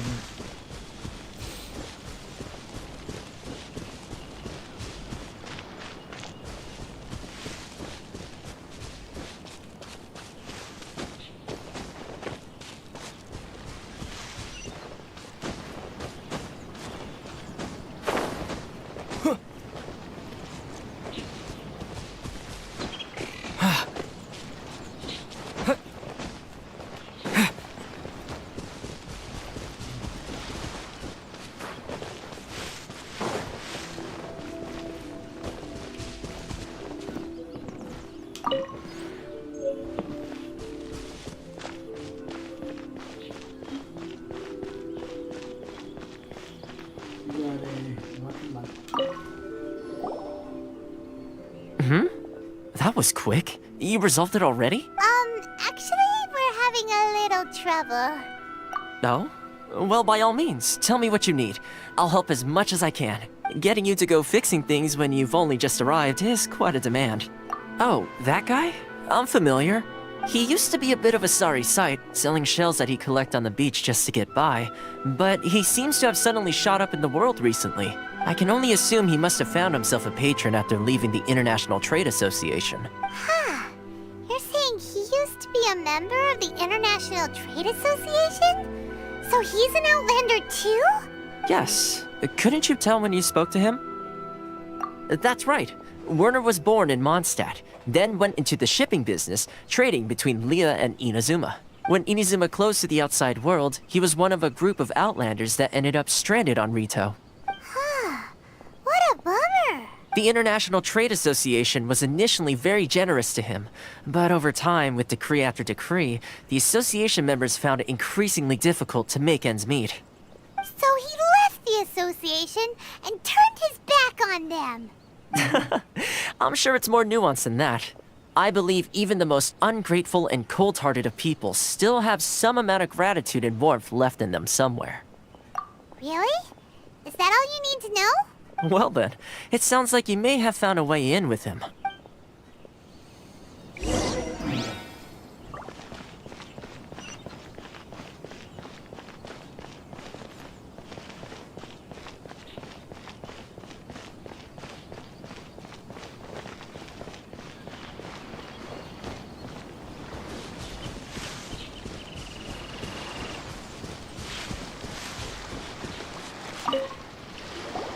What are you doing back here?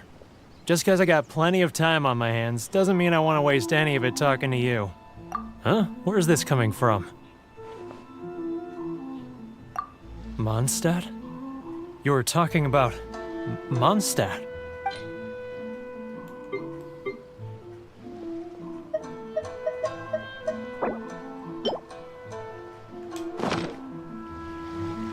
Goodness, I can sense it now. So familiar, but I can't remember the last time I was there. The scent of Mondstadt. Oh, how it takes me back. Oh, my hometown, the home of freedom. How I long to go back and visit. Oh, it's working!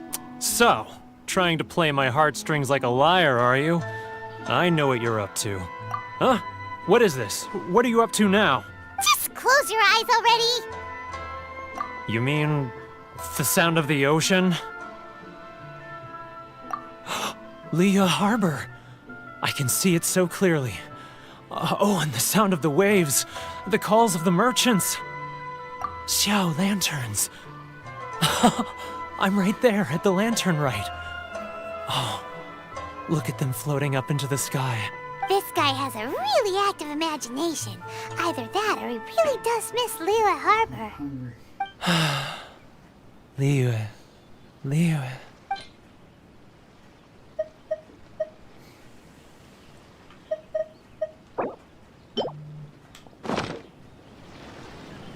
Wait. Stop. That's enough. Don't make me relive it anymore. You mean the folks from the International Trade Association? And I suppose they are far from home, just like me. Often, I'll sneak down to the shore at night and listen to the sound of the waves. I like to imagine it's the voice of my hometown, carried across the ocean. I've run into folks from the association more than a few times doing just that, but I always hide my face and slip away. Don't you think I've wanted to talk things through with them and free myself from this anguish? Well, no one's stopping you, so... They're so resilient. None of them had anyone else to rely on, so they rallied together, committed to finding a way to survive. But I couldn't do it. I'm not strong enough. So I caved. Those people, they'd make the smallest of promises, offer the most measly benefits, and I'd do whatever they asked of me. And make Mondstadters look like the worst people in the world. All right, I'll tell you the whole story. It's eating me up inside, and I can't take it anymore. You ready to talk now? But I betrayed them. I can't show my face there. sorry, Cat. Look, you messed up, but now it's time to make things right. So come on, get it off your chest. What's the deal here? It's a scheme by the tax collection Ashigaru, Keijiro and his companions. They start by overtaxing the merchants, then take the extra crystal marrow they receive and stockpile it. Once the merchants run out of places to buy crystal marrow, they get me to sell that extra stock back to the merchants at an extortionate price, with the proceeds going to the tax collection Ashigaru. It's plain evil gouging them like this. I'm their puppet, yes. But my cut is a tiny fraction of what we take in total. It's barely enough for me to live on. Evidence? You're right. Without conclusive evidence, he will never admit it. Now that I think about it, whenever I report back to him after a sale, he always heads to the same place. It's always made me suspicious. As it happens, I handed some Mora over to him not long ago. I can show you where he went if you want. Really? Well, then there's no time to lose. Let's go.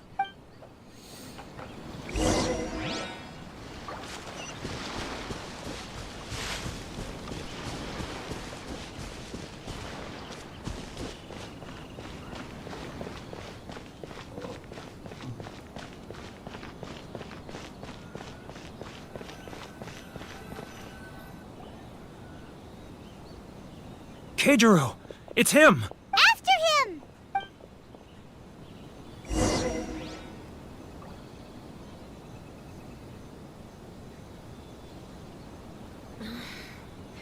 Should I close early? It's not for freedom. Which one should I choose? If you want to taste Mondstadt's great wines, then look no further than Sailing Breeze.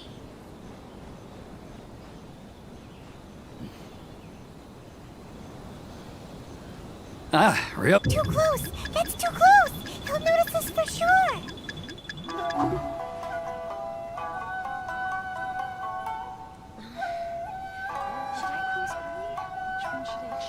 Now, who else is behind on payments?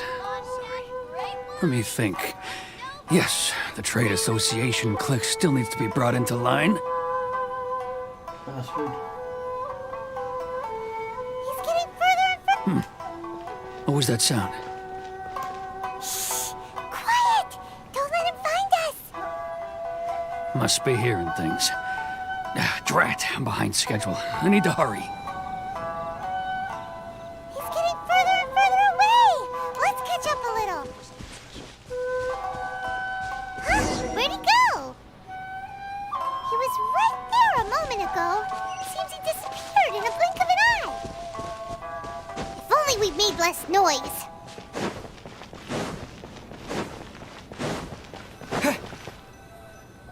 Shit. Keijiro! It's After him!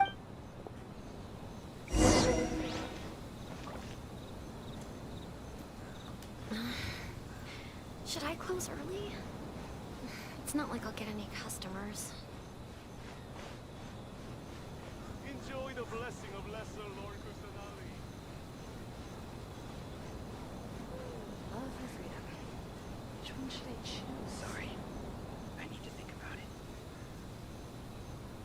Ah, Ryoko, how's business? All the better thanks to your generous patronage. Good. Thankfully, I earn plenty these days. Close early? Oh, but of course. Tax collection is difficult work. Love or freedom? Which one should I choose? Now, who else is behind on payments? Let me think. Yes, the Trade Association clique still needs to be brought into line. He's getting further and further away! What was that sound? Shh! Quiet! Don't let him find us! Must be hearing things. Drat, I'm behind schedule. I need to hurry.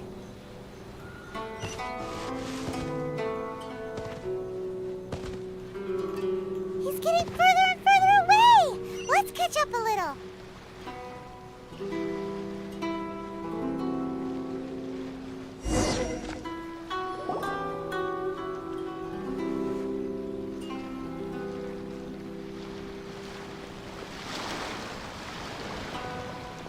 What could he be doing at a place like this? It looked like he buried something over there, didn't it? Why don't we take a look?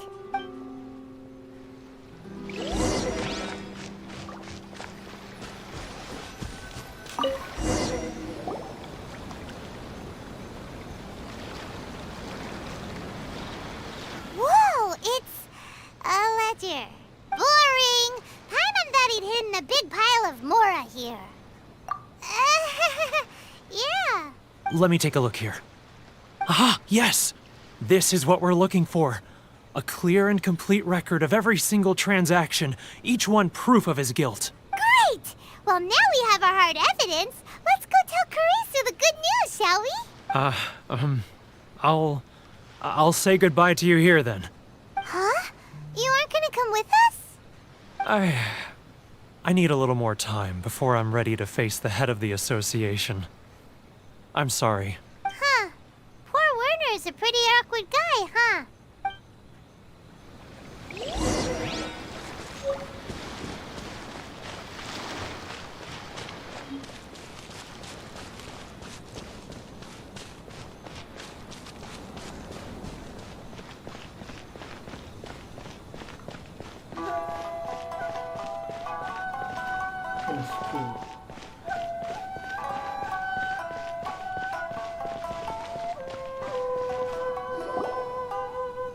But we really don't have anything left. If this keeps up, our sales will come in at a loss. There'll be nothing left for us to do but starve.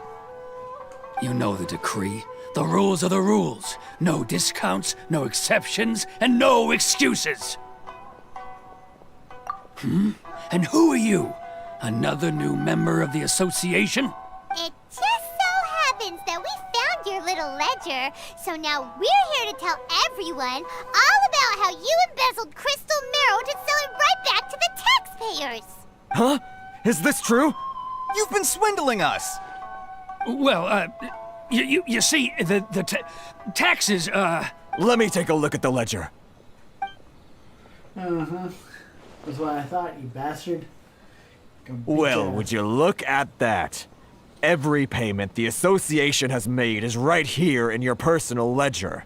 So, Mr. Keijiro, it seems you have some explaining to do. How shall we settle this, So you think you can use this against me, do you? It's quite obvious that I'm merely trying to earn a modest living for myself, like anyone else.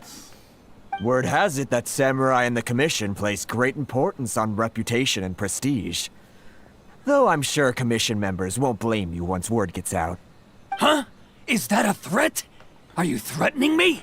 No, I'm gonna shock your nuts. No, not at all. I'm simply stating that it would be quite a pity if an illustrious gentleman such as yourself were to have their reputation tarnished. Well, even if what you say is true, what do you suggest we do about it?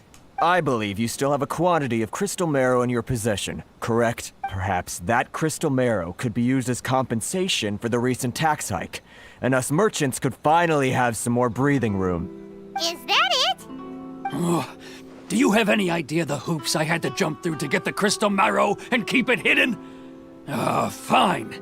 In that case, I'll send it over to you today. And not even an ounce of shame for his actions. I still think I should be able to. So that's it?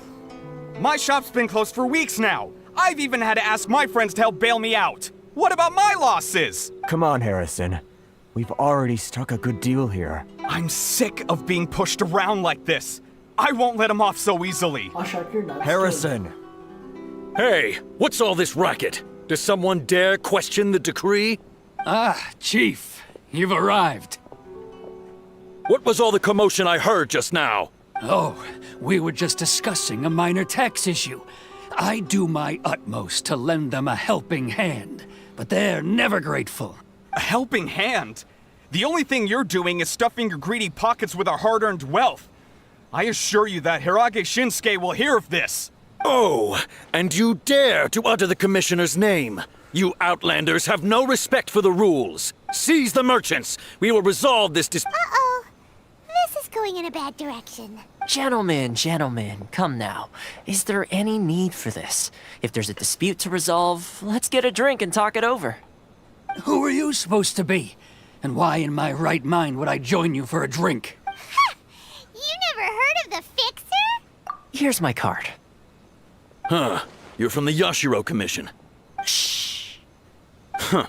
Well, this is Kanjo Commission territory. However powerful the Yashiro Commission may be, you have no business meddling in Rito's affairs. Of course not, of course not. Still, perhaps you could show the young lady of our clan some courtesy. You wouldn't want your name showing up in a petition to the Shogun, would you? That fan, the Shirasagi Himegimi. I don't need any trouble with her. Okay, let's forget all this. It'll give us one less thing to worry about. But, Chief! Enough! We're leaving! Let's get dinner one day soon, gentlemen. My treat, I insist. No response, huh?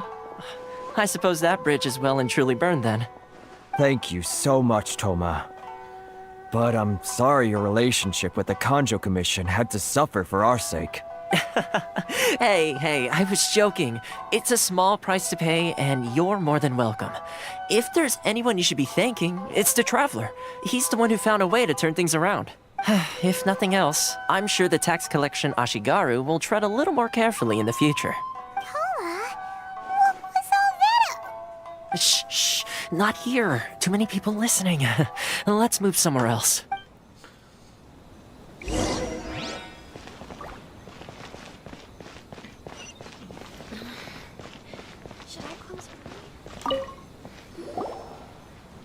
Corruption seems rife in the Kanjo Commission.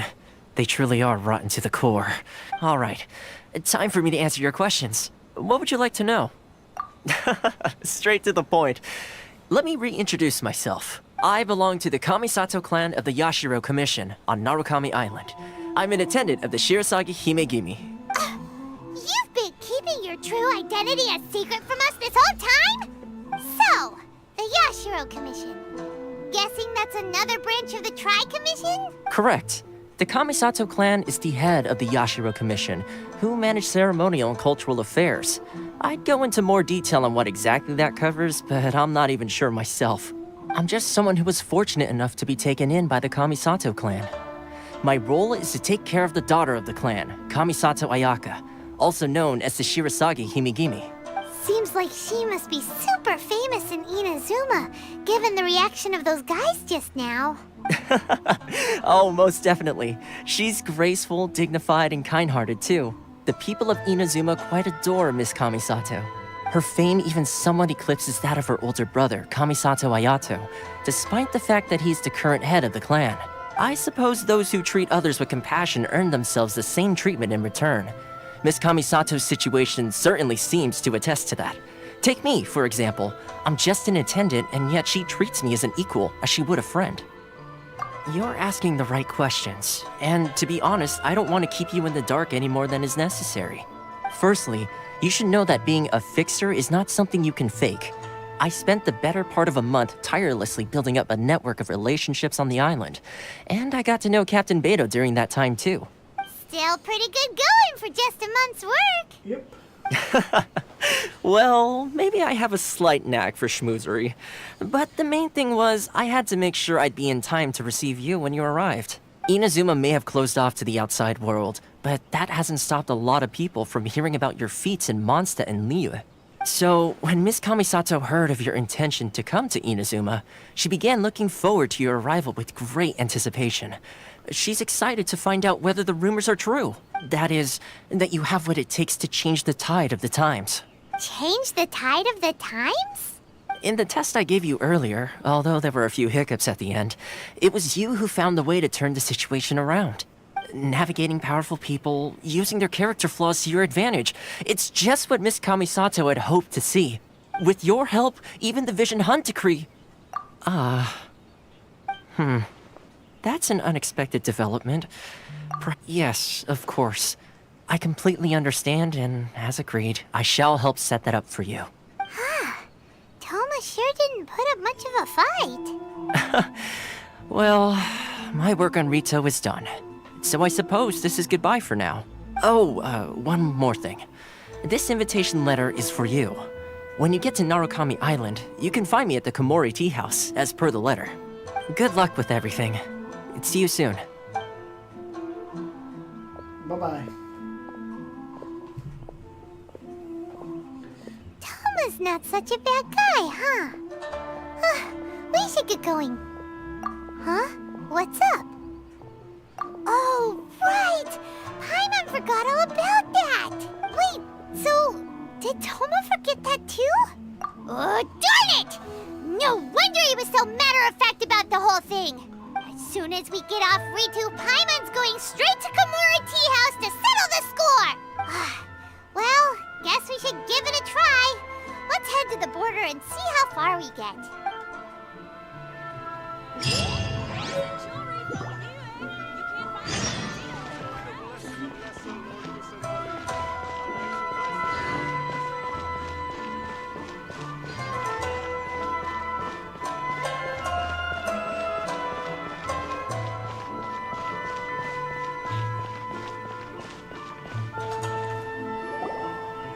Stop there! Present your travel permits. Sorry, but we really gotta get to Narukami Island. It's kinda urgent. If you don't have a travel permit, this is as far as you'll get. Those are the rules. As expected. Traveler, you gotta think of something. How do we get out of Rito? Are you saying we should go and meet with the Kanjo Commissioner? Guess it can't hurt to try. Even if Paimon has a few choice words to say about his subordinates, who knows? Maybe he's our biggest fan.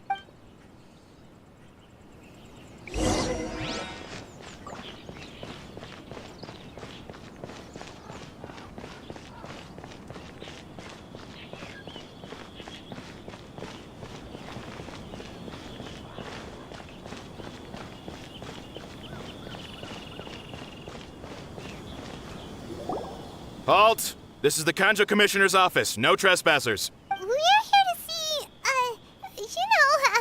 the Kanjo Commissioner? The Kanjo Commissioner seldom entertains Outlanders. Leave now or we'll be forced to... Ah, wait.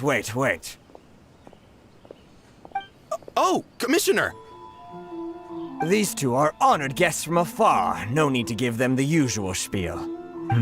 Come on in. Let's see what we can do for you. Huh! Did you get all that, mister? First milk. My sincere apologies.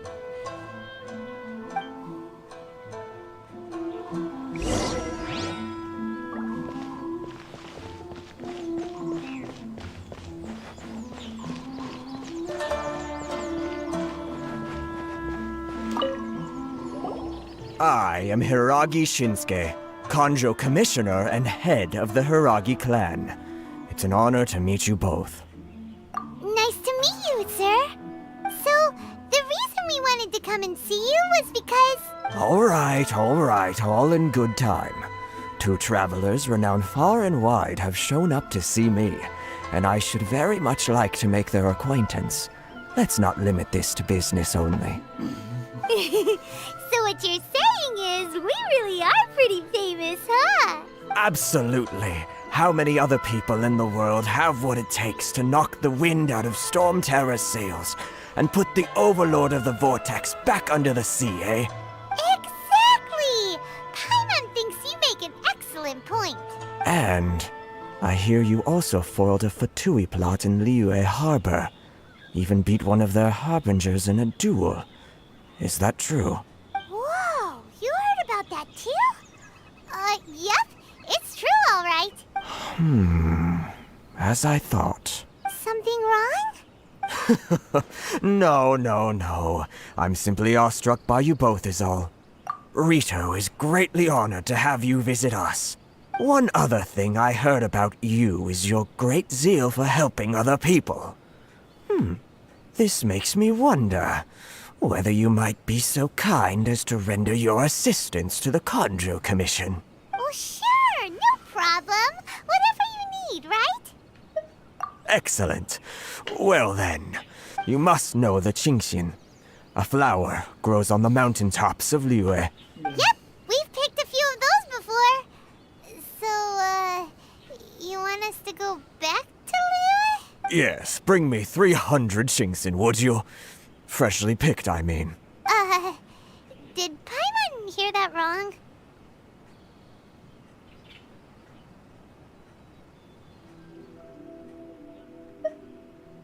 Too much. Then how about this? We have a few items that need delivering. Perhaps you can help with that? That sounds much more like it. 709 letters to be precise. Hey, what gives? How come you don't have people to do that already? Terribly sorry. We're just a little short on people lately. What sort of an explanation is that? Traveler, what are we going to do? Should we really help this guy? That's the spirit. Don't keep me waiting too long now.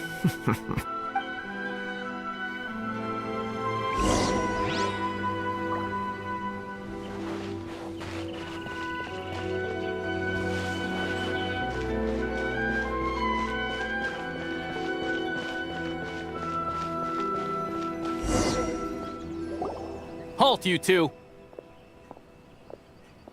Huh? What did we do? Miss Hiragi has a letter for you.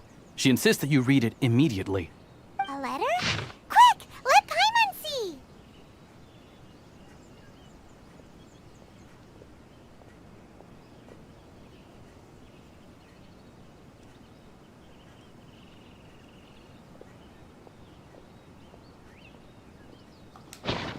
So this means she wants you to secretly meet her at night? But you didn't seem surprised at all by this. What's going on? Huh? Have you been up to something behind Paimon's back? Let's ask her tonight and see what she has to say.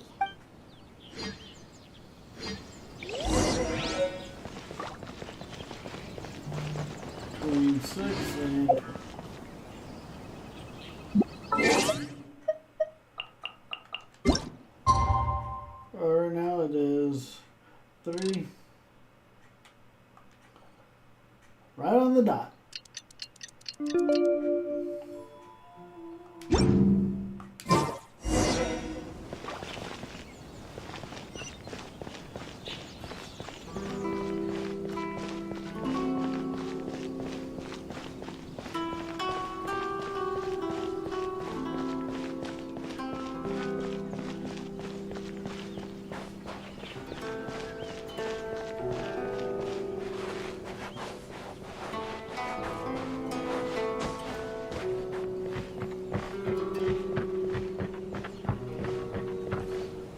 We are here. Ah, you finally arrived. Allow me to introduce myself. I am Hiragi Chisato. This is technically the second time we have met. It's a pleasure to see you again. Wow. She's the daughter of the Hiragi clan, all right. No need to be so formal. I've long marveled at your accomplishments. And at last, we have the chance to meet. Is it Paimon, or does something seem a bit off here? The reason why I wanted to secretly meet you here is, well, I feared that I might never have another opportunity to discuss this with you. Discuss what? Ahem. I should like to ask for your help with delivering a letter. Like father, like daughter. Couldn't you be more original? No, you misunderstand me. Please, allow me to explain. I was hoping that you could deliver a letter to Narukami Island in my stead. It is to be given to Kujo Kamachi of the Tenryou Commission. My father has always forbidden me from communicating with him. He knows that there are prospects for my marriage that would better serve him politically. But my heart is with Kamachi. There is no one who would dare defy my father's will on Rito, but you are Outlanders. Outlanders seeking to get to Narukami Island. It would be regrettable to let such an opportunity pass. Oh, Paimon gets the whole picture now. Of course, in doing so, I will also do everything in my power to help you leave Rito. That is my promise. To be perfectly honest, as long as you remain in Inazuma, my father will have no intention of letting you leave Rito. Yeah, we figured as much. It was pretty obvious he was just trying to hold us up here. I secretly overheard a conversation between my father and a very arrogant-sounding woman just a few days ago. They seemed to be discussing how to keep you here on Rito. In fact, It was the first time I had ever heard my father speak so respectfully to someone who wasn't the Shogun. We don't have much time. I'll tell you my plans to help you off the island. It just so happens that a shipment of goods is... Very well. I'll be waiting for you at the border. I'm counting on you to deliver my letter.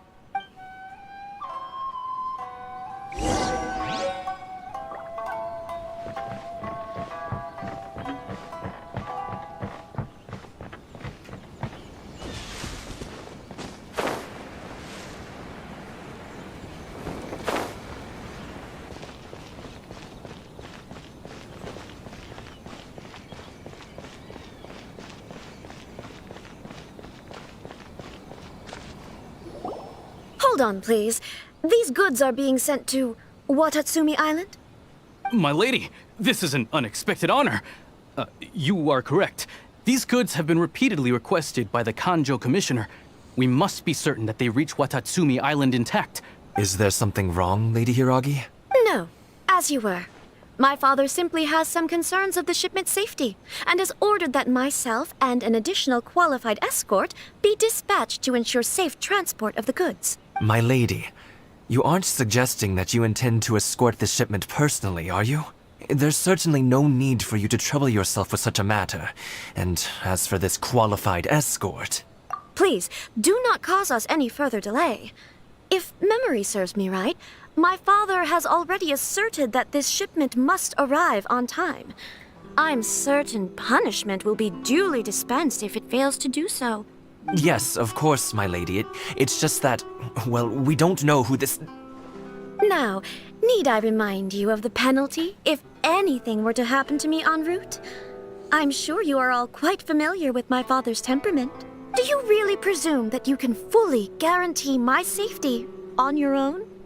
Boy, Chisato can talk the talk. They don't stand a chance. Yes, my lady. Very well then. It's an honor to have you accompanying us. Your safety is our highest priority. Shinojo, you can't really be agreeing to this. Well, the request is from Lady Hiragi herself. It is our duty to serve her in the utmost capacity. Yes, but that's not the problem here. Well then, if we're through here, I suggest we set off at once. Dawdling will only allow potential thieves more time to prepare, no?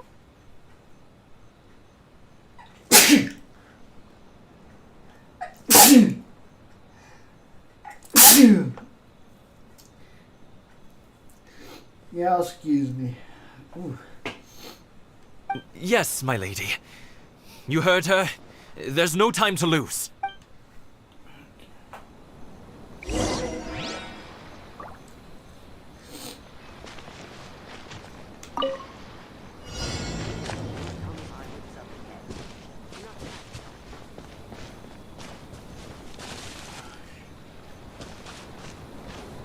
My lady, please stay back. We'll handle it. Not as well as we'll handle it. You're seriously considering taking this job? The terms are ridiculous.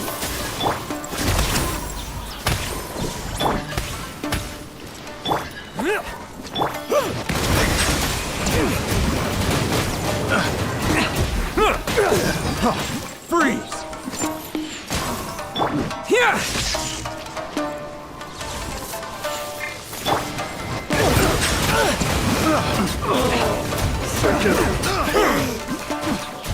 Picked the wrong test subject.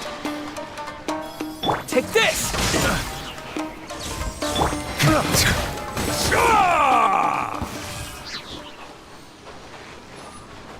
Let's get down to business. Another test subject. You're toast!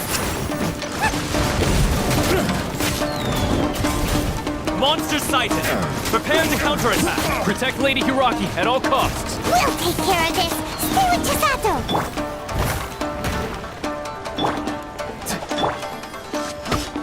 Let the mighty be humbled!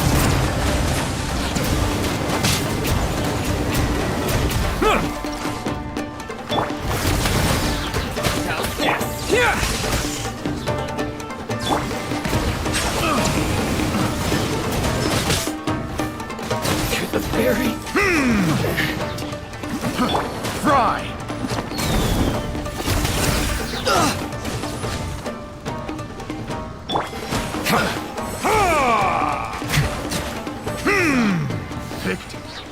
wrong test subject.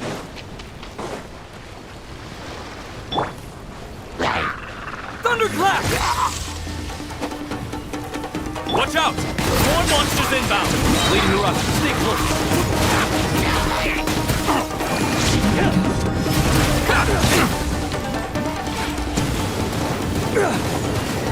There's more! Farewell! Tell me what you see. Boom! Silence! Finally, The hunted becomes the hunted.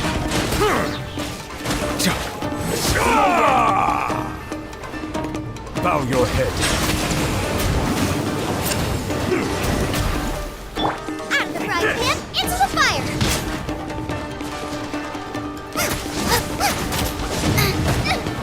Help! We did... Eat this! I'm ready! You win this battle.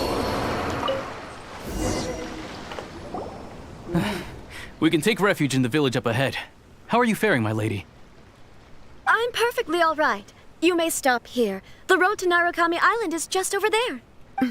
In my letter, I've requested Kamaji to grant you a special travel permit from the Tenryou Commission. Consider it a token of my appreciation. My lady. So that's how it is. I had a feeling something was amiss, but Shinojo, you... No, Lady Hiragi would never hide anything from us, I'm sure of it. But who is this Kamaji you speak of, my lady? I'm not afraid to say that he's the one I love. The one you love? Shinojo, did you honestly think that...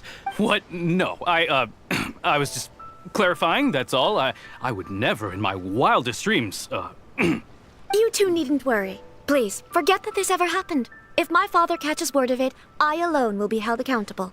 Yes, of course. As you wish, my lady. But what will happen if your actions here are discovered, Chisato? Don't fret. My father has always been one to spoil me. The worst he'd do is sentence me to half a day without food, or something to that effect. Huh. Paimon never suspected a guy like him could have a soft side. I wish you a safe journey. I'm sure we will meet again. Bye, Chisato! Come now. Quit your staring and let's get moving. We've got goods to shift. All right. Heartbroken.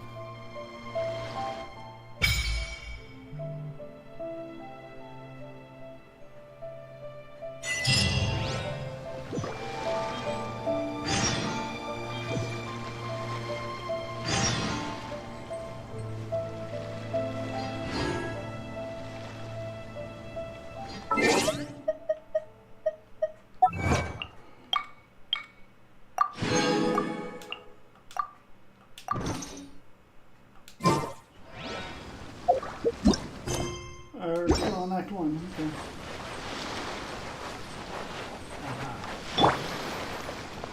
Oh.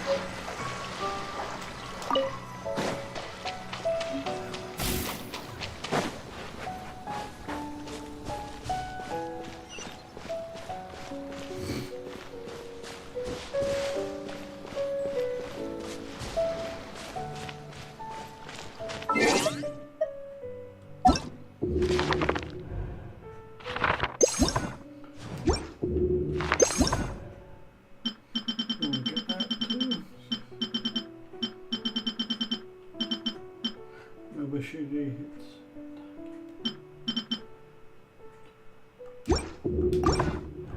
Summarize.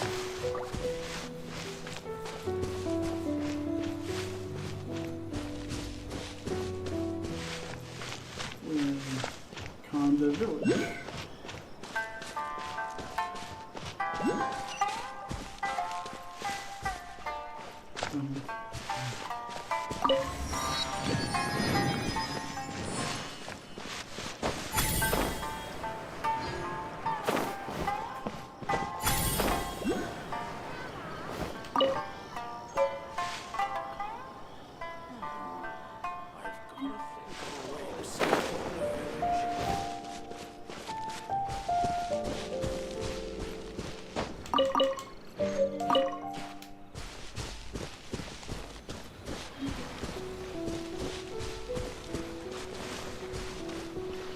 So it looks like we can't keep going.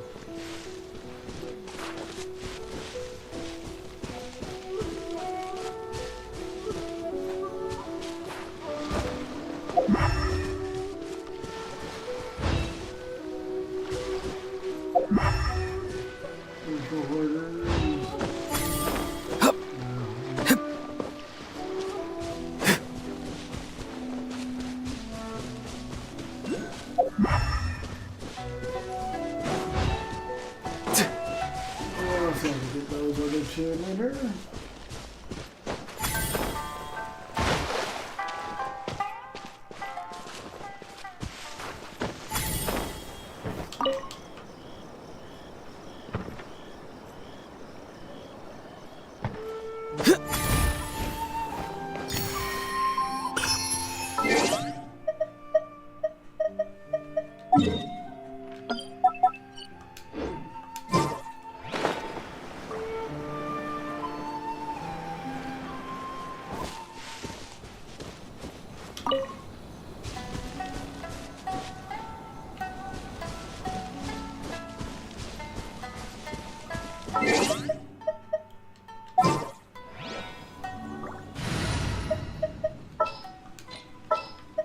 Leave it to me.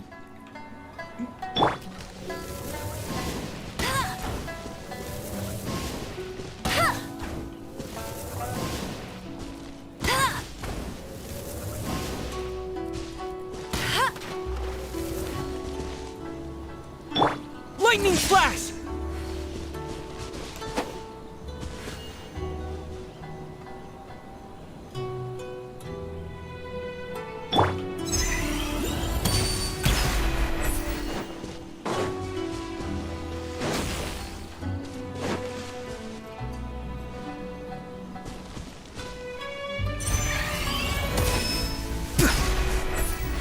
Something's wrong.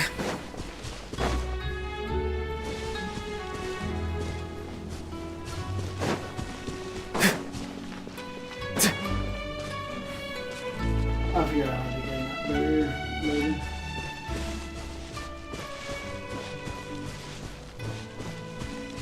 If he's practicing his slashes.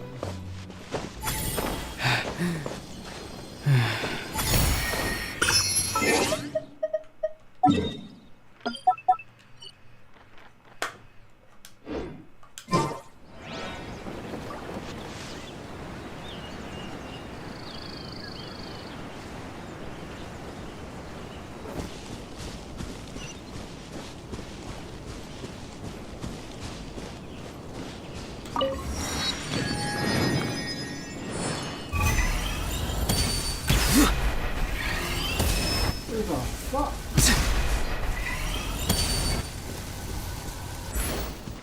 Yes, I missed him.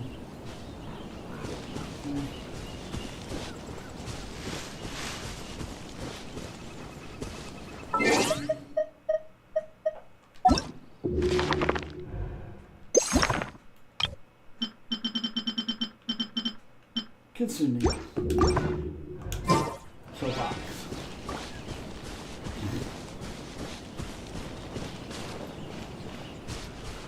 Here's on the city.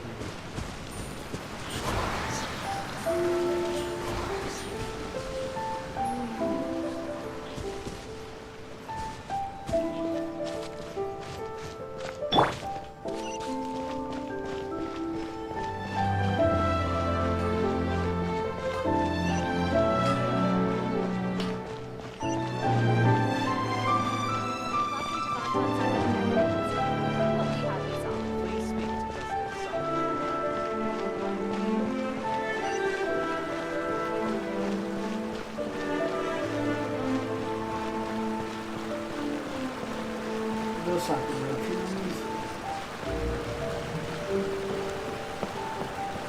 And Mysteria as well.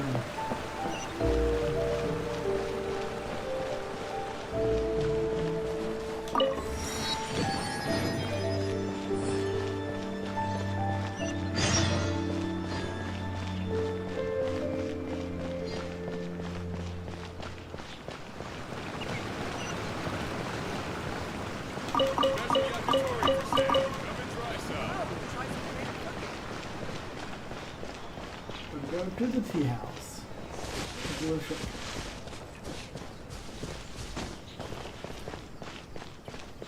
And there's someone in. According to the letter, this should be the place.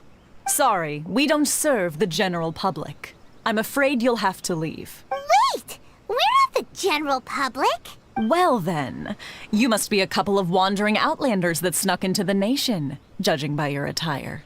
Are our clothes really so... The Yashiro Commission's seal. This must be from Mr. Toma. It seems there's more to you than meets the eye. In which case, welcome to the Komore Tea House, a safe haven for the Yashiro Commission. Well, that sounds more like it. Hamon means mother.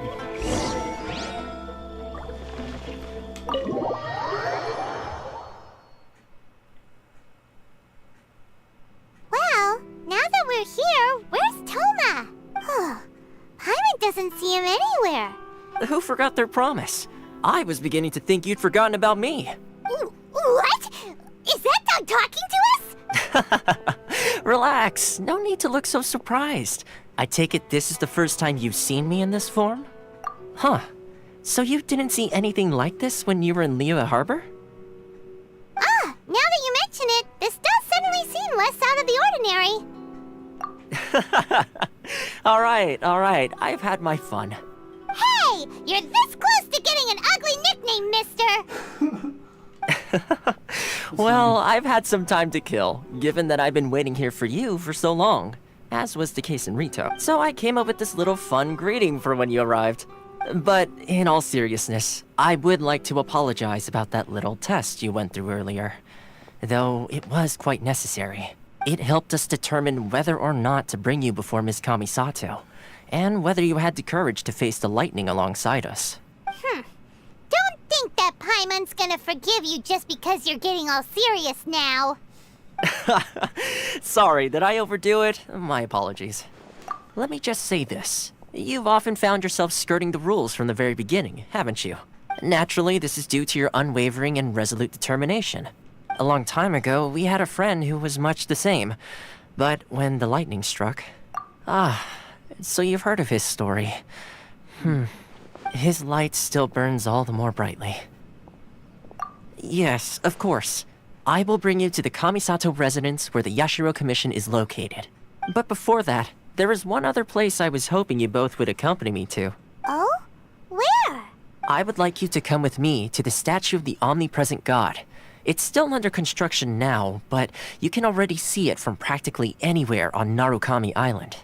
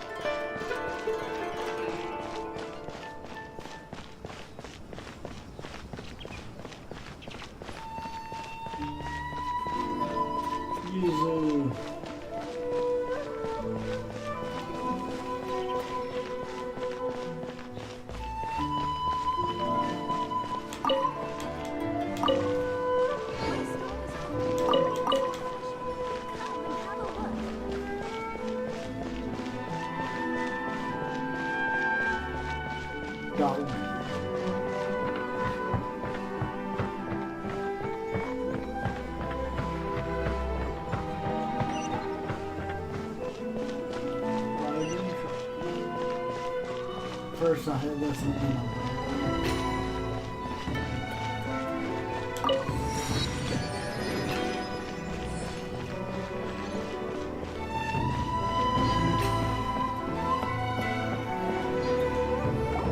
This area sure feels gloomy. People probably don't come here often, do they? Huh? Are Paimon's eyes playing tricks? Or are there things embedded in the statue? Visions. Visions? You mean all the visions that are collected from the Vision Hunt Decree are put into the statue? So you've already heard of the Vision Hunt Decree.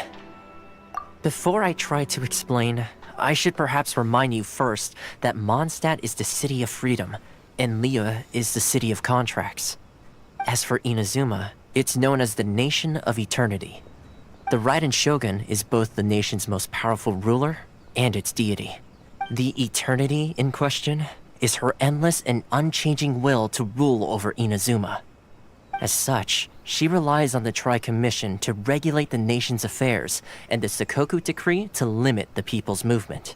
The Shogun wishes to keep Inazuma in stasis, allowing the stream of time to flow from one end to the other without disturbing it for all time. Seems like every god has their own will. Of course, this is my own limited understanding. As for the reason behind the recent Vision Hunt Decree, perhaps the Shogun believes that visions grant people the power to change, and that her eternity doesn't allow for such instability to exist. Whatever the case, the fact is that the Raiden Shogun has dispatched the Tenryou Commission to scour the nation for visions, embedding each one in this statue. And this statue of the omnipresent god can be seen as Inazuma's symbol of eternity. But if that's the case, wouldn't you say that the Raiden Shogun is being, I don't know, selfish? Only outlanders such as yourselves would ever dare speak out so directly against the Raiden Shogun. And yet, I agree. The Vision Hunt Decree is something that simply should not exist. And Miss Kamisato has been committed to fighting it since the day it was announced.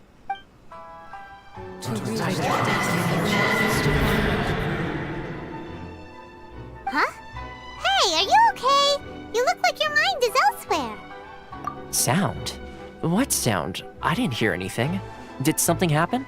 Yeah, you touched the statue, and then what? Aspirations? That would seem to confirm the saying. Have you heard it before? That when a person's ambition reaches a certain strength, the gods look upon them with favor. That is where visions come from. In other words, a person's vision represents their ambition. So if what you just said is true, then the ambitions of these people are stronger than I imagined. Alright, time for the next stop on our tour of Narukami Island, the Kamisato residence. Finally!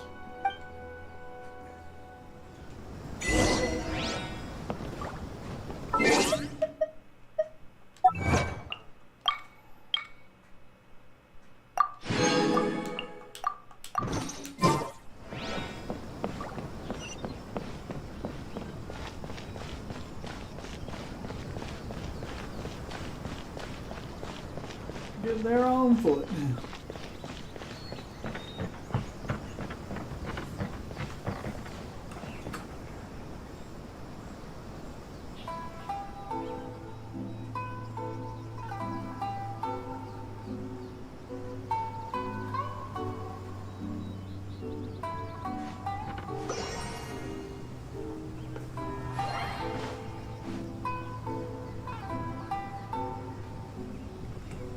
Take this! Oop.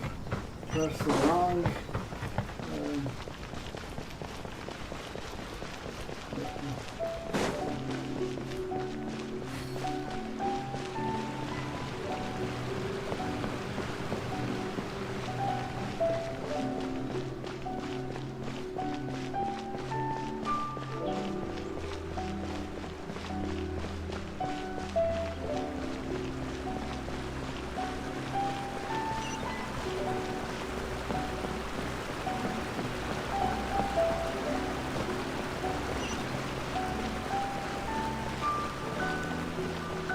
Shogun must have her reasons.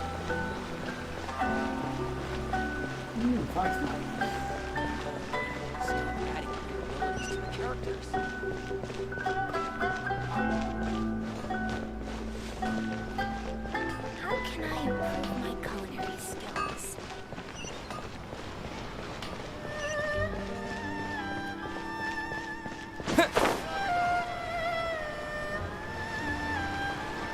the ceiling.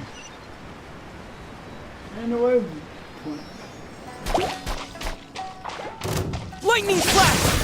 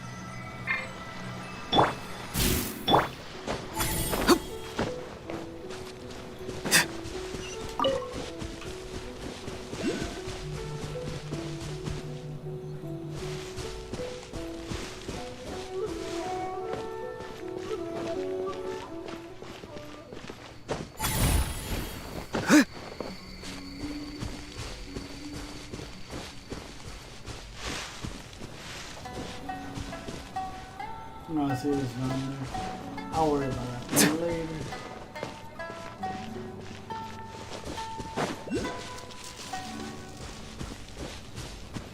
I'll stick to ones I can, you know, quote unquote, get.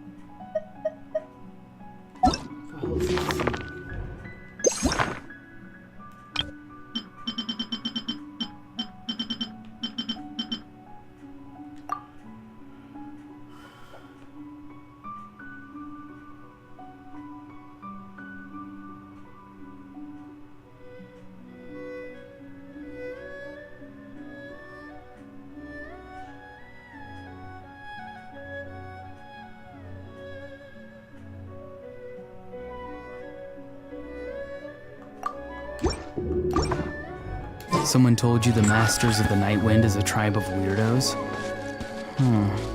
Who else is there? I thought I was the only one.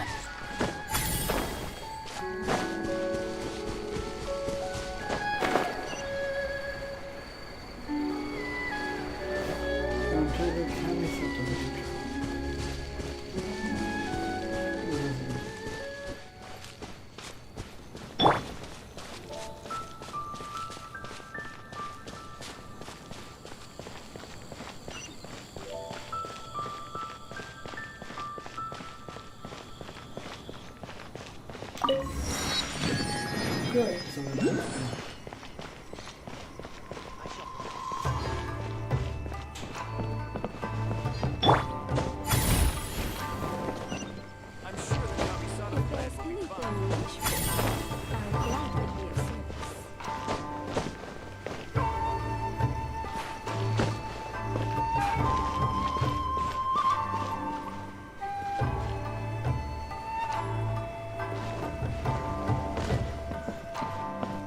Alright, I don't worry about it.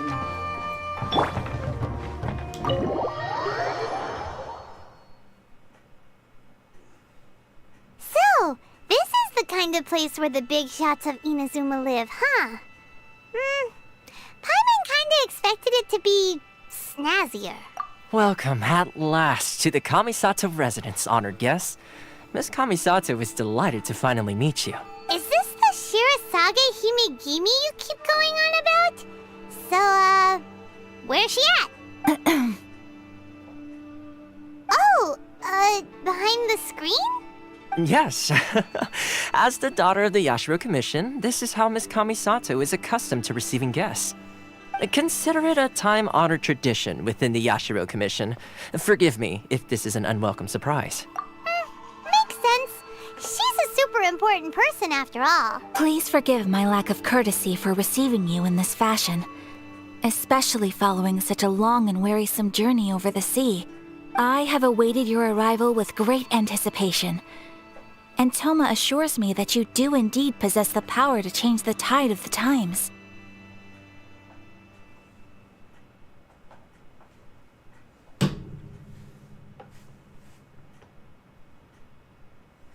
At present in Inazuma, in the name of the Vision Hunt Decree, the people's aspirations are being senselessly trampled underfoot.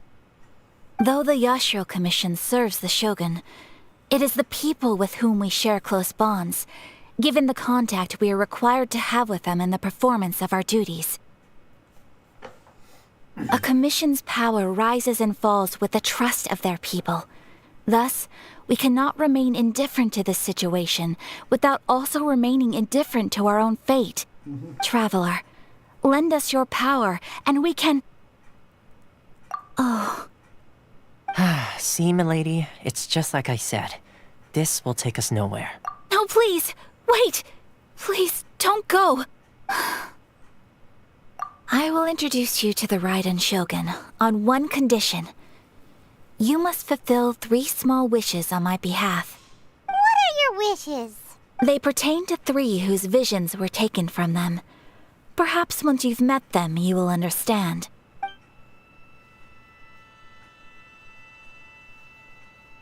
A warrior who guards a village, a former samurai who helped carry out the Vision Hunt Decree, and a swordmaster determined to become the best in the world.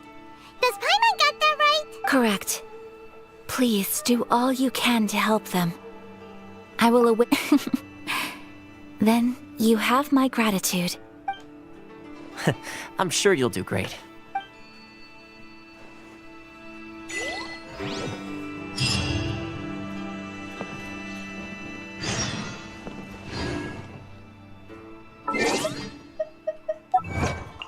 God damn, this is a long one.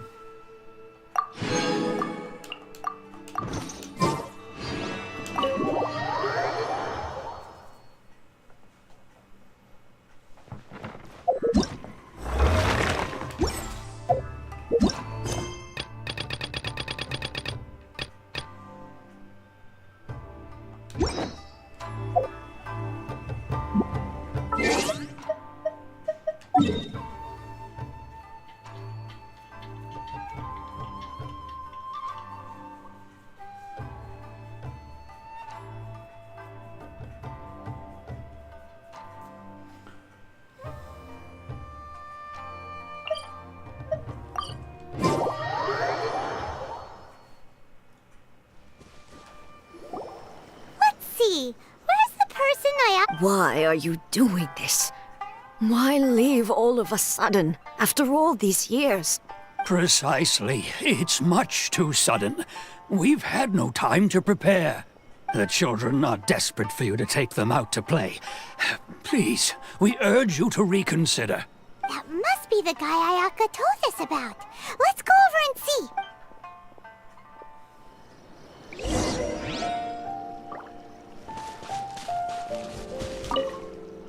Ah, you must also be here. Teijima has protected this place ever since he arrived here 30 years ago. Keeping out the treasure hoarders, fending off any monsters that draw near, resolving quarrels between the villagers. He has put an enormous amount of work into looking after this place, and we all think the world of him. Alright, I'm gonna go use the restroom and I'll be right back. Lightning bolt.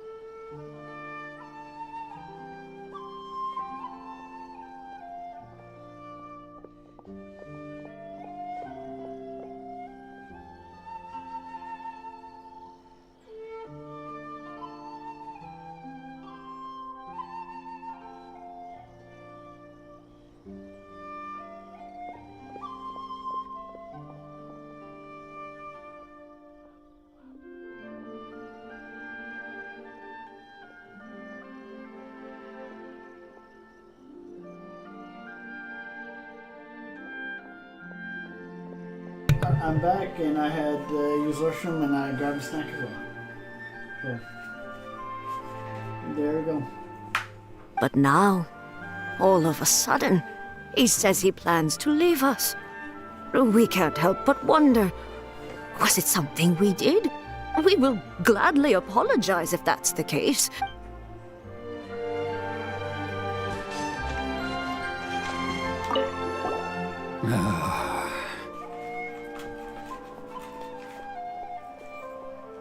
If you want my opinion, something to do with the Vision Hunt decree.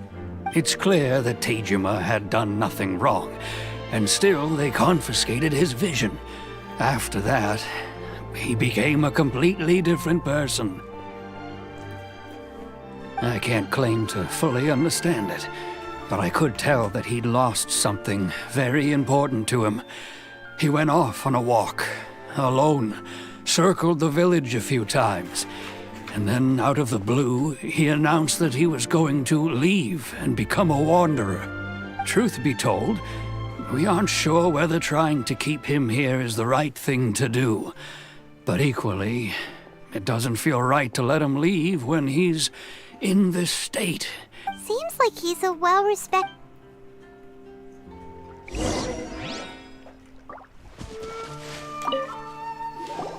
You must be Tejima.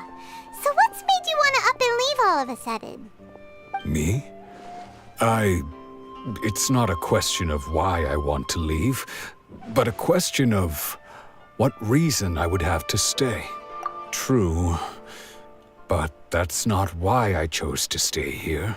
And what made me want to come here 30 years ago? And why have I never wanted to leave in all that time? I don't have answers to those questions because I can't remember anymore. Ever since they took my vision away, it's like a slice of my memory is gone. In the past, I knew I wanted to stay here. But whatever resolve I had then, it's gone now. So I thought, what's to stop me from moving around instead? The emptiness inside me will be there either way. Okay. Well, in that case, if we help you rediscover the reason you chose to stay, you won't need to leave anymore, right? But if you can't remember anything, it's not gonna be easy. Oh, maybe if you just try a little harder to remember, then it'll all come flooding back? Oh, that reminds me. Last time I brought Tejima some fruit, I do believe I saw him writing in a diary. I keep a diary? If you say so. I honestly can't seem to remember. Oh, yes, you do. And what's more, I remember you saying at the time that you wanted to make a note of a few interesting things. Things which would prove very important at a later date. Perfect! So if we want to keep Tejima from leaving, we just need to find his diary. It must be around here somewhere. Let's take a look. If you don't mind, we will leave you to find the diary. We should head back to the village to inform the others of Tejima's situation.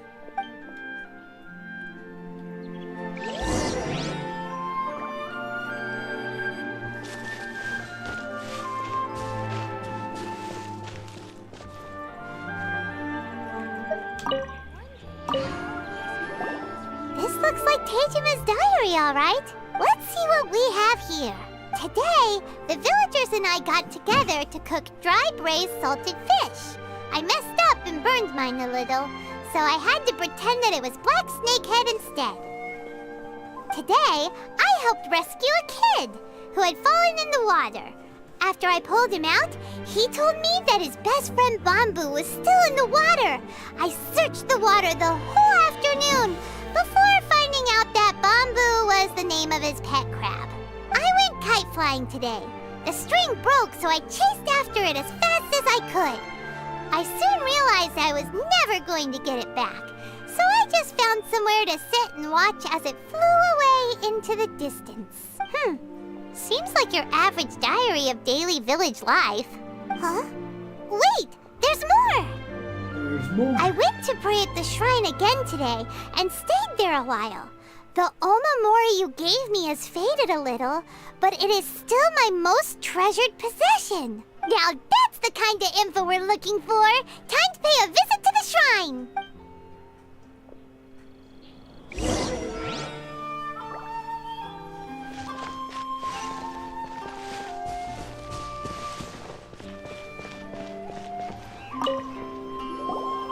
So this is the Omamori Tejima wrote about. Interesting. Looking at the color and the design, Paimon would have thought it belonged to a child. But anyway, if he had this with him all the time, there's a chance some of his elemental energy remained on it. Do you think that it might come in handy?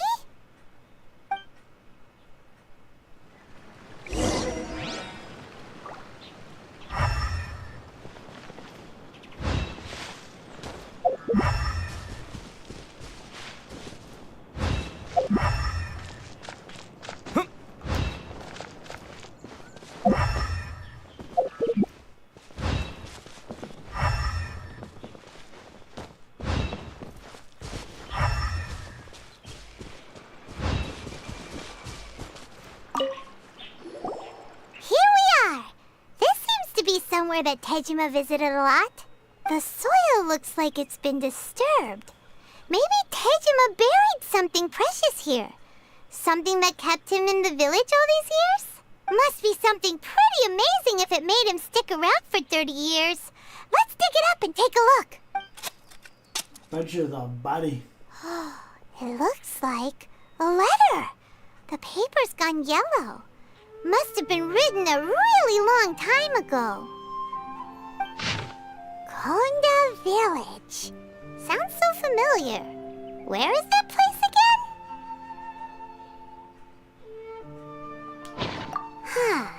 So the reason Tejima came here was to wait for someone.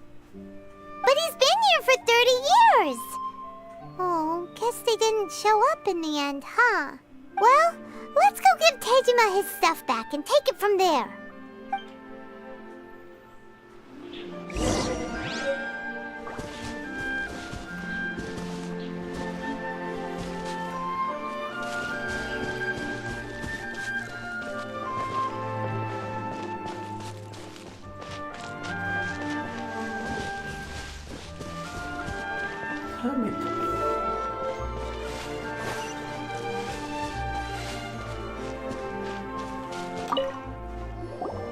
Well, I'll be.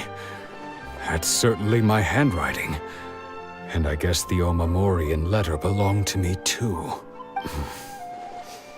But I have no memory of anything that's written in this diary.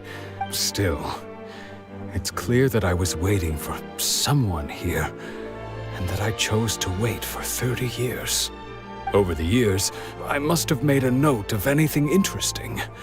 Anything that I could share with her when we were finally reunited. And just look at all the things that did happen over the years. The time has flown by so quickly. 30 years feels like the blink of an eye. How could I have forgotten something so important to me?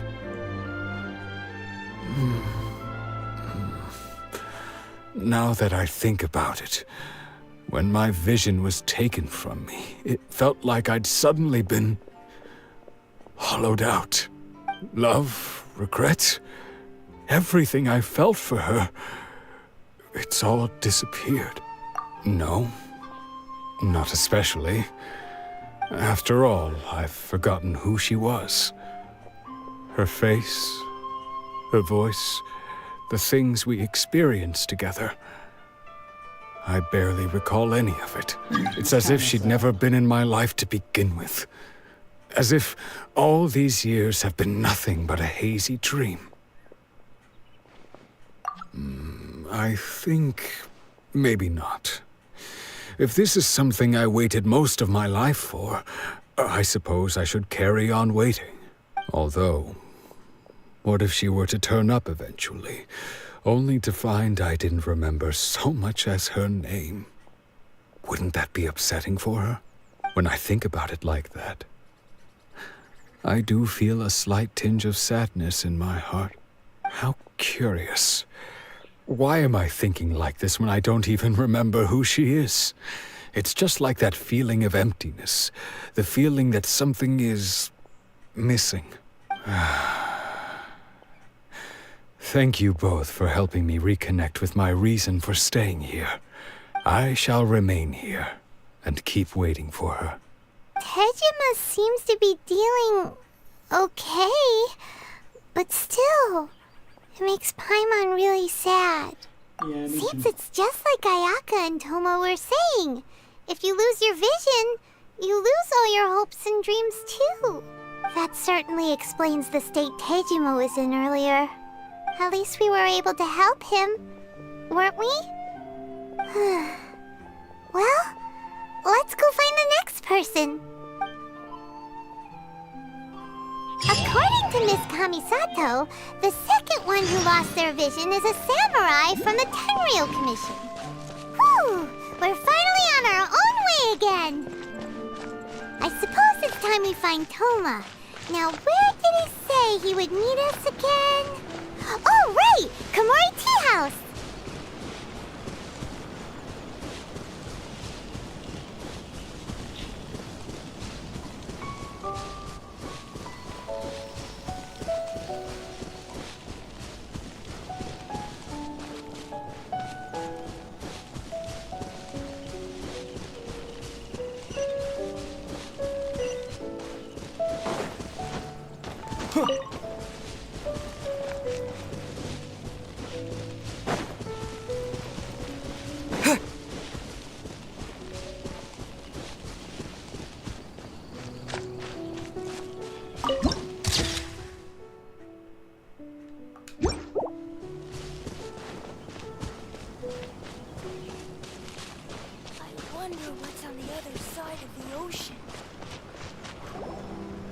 They say the Tenryou Commission is directly controlled by the Shogun. They're the ones responsible for maintaining law and order in Inazuma, the ones actually enforcing the Vision Hunt decree. But why would they take action against one of their own? Paimon doesn't get it. Huh? There seems to be some commotion over there. Let's go see what's happening. I'll ask one more time. Do you intend to withhold this month's emergency provisions? The entire clan is counting on that food. We demand an explanation. How many times do I have to say it? I don't know anything about emergency provisions. You dare deceive us? Those provisions are essential. Do you understand? Not some goods to be pocketed by greedy samurai. You samurai think you can just do whatever you please? The Tenryou Commission will hear of this. Oh, huh? And who are you? One of Kurosawa's gang, no doubt. What? We just happened to be passing by. We heard the commotion and came to see what the matter was. I see. You seem to have come just at the right time. Perhaps you can help us settle this matter. This is Kurosawa. He's a samurai and a member of the Shogun's army. They issue emergency provisions to the area, and he's the one responsible for distribution. In the past, we'd simply ask him for provisions and everything would be delivered. Now, he suddenly refuses to give us anything. He's keeping the provisions for himself, I just know it. We'll starve without them. No one seems to care about us. We used to think Kurosawa was a kind man, but he's shown his true colors. He's the same as all the other samurai. It's no wonder all the visions have been confiscated. The Raiden Shogun doesn't need people like him helping her rule the nation. This must be one of the people Ayaka asked us to help. But why would she ever want us to help someone like him? Maybe we should talk to Kurosawa and see what he has to say.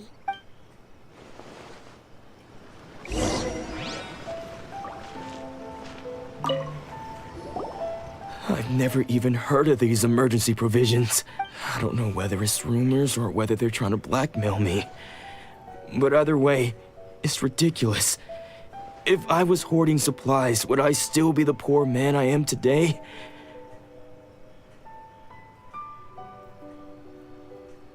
My own family can barely get by as it is. Now, if you'll excuse me, I've got other matters to attend to. And that's the first bit of truth I've heard all day. The Shogun's army told me that I was unworthy of my vision. And they said I was slacking off in my work. Apparently, I'd even disappointed the Raiden Shogun. And that's why they confiscated my vision. Well, that's strange. You were helping enforce the Vision Hunt decree. Why would you be unworthy of your vision? To be perfectly honest, I don't seem to remember the details. All I know is that I would perform certain things every month. But I don't recall what they were. And it's not just that. I have this unsettling feeling, like someone owes me something. Does it have to do with the missing emergency provisions? I didn't take any. Like I said, if I was taking them for myself, I wouldn't be going through such hard times right now. To top it all off, my house was just raided by treasure hoarders, which is why I came here in the first place. I was chasing after them when I got held up by these two. If you don't believe me, go find the treasure hoarders yourself. If there were any emergency provisions to be had, they would have found them. Huh. He seems to be telling the truth. But we better confirm. Let's go round up those treasure hoarders and see what they have to say. We should be able to follow their tracks. They couldn't have gone too far.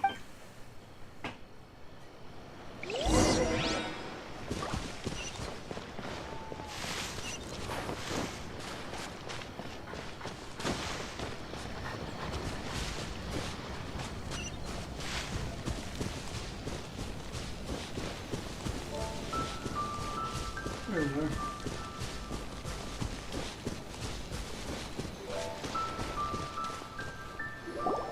We really outdid ourselves this time. All those samurai houses packed with goods. We really hit the jackpot. I mean, besides that one house. You haven't seen anything yet. There'll be a lot more where this came from. Today's just the beginning. I'll be leading you all on an epic journey of pillage and plunder that will go down in hoarder history. You demand, Time boss! Time to kick some treasure hoarders. These seem like the treasure hoarders we're after. Let's teach them a lesson.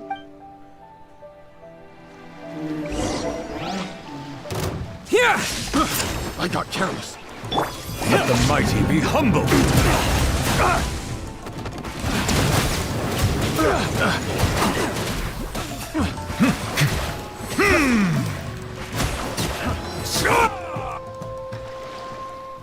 Oh, there goes all the Mora. We worked hard to steal that, you know? Come on, boss. Think of something. Not bad, kid. You ever think of joining the treasure hoarders? We could use someone like you. Kurosawa. Oh, I remember. So he's the one who sent you after us, huh? Just our luck. I knew we shouldn't have hit that place. So what did you see inside? Was it stuffed with food supplies? Food supplies? You kidding? That place was a complete mess. All we found was a strange-looking box, hopefully with valuables inside. I didn't want anyone else to see it, so I was planning on opening it myself once we got back. But now that you've caught us, how about we make a deal? That little box for our freedom. What do you say? You've got a deal. Now show us what's in the box. Huh? What the? There's nothing in here but IOUs! Yeah, a lot of them too. And they all seem to be made out to the owner of a general goods store, a Miss Aoi. We're talking tons of Mora here. We better talk to this Miss Aoi and get to the bottom of this. As for you guys, you're free to go. Just pray that our paths don't cross again. Yes, of course. So, we redeemed ourselves for some IOUs. Does that mean we broke even? Shut it. Let's just get out of here.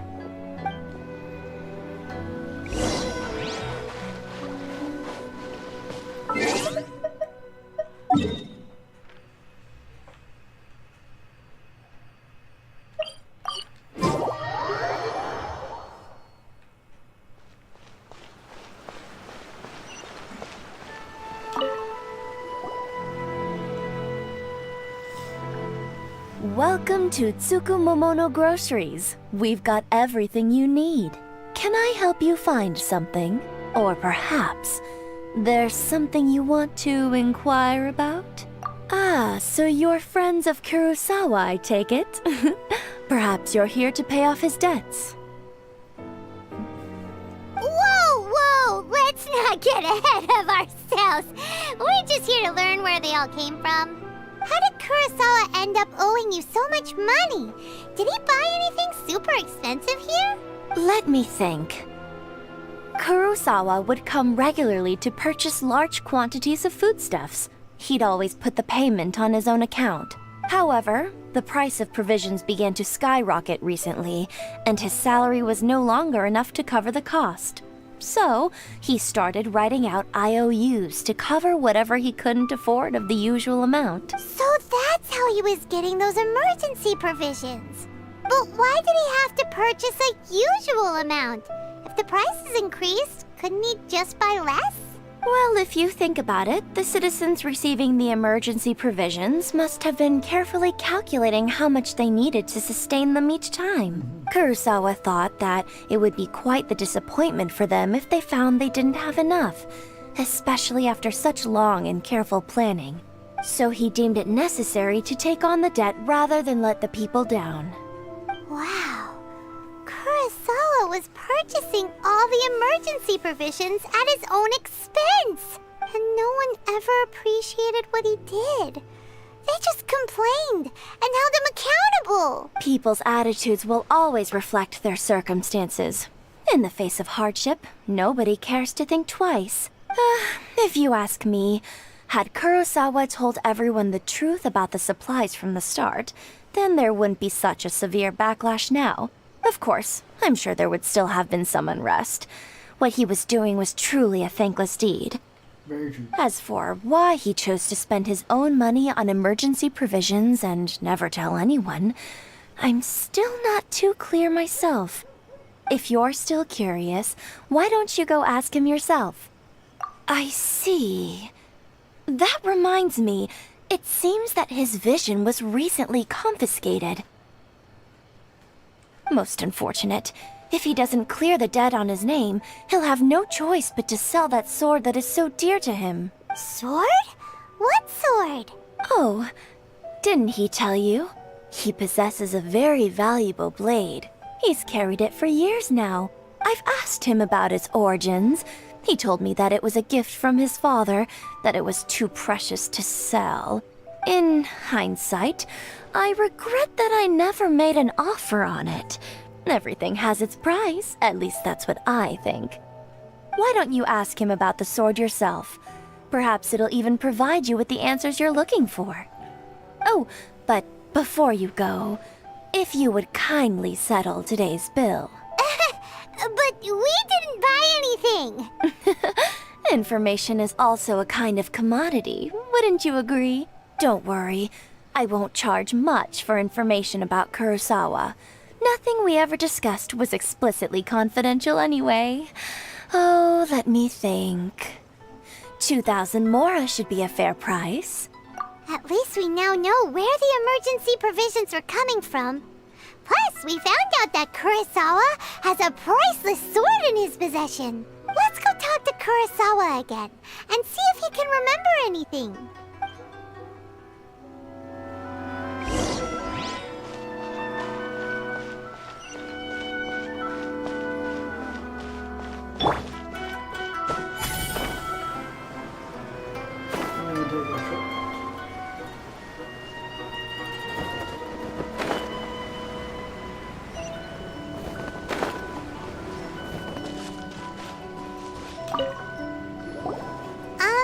What are you doing here all by yourself?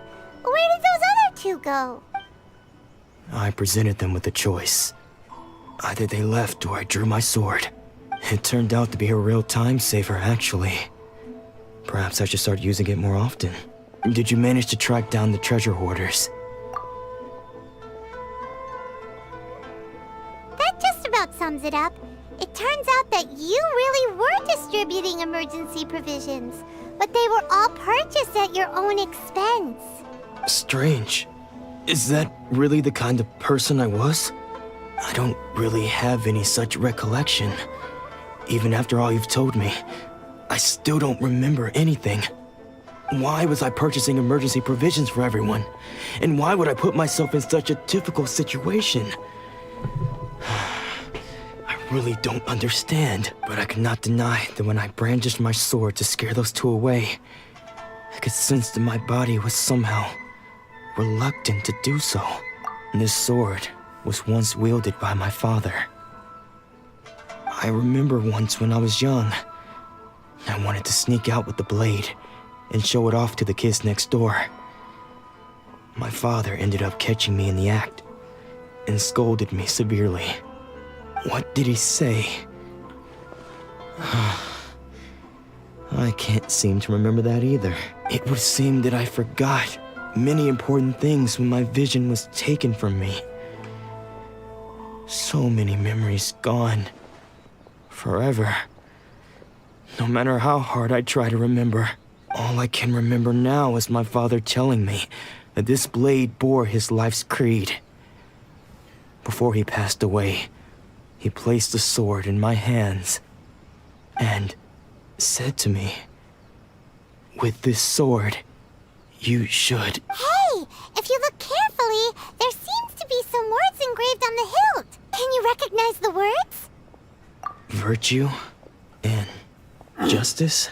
Somehow those two words seem to explain everything now. Taking on seemingly endless debts to make others happy. I guess that must have been my greatest ambition after all. But what use are virtue and justice? I purchased the provisions for those in need. And look how things ended up. The Tenryou Commission seized my vision. And the very people I was so desperately trying to help refused to understand me. And the irony of all of it is, I somehow still felt sorry when threatening them with my blade. I'm incapable of being a good person, yet I'm equally unable to be bad. I don't know what to do with myself. Yet another troubled soul. When we get the chance, let's speak to Toma about Kurosawa's debt. The Yashiro Commission would surely help cover his expenses. In any case, we must never let him sell off that sword. Yeah, seems like losing all ambition is a terrible experience. Fortunately for us, you don't have a vision. Let's go find the next poor soul.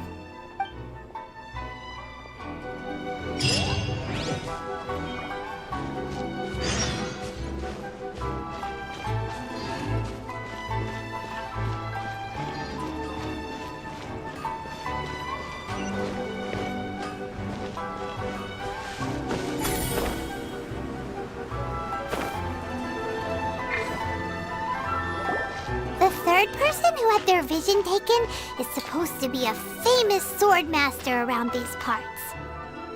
Paimon heard that he's the present-day master of Meikyo Shisui art. Sounds pretty impressive. This is his dojo.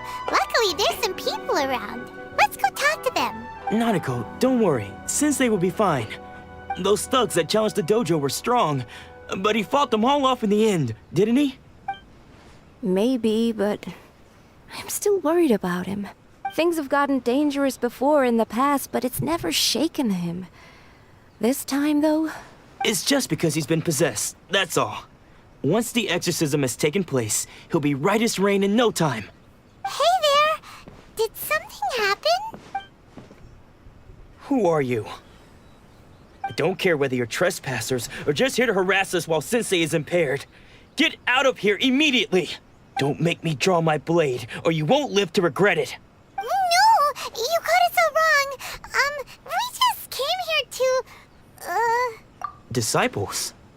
Yep. We've heard all about the mighty master of Meikyo Shisui art.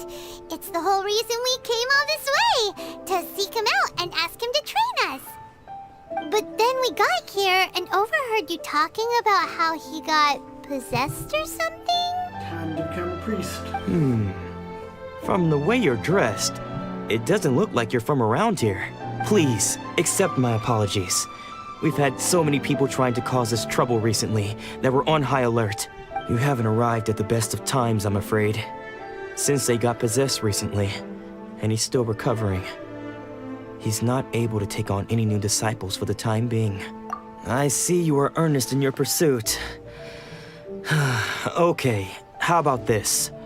My fellow disciple Nanako and I will explain Sensei's situation to you in a little more detail. Then you can decide whether to stay or to leave. Sensei's name is Domon, a name I'm sure you've already heard. Though self-taught, he mastered the art of the sword to a high level. He then proceeded to defeat many other prominent sword masters, never losing a single fight. He once said that his goal was to become the best sword master in the world. And so, even while training us, he continued to hone his own art. His fervor truly inspired us, and we trained hard, determined to keep up with him. But then...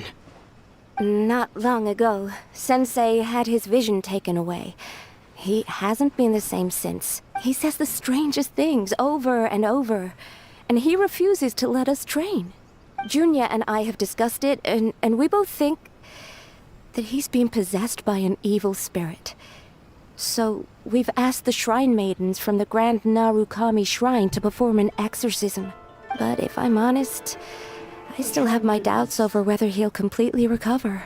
The Grand Narukami Shrine? What's that? You haven't heard of it? It's the largest shrine on Narukami Island. The head shrine maiden is reputed to have very close ties with the almighty Shogun herself. Not that we'd have any means of involving the head shrine maiden, of course. But even one of the ordinary shrine maidens from the Grand Narukami Shrine would have clear power and authority to perform an exorcism. So don't worry, Nanako. Sensei is going to be just fine. The exorcism will take place this evening. You're both more than welcome to come and watch if you're interested.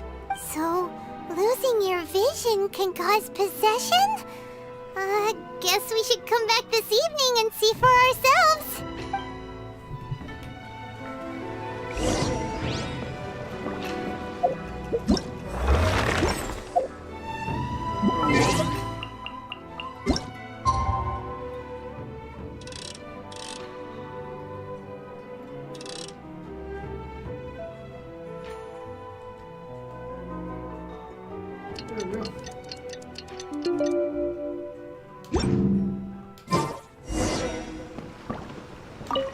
Shh. So you decided to come. It's a good thing you didn't arrive any earlier.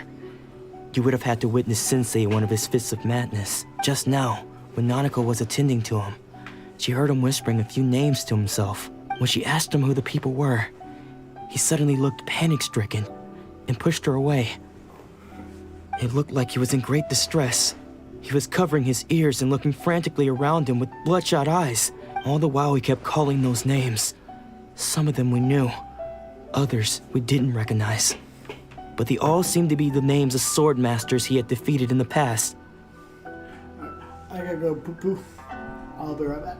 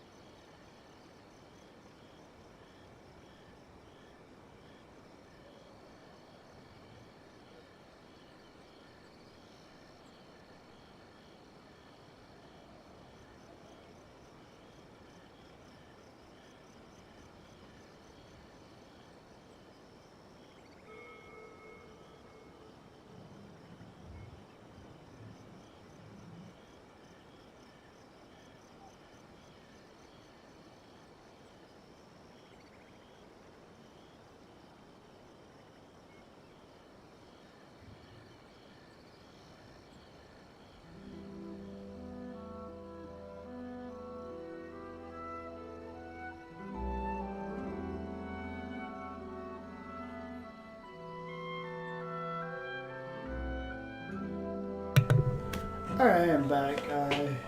Everybody? One of them was Anzai. He used to be a fellow disciple of Sensei's. His senior, in fact. But Sensei defeated him in a duel many years ago. And he has been a wanderer ever since. Sensei wouldn't stop calling his name. Thankfully, the shrine maidens managed to subdue him, so the exorcism can finally continue. The ritual has now begun. All we can do is patiently await the result. Here's hoping Sensei will be back to his normal self very soon. Please, excuse me for a moment while I fetch some water. If he wakes up, he is sure to be thirsty.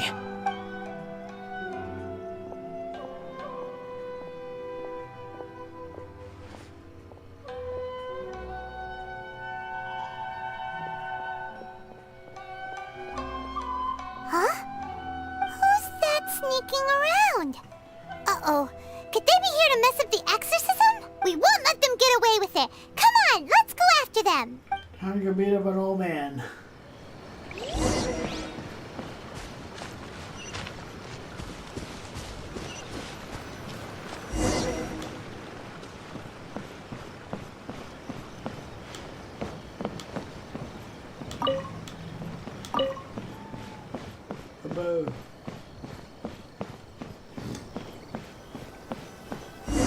Is this definitely the right place?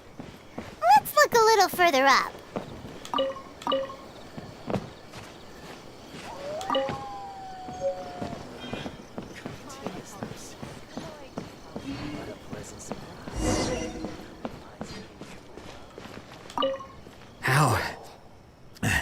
How did you catch up with me so quickly? Well, you're an old man. Are you sure you're Domon's disciples? You move even quicker than he does, unless... I guess it's been a few years. Maybe his skills have improved again. Excuse me? We're the ones asking the questions here. First off, who are you? And what are you doing sneaking around these parts? You seem like bad news, mister. Bad news? I'll have you know I trained side by side with Domon back in the day, long before you ever showed up. I don't care to talk about that time anymore. But if you must know, I am Domon's senior. His senior? Wait, that means you must be... Anzai? Yes, that's me. Because I don't wish to see Domon or anyone else associated with him ever again. When we were young, we trained under the same swordmaster, studying Make-Yoshi Sui art together. I had begun training 5 years before him, and everyone looked up to me as a steady and dependable older disciple. Practitioners of Make-Yoshi Sui art seek to achieve stillness of mind, freedom from all agitation. So the majority of disciples are indifferent to rank and reward.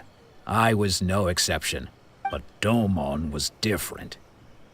The first thing he did when he joined was go straight to our sensei and ask him, with a beaming smile on his face, how to become the best in the world. Sensei scolded him and told him that the art of the sword should not be used for such vain ends. Sensei said that coveting the title of the best swordmaster, barely days into his training, showed that he had a fickle mind, and that this would impede him from ever mastering the blade. I thought so too at the time, but Domon began making swift progress in his training, and even started catching up with me. Only then did I realize that it was Domon who had long since freed his mind from all agitation. He was consumed by his singular desire to become the best in the world. He sought nothing less than perfection in the art of the sword, and nothing could deter him from this goal, no matter what stood in his way. Sure sounds like he meant business. So how come you don't want to ever see him again? Because until he arrived, I was convinced that I would succeed our sensei as the master of Make-Yoshi Sui art. Of all the disciples, I was the most gifted. I had trained the longest. Everyone had high expectations for me. Domon's arrival changed everything. When we sparred, I lost not just the match, but my pride and my status too. I fled the dojo that day and never looked back. Later, I heard that he sparred with Sensei too. Sensei was advanced in years by then, and unfortunately that match used up every last ounce of energy in his body.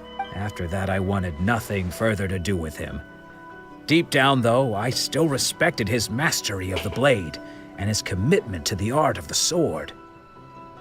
So, when I heard rumors that he had lost his mind, my first reaction was to dismiss them as false. How could he, of all people, have lost his mind? His mind was the sharpest of them all. He had practiced Meikyo Shisui art to perfection.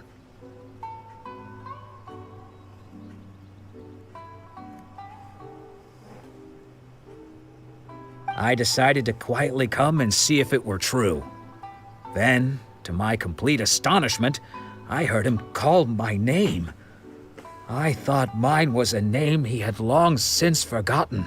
So you see, I came here not to cause him any harm. I just wanted to see for myself. Okay, you've heard my story. You should get back now. The exorcism is probably finishing. Seems like we got it wrong this time. He wasn't here to mess up the exorcism at all. Still, Paimon's not sure we should bring him back with us. Let's go see how the exorcism's coming along.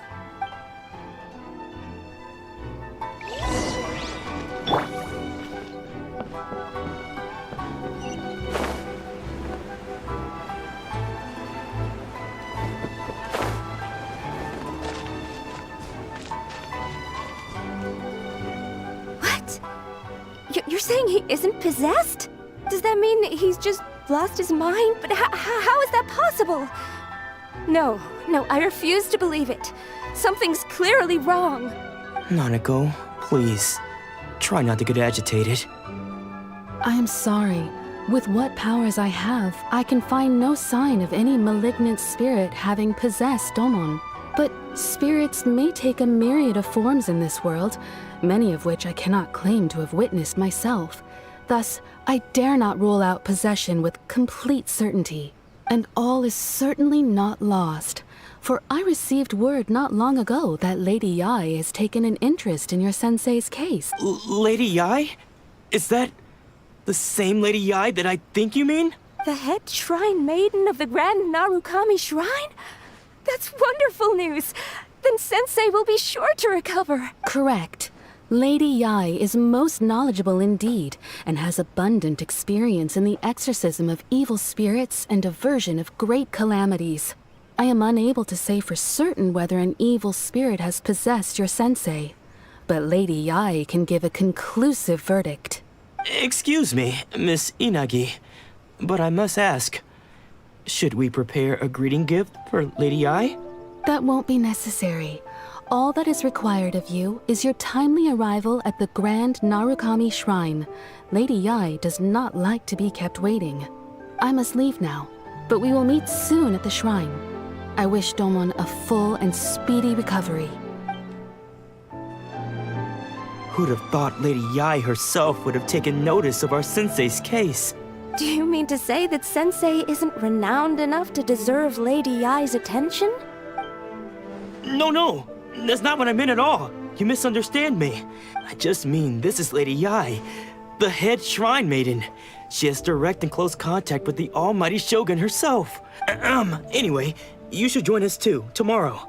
Given that you've traveled all this way just to meet our sensei, we, the disciples of Meikyo Shisui art, will do our best to help you. Sure! After all, everyone seems pretty excited about Lady Yai. We're curious to meet her too. Who knows? Maybe we'll be able to find out a thing or two about the Raiden children from her.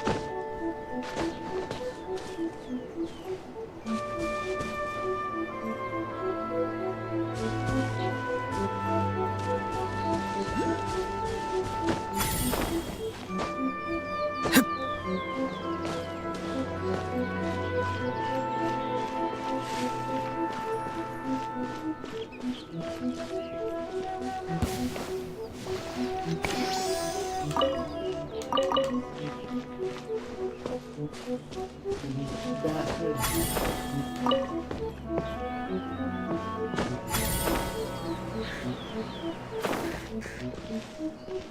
The crow. Caw.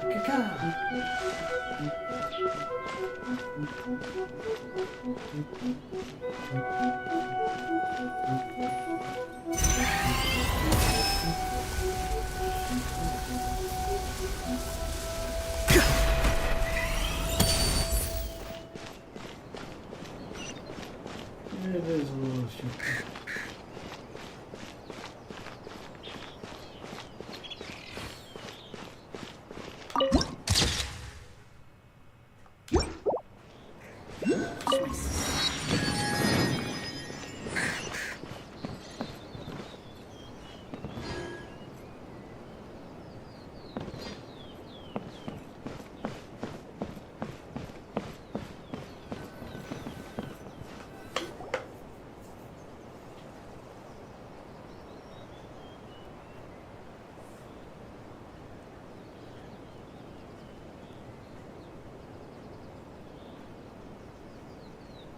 But the kid is Lady Yi. Do you think that's Lady Yi? Oh, no wonder Junior was so excited. She has a really striking presence. Also, is it just Paimon? Or did she look right at us just now? It was probably nothing. It's not like she's ever seen us before. Keep away. Keep away from me. I gave up the art of the sword. Please, let me go, I beg you. As you can see, Lady Yi, Domon has persisted in this state for some time now. He appears to see those who have lost to him in duels past, gathered all around him to persecute him. Lady Yi, it must be a possession, right? This is nothing like him at all. In the past, no matter what came his way, he would always face it with a confident smile. I'm sorry. It is clear to me that your sensei is not possessed by any evil spirit. But then does that mean he... Yes. This is a change in the person himself. Unable to cope with the tremendous pressure he was under, he suffered a spiritual collapse. With his wits impaired, he finally descended into madness. As one who is thrown into the sea, though he fights back desperately against his predicament, it does nothing to prevent his descent into the depths. As for what has triggered this change, I believe it must be the loss of his vision. For to be stripped of one's vision is to be stripped of one's ambition. Stripped of his ambition? But Lady Yi, even without his ambition, why should he suffer such a dramatic change? How does that explain his descent into madness? Your school practices Meikyo Shisui art, does it not? Stillness of mind, freedom from all agitation. What a fine notion that would be if any in this world could ever hope to achieve it. There was once one who claimed to be indifferent to rank and reward, and who fled enraged when defeated by his junior. And then there was an aged swordmaster who was aggrieved enough that he crossed blades with a disciple he himself had taught. Then, what of the one who crossed blades with his own sensei and beloved fellow disciple, and defeated them both?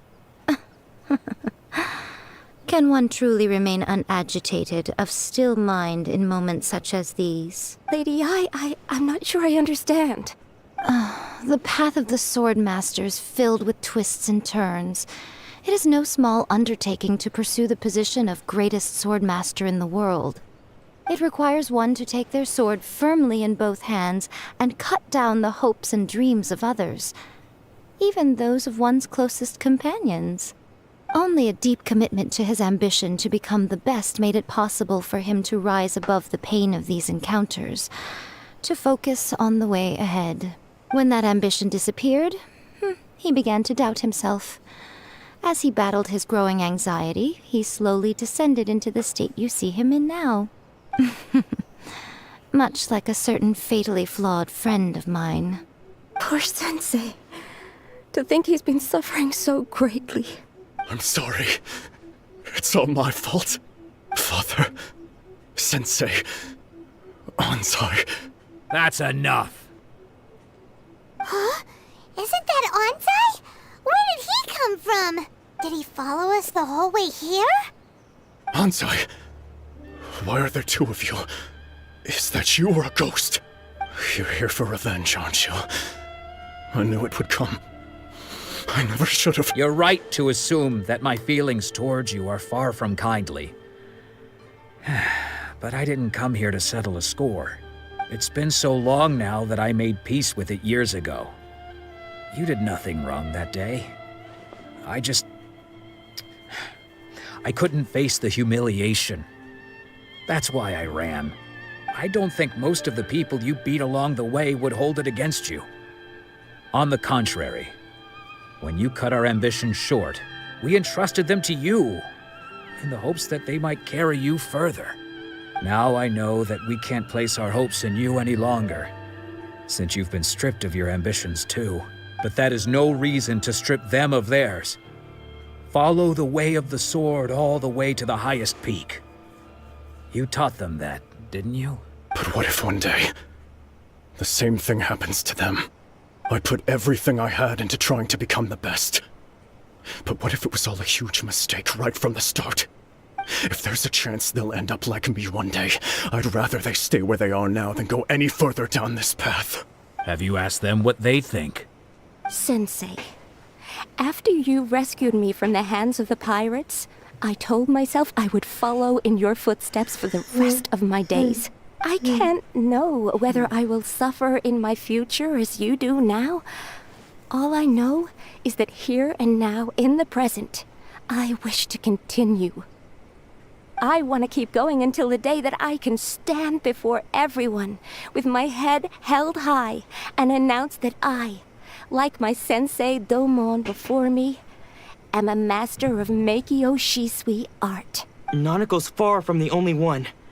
Actually, all of us think that way. Goodness. Well, You see? You can place the ambition you once had in their hands. Being stripped of your ambition is something that's never happened to me, so I can't claim to understand it. But I do know what it feels like to have your ambitions crushed. That's what happened on the day that you so effortlessly defeated me. So, just as I once placed my ambitions onto you, it is time for you to release yours into their custody. You are not in the same position that I was. When I left, I had nothing to my name. But you have a great number of worthy disciples. I understand. I'm sorry to have made you worry for me, and for the state of Meikyo Shisui art. I no longer have the resolve to become the best in the world. The emptiness and suffering inside of me will not abate, so I cannot hope to still my mind and be free of agitation. But as your sensei, I shall commit to imparting unto you everything I have learned in my life so far. This is my promise, and I humbly ask Ansai, my senior, to hold me to my word. You can count on that. I'd be checking in on you occasionally anyway, just to make sure you hadn't lost your mind again. But I am now used to the life of a wanderer. I do not belong in the dojo anymore, so I will simply stop by once in a while to make sure you aren't cutting any corners with them. Well, don't just stand there staring at me. Say thank you to Lady Yai and then get yourself back home.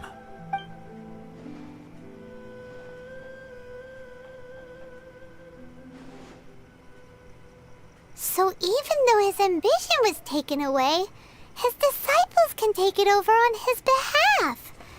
Guess that sort of solves this one, huh? Traveler, a moment, please.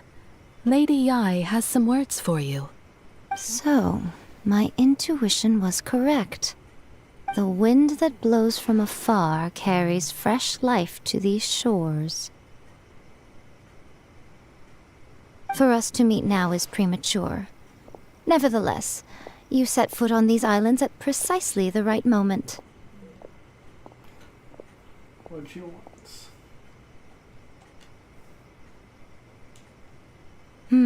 I have high hopes for you, child. Don't disappoint me. Ooh, Lady Ai seems to have taken a real interest in you. She seems super mysterious. Paimon's so curious what she really meant by all that. We can come back to it another time. For now, we should go report back to Miss Kamisato.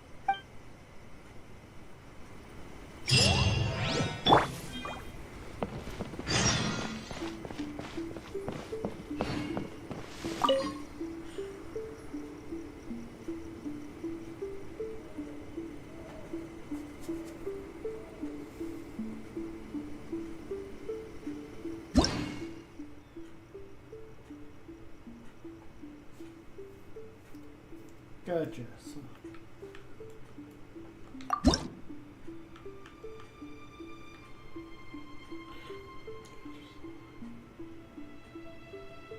Gotta offer sigils and all that.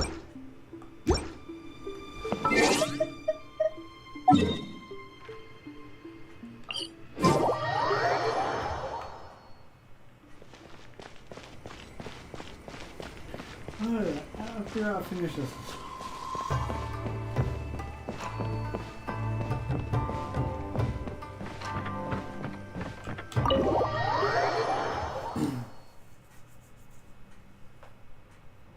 Oh, Ayaka!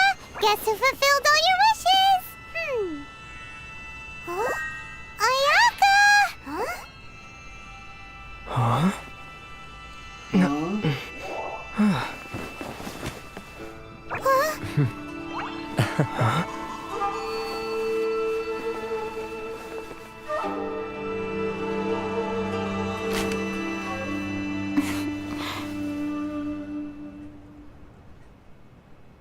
Traveler, Paimon, it is a pleasure to finally meet you both face to face. I have heard all about how you helped our three friends. My sincerest thanks to you.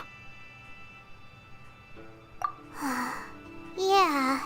Short of getting them their visions back, it seems like there's no way to really help them. Ayaka, how come this time you get to come out and meet us in person? Because now that you have done the 3 things I asked of you, I consider you to be my friends. As you will observe, I dispense with the screen for Toma also. Ooh, wait a second. But isn't Toma your, servant? Paimon's happy to help and all, but Paimon sure as heck did not sign up to be a servant. Oh. Paimon, you are most entertaining. Toma is first and foremost my friend, and was so before he ever became my attendant. Oh, okay then. Ayaka, you seem pretty different out in the open compared to how you are behind the screen. Alright, we can be friends. Thank you both kindly. Back to the matter at hand. You have now witnessed the pain of those deprived of their visions. What are your feelings on what you have seen? Perhaps in the eyes of a deity such as the almighty Shogun, the lives of those who inhabit the world are inconsequential. Thunders roar, lightnings flash, the winds assault, and the rains descent. All these things take place with no regard for the feelings of the common people. But I believe that surely you understand what they must endure. It seems that perhaps now you can appreciate my feelings on all of this. In which case, perhaps you would be willing to reconsider your stance? You will? Really? Naturally. Alright, bravo, my lady. You were right all along. See? I told you he wouldn't reject them. I'd placed my trust in the right person after all. Now then, given that the remainder of our discussion pertains to matters of a more confidential nature, perhaps we could move to the Komore Tea House? We ought not to involve other members of the Yashiro Commission.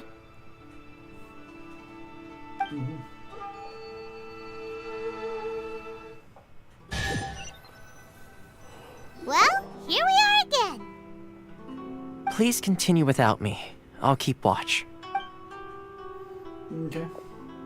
So, what's the deal with this place anyway? What makes it your favorite meeting spot? Dango. This is land that was gifted to the Yashiro Commission by the Shogun. The Kamisato clan has the exclusive right to plan, build, and repair any property on this land, and even to allow or deny access. Such privileges exist due to the Yashiro Commission's role in managing ceremonial affairs. Oftentimes, it is not appropriate to discuss details in front of bystanders. Oh, Paimon gets it! Gotta keep a bit of mystery, right? Once the number of ceremonial affairs conducted in the city began to decline, our forebears built a tea house here. Only members of the Yashiro Commission are permitted to come and go as they please. Makes sense. Perfect place for a secret base. In any case, we can talk freely here. I presume you have a few questions that you wish to ask me?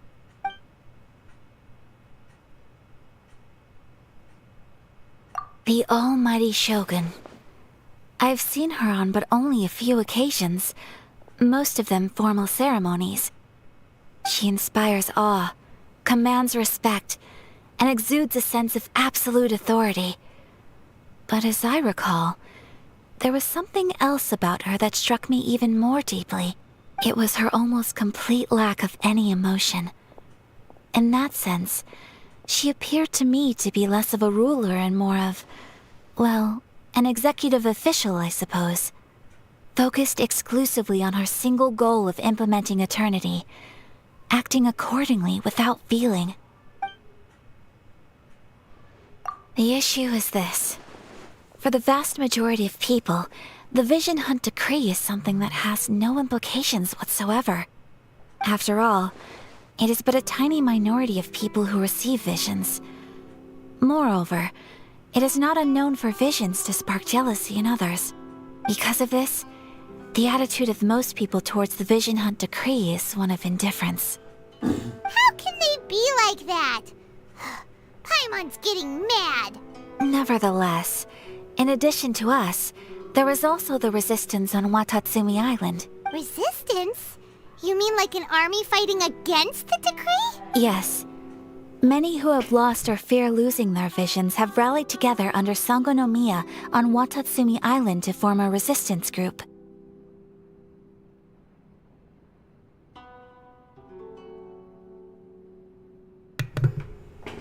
To say a little more about Sango no Miya, historically, there has always been some conflict between them and the shogunate of Narukami Island due to their different belief systems.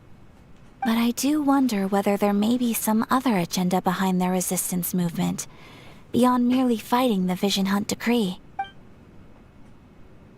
Of course!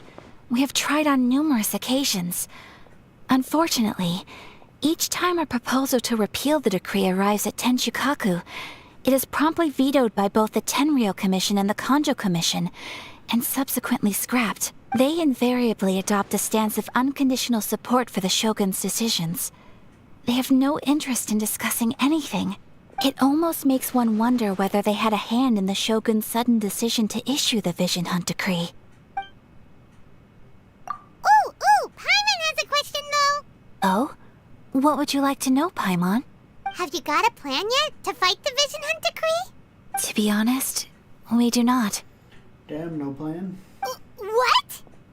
Please, do not forget that challenging the Vision Hunt Decree is tantamount to challenging a deity. Coming to terms with that is already a difficult step to take.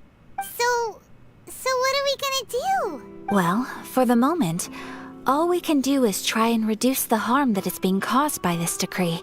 For example, by providing vision bearers with safe refuge, or manufacturing counterfeit visions for them as a contingency measure. You're telling Paimon that there are people out there who can make fake visions? Don't underestimate the talents of the craftspeople in Hanamizaka. To the naked eye, their counterfeits are indistinguishable from the genuine article.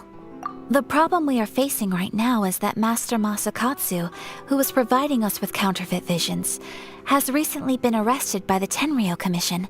Darn! So they found out about it? Ugh. Yes. We knew it was not a long-term solution, and that it was only a matter of time before it would be exposed. But we cannot simply abandon Master Masakatsu. Exactly. I feel the same way. But given mine and Toma's identities as part of the Yashiro Commission, breaking him out of prison would risk dragging down the reputation of the entire Kamisato clan should we be caught. That would only serve to cast suspicion on any future activity we might seek to attempt. By no means do we intend to place the burden of such a task on your shoulders alone. When you are ready, go to Hanamizaka and look for a fireworks shop run by the Naganohara family. There, you will find someone who can help you.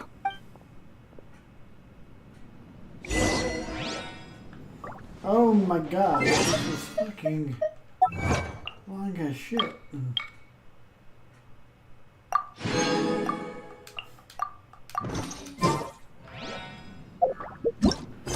Yeah, we're still on Act 1.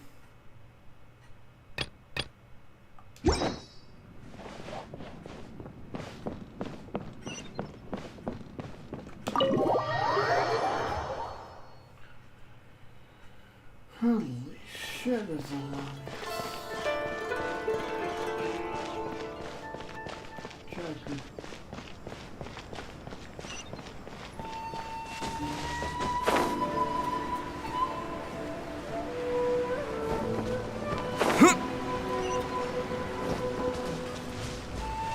Just hand it over. You don't want any trouble with me. If you think your elemental powers are enough to resist the Vision Hunt decree, then you'd better think again. Believe me, you're not the first of your kind we've encountered, and we've seen the same unpleasant outcome time after time. You'd best save yourself the trouble. Can't you make an exception? I just got this vision. I won't even use it, I promise. So this is the Vision Hunt decree in action, huh? We can't just sit around and watch things unfold, can we? Psst! Hey, wait! Huh? There's someone trying to get our attention. Come on, this way. What's going on? Can't you see we need to go help? Shh, quiet. Just sit tight and watch for a moment. Hey, this isn't right, you know. Just because you don't have a vision doesn't mean you can sit back and watch others in trouble. Huh? Hey, wait! You do have a vision! Shh! If you don't keep your voice down, I won't have one much longer. Alright. Here, take it. Wise choice. Alright, let's go. What should we do now? He's already given up his vision. Doesn't he know what could happen to him after losing it? This is your fault. You're the one who stopped us from interfering. Many thanks, Miss Yoimiya. If you hadn't swapped me a fake just now, I'm sure I would have lost it. No worries. You put on quite the convincing performance. Oh, so that's what's going on here. And to think Paimon was about to unleash Paimonial wrath on Miss Yoimiya. Sorry about that. Think nothing of it. I could tell from your reaction we were on the same side. You just didn't know it, you know? Oh, right. Allow me to introduce myself. I'm Yoimiya, the current owner of Naganohara Fireworks. It ain't much, but it's honest work. Great to meet ya. Practically everyone on Hanamizaka knows Yoimiya. She's the queen of the summer festival. Without her and her fireworks, summer on Narukami Island just wouldn't be the same. Whoa, that's quite the introduction. Paimon loves fireworks. It's nice to meet you. Stop it, Hanjiro. You'll embarrass me.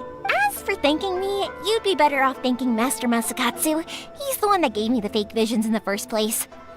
His handiwork allowed me to keep my own vision. Whew, I can't even imagine trying to run the business without it. Ugh. Yes, Master Masakatsu is a good man. It's too bad good people seldom get the recognition they deserve. Master Masakatsu? Huh? Do you guys know him too? You don't say! Then it sounds like the Shirasagi Himegimi has a plan. Awesome! I've been thinking about breaking him out too recently. But if I just marched straight in there by myself, I'd probably get Miss Kamisato in a whole heap of trouble. So, what about if I join you instead? Sure, welcome to the team. Ayaka told us to go look for help at a fireworks shop. She must have meant you. Seems like I finally got a new job to do. Besides hiding vision bearers in my shop, that is. So, Master Masakatsu is being held at the police station. I've already surveyed the area and found a way in. Whoa, talk about a reliable source. Seems we've got the right person on our team. Not bad, huh? Let's go as soon as everyone's ready. Don't worry, Mr. Masakatsu. We're on our way. Time to break him out!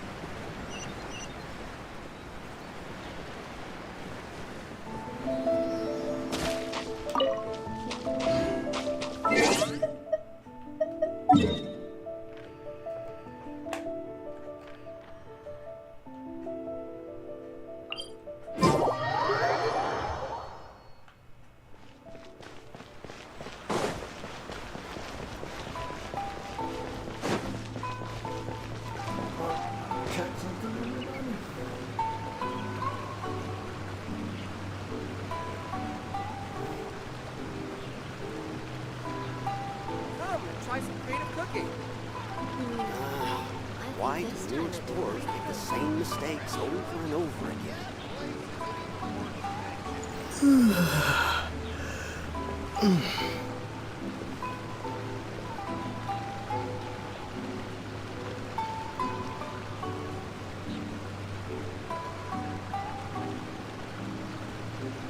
Come, try some creative cooking.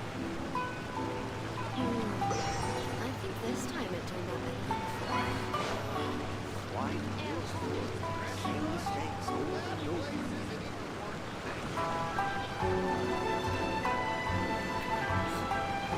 This is the last part, so I'll finish this off.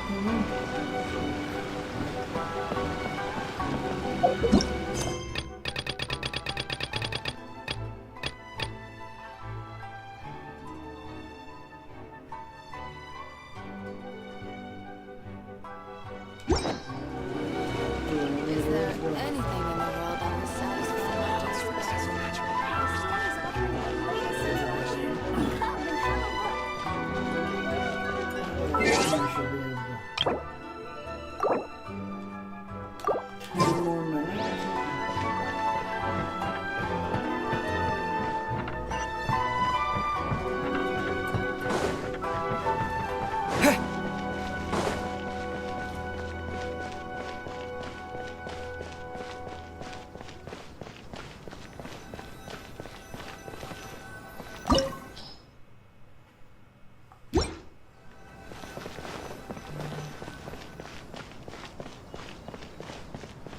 Alright, we're gonna go with some time then. And we'll go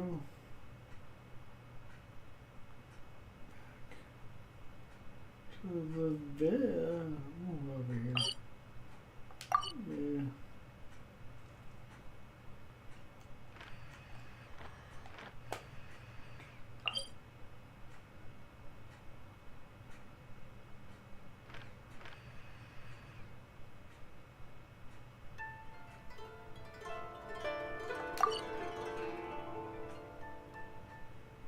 Let's see, where will we go?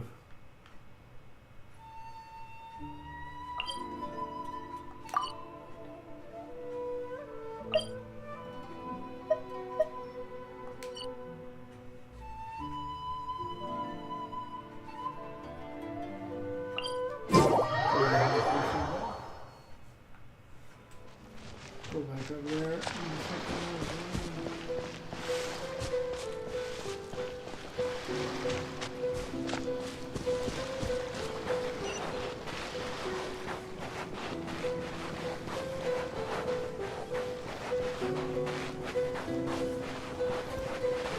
Starfish.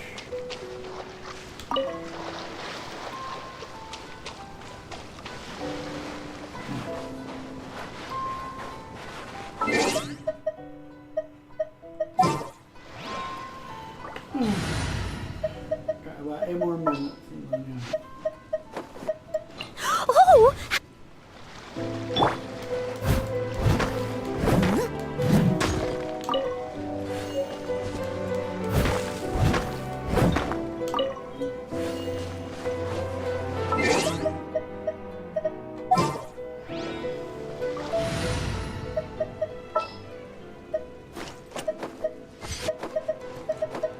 What's happening?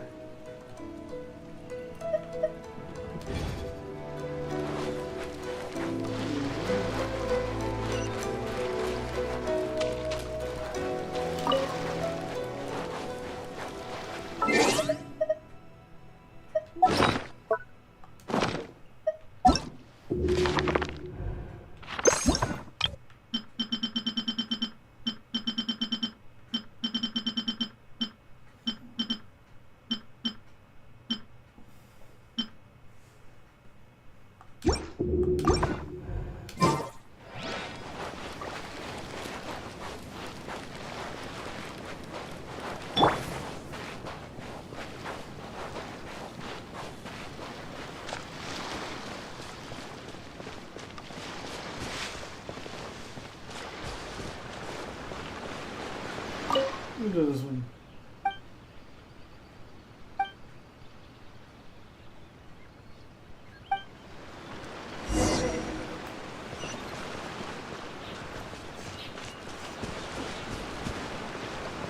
Take this!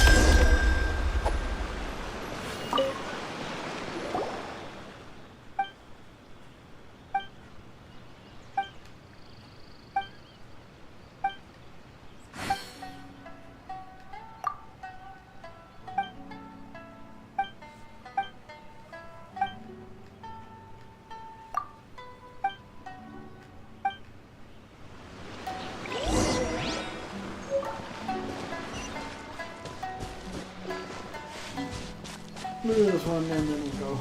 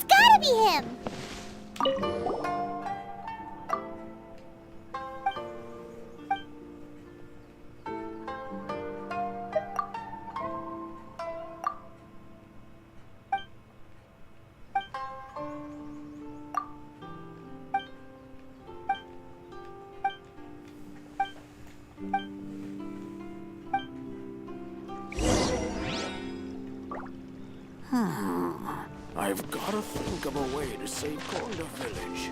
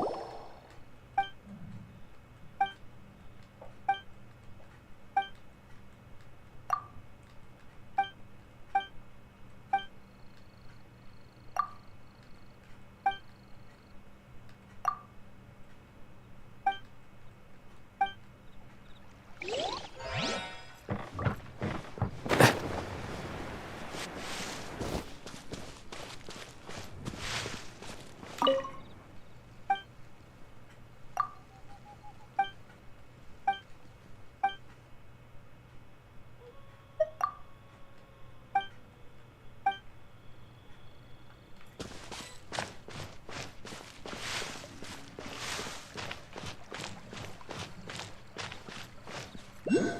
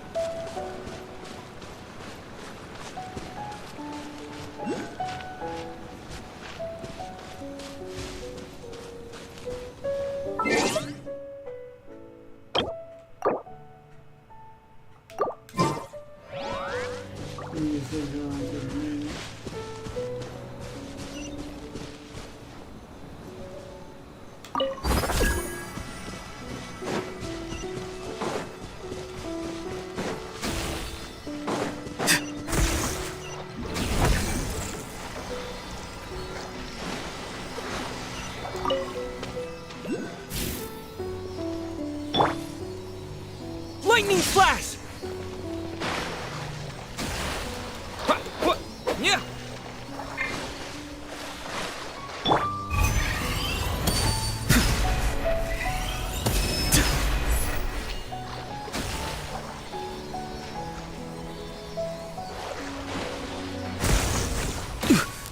Yeah. See you in the night, King.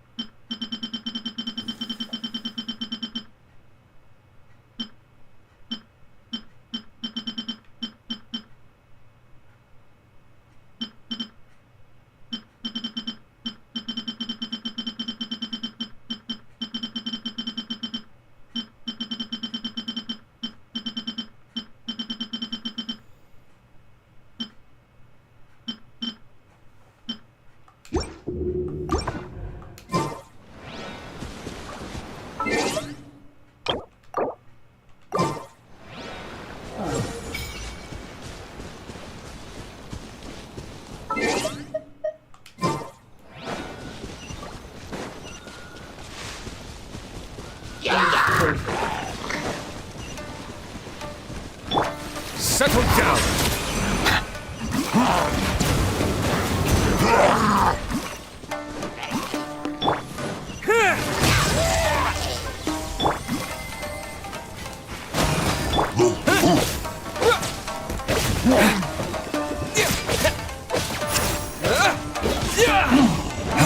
Silence!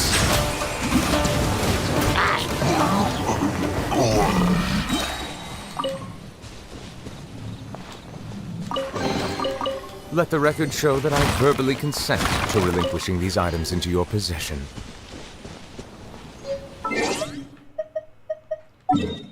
Alright.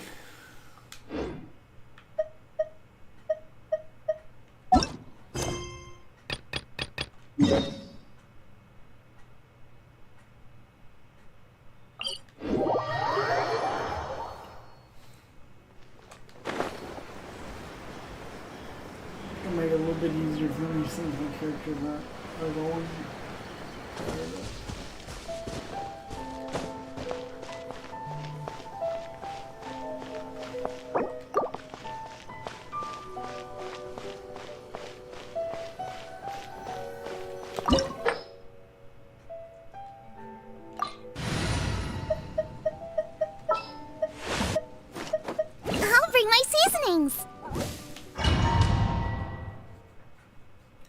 go ahead and... Now that we're inside, this place is a whole lot creepier than Paimon imagined. Come on, this way. As long as we stay quiet, we've got a good chance. I certainly wouldn't want to end up locked away in here. Let's find Master Masakatsu and get out of here. We should split up. I've got a little present to prepare for Master Masakatsu. I'll be right back. You sure? Alright then. Just be careful not to get caught. Yes, you too.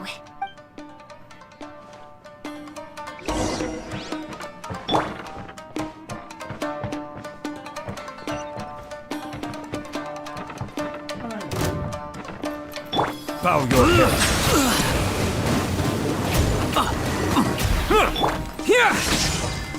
I must withdraw.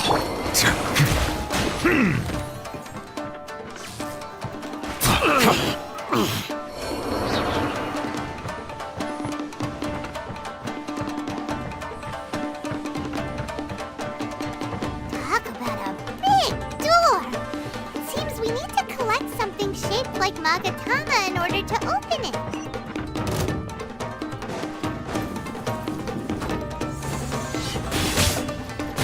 Be sanctified. Go.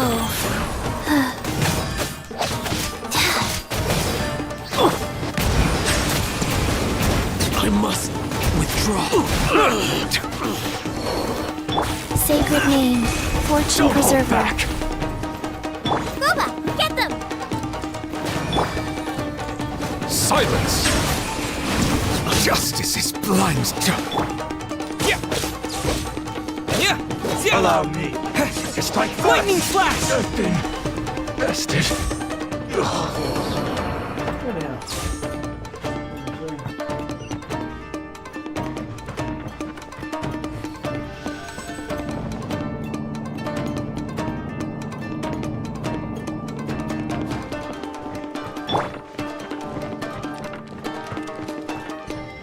Battle formation! Faster? Okay, faster.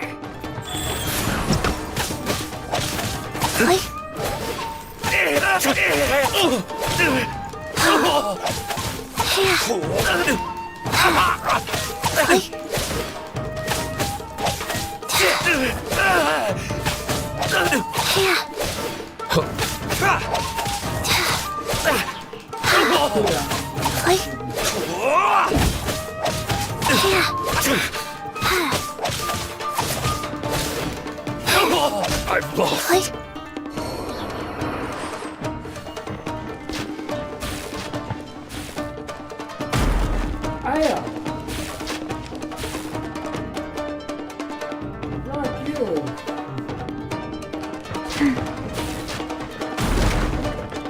This wall looks a bit odd. Maybe there's some special trick to it. These guys seem a lot tougher than usual.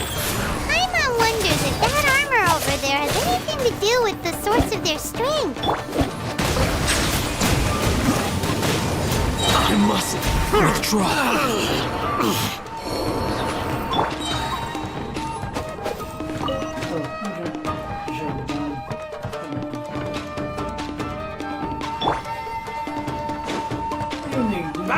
Let the mighty be humble.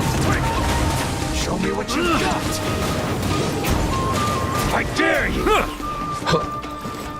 Bellowing thunder! Show me what you've got.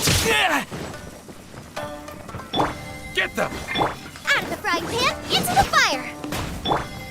I must withdraw. Show me what you've got. You're toast!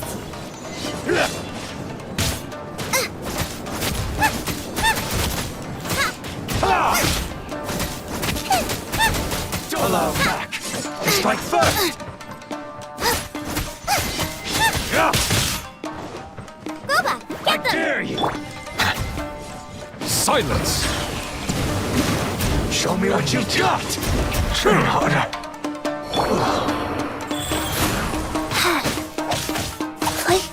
I've been bested.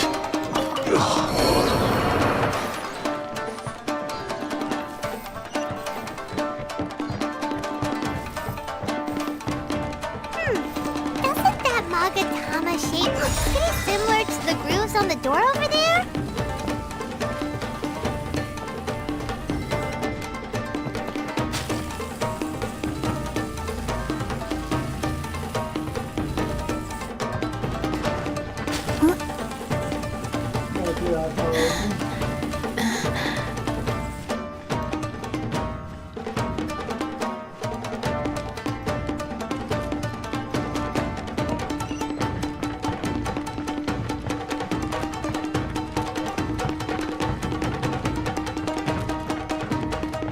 Teach me a lesson. Show me what you've got. Your head. The tides beckon.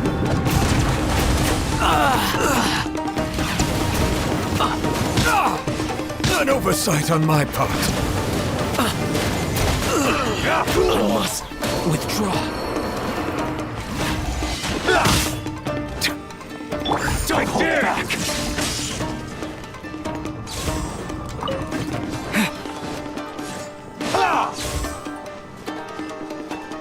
Silence!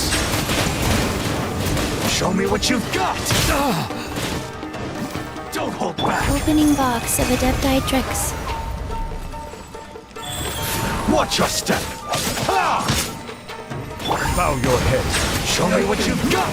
Rested. I need to train harder.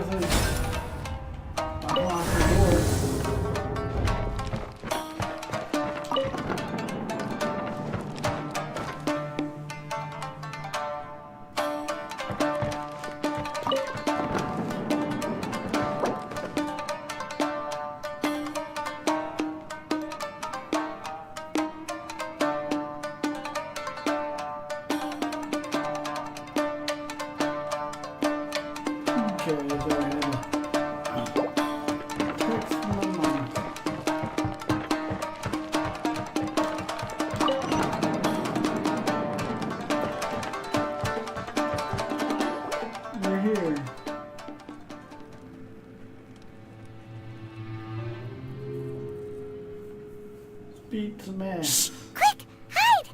Look over there. That must be Master Masakatsu. Did you really think that little trick of yours could fool us? Locking you up was just the beginning. No! Oh no! Those Tenryo Commission brutes are torturing him! If we don't come up with a way to break him out fast, then... Huh? Yoimiya, when did you get back here? I can't bear to watch. If anything happens to Master Masakatsu, our whole plan will have been for nothing. Hey, you there! What are you doing? Ma'am. We were just teaching him a little lesson, that's all. Huh? Who's that? That's Kujo Sara, adopted daughter of the Kujo clan of the Tenryo Commission. She's also a general in the Shogun's army. What's she doing here? Make way. Let me have a look at him. I'm sure you're well aware that torture is strictly against military regulations. Yes, ma'am. If you are unashamed of such disgraceful action, then you are also unworthy of the Tenryou Commission itself. Yes, ma'am. It won't happen again. Oh, Paimon sure wouldn't want to get on her bad side. Hey, this is our chance. Let's move while they aren't watching Master Masakatsu. Yoimiya, are you sure now's the right time? Who is that? Quick, go and investigate. Yes, ma'am. They're coming! Quick, hide! We gotta hide. Sorry. Don't worry, I've got us covered. Time for my little present.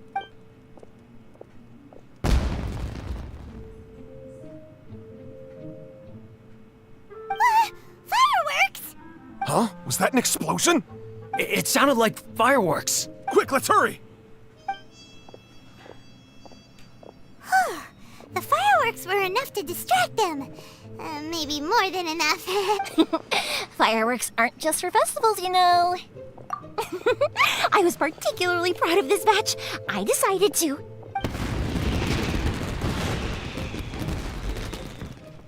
Whoa! Yoimiya, this is turning into a bit of a fireworks display. Well, fireworks are my craft after all. Every batch has to be spectacular.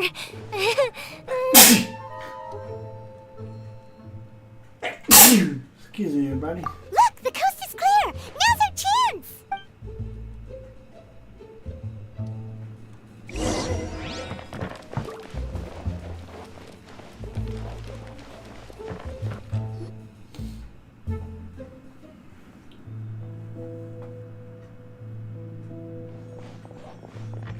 We're running. Yoimiya, is that you? Master Masakatsu! Sorry we took so long. Oh, those awful guards. Come on! We've got no time to lose. They could be back any minute. Oh. Shit. Yes, leave. Before I let my judgment get the better of me. He's in serious condition. Be sure he gets immediate medical attention. But remember, once he's recovered, it won't be long until I bring him right back. Well... you can bet we'll do all we can to keep that from happening. Leave this place.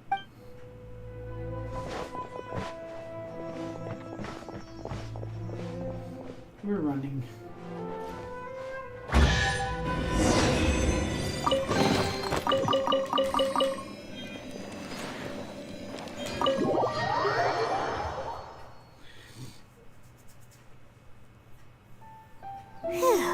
We're finally out of that creepy place. Yes. Finally, I've made it out of there. Master Masakatsu, how do you feel? Can you hold on? Don't worry. I think I can make it to the infirmary without keeling over. Thank you. All of you. I'll take him to get treated. I'll treat you to a round of drinks once this is all over. Don't worry about us. Just take care of Master Masakatsu. Alrighty.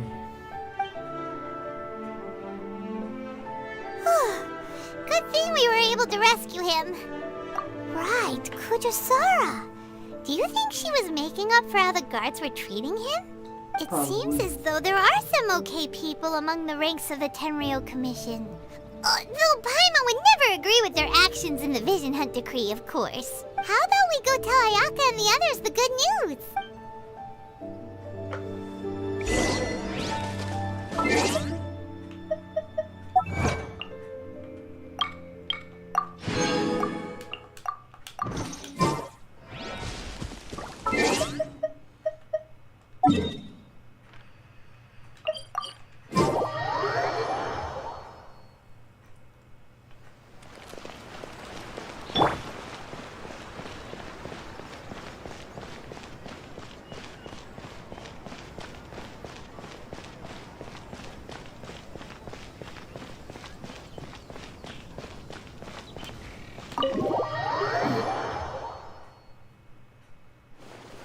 I see.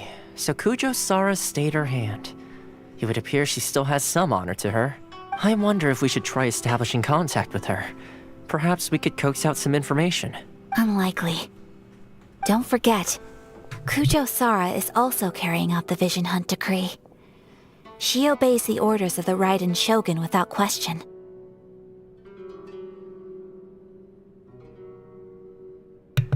In her eyes, Master Masakatsu is of no threat to the decree. This is why she was so willing to allow his escape. If our true motives were ever divulged, she would act against us without a second thought. True.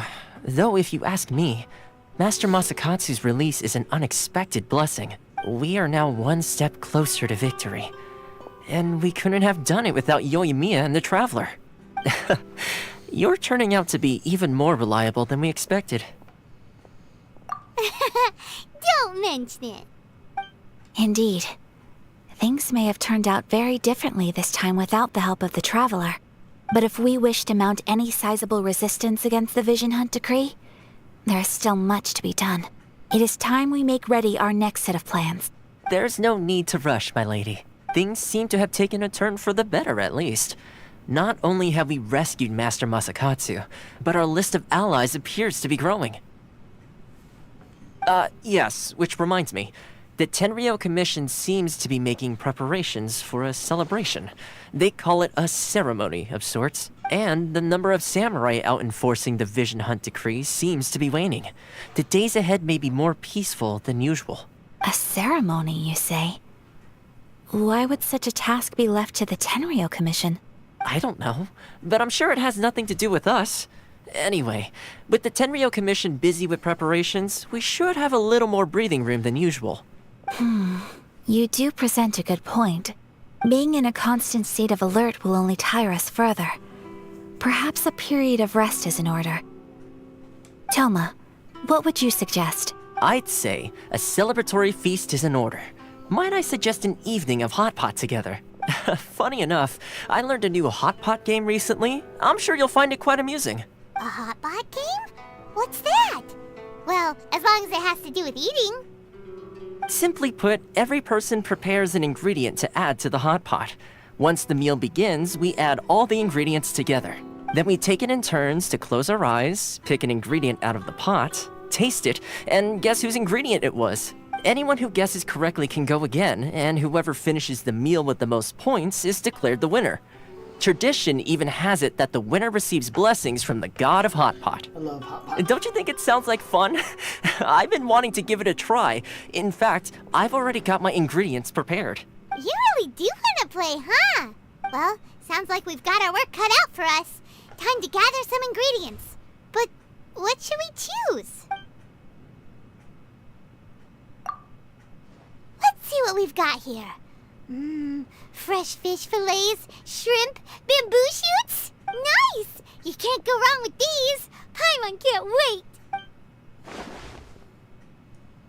Paimon never thought we'd be the only ones to actually put anything edible into the pot. Don't go wasting the rest now. This was possibly the scariest looking hot pot Paimon's ever seen. You can say that again. But hey, at least I got the most points. Oh, wait a moment. That doesn't feel good. I'm afraid it's your own fault for adding all those strange ingredients, Toma. The soup flavor wasn't quite the same afterwards. Even with the Traveler's normal ingredients, I still couldn't guess any of them correctly. But weren't you the one who added those little cakes, Ayaka? I think the Traveler ended up eating one. Boiling cakes in hot pot? Ugh. Think of the texture. I must apologize. To be perfectly honest, I thought the cakes would be a tasty addition. Uh-oh. I'm definitely not okay. I need to lie down. Same. I feel like a new man. You know, Toma, all you had to do was guess wrong on purpose and it would have been someone else's turn. Talk about being competitive. Guess I've been feeling unlucky recently and wanted the god of Hot Pot's blessing. Perhaps I did get a little carried away. Still, I couldn't be beaten at my own game first time around. I think my luck has already taken a turn for the better. I can sense it. So without further ado, I hereby declare that the winner of today's Hot Pot Challenge is me. Oh, brother. Ah, good effort, team. Another important job taken care of. Next on the agenda, some well-earned rest and relaxation. Yes. If the Tenryou Commission truly is as busy with preparations as Toma claims, then some rest would be a welcome change of pace. And with the extra time, there are some other matters I wish to attend to. Let's all take some much-needed time off. After a few days' rest, we'll reconvene at the Komori Tea House and discuss our next operation. Downtime is hard to come by these days, so be sure to make the most of it. I'll tidy things up here and start thinking about our ingredients for our next round. There's gonna be a sequel? Sure, why not? We should play again now that everyone knows the rules. I'll see you all later. Bye, Toma! Seems we won't need to be visiting the Komori Tea House for a while. Why don't we go explore some other places? Will do.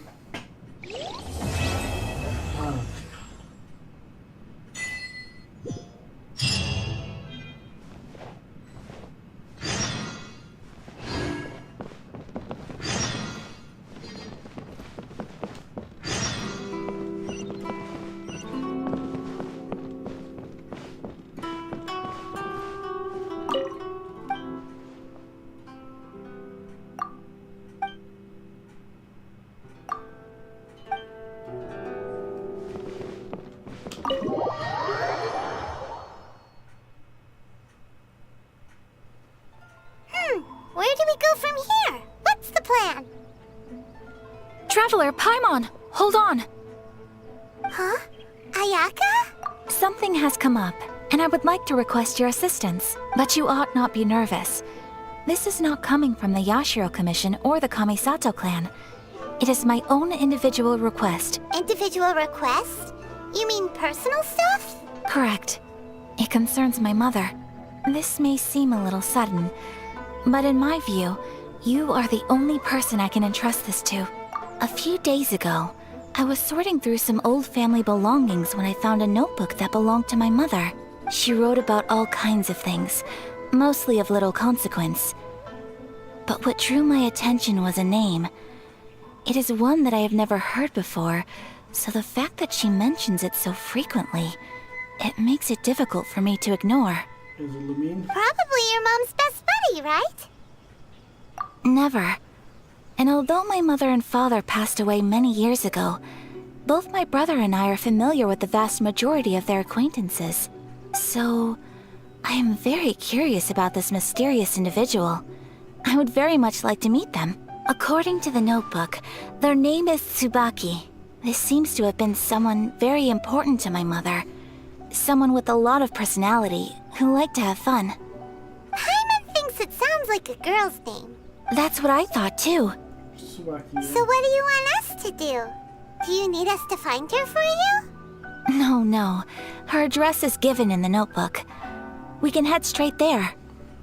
I wanted you to assist me with the preparation of greeting gifts. Please keep everything I have told you in strict confidence. The proper course of action would be to involve my brother and visit her together. But he is terribly busy at present, and on a more selfish note, I don't wish to involve anybody else from Inazuma in this matter. Exactly. That, and you are also a kind, well-mannered person with a genuine concern for other people. Not to mention trustworthy. I would not feel comfortable with anyone else in this situation. You can count on us! We've done greeting gifts before, so we should be able to help. In terms of payment, just treat us to some delicious food and we'll be more than happy. Wonderful! In fact, I was hoping to take this opportunity to show you both around. If you don't mind, of course. Oh, we don't mind. We don't mind at all. Do we? Thank you kindly. Shall we head off then? Ogura Textiles and Kimonos is our first stop. Alright, sounds great!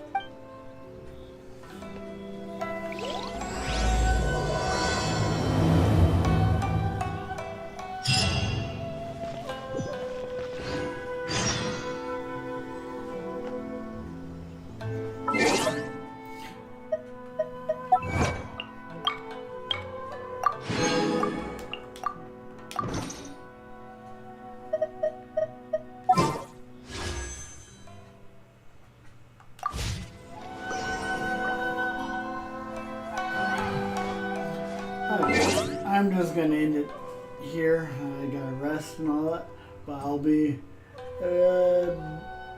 back later on. I don't know about tonight, but maybe tomorrow. So I will see y'all in a few. So thank you for joining me, and I will see you in the next one. Peace.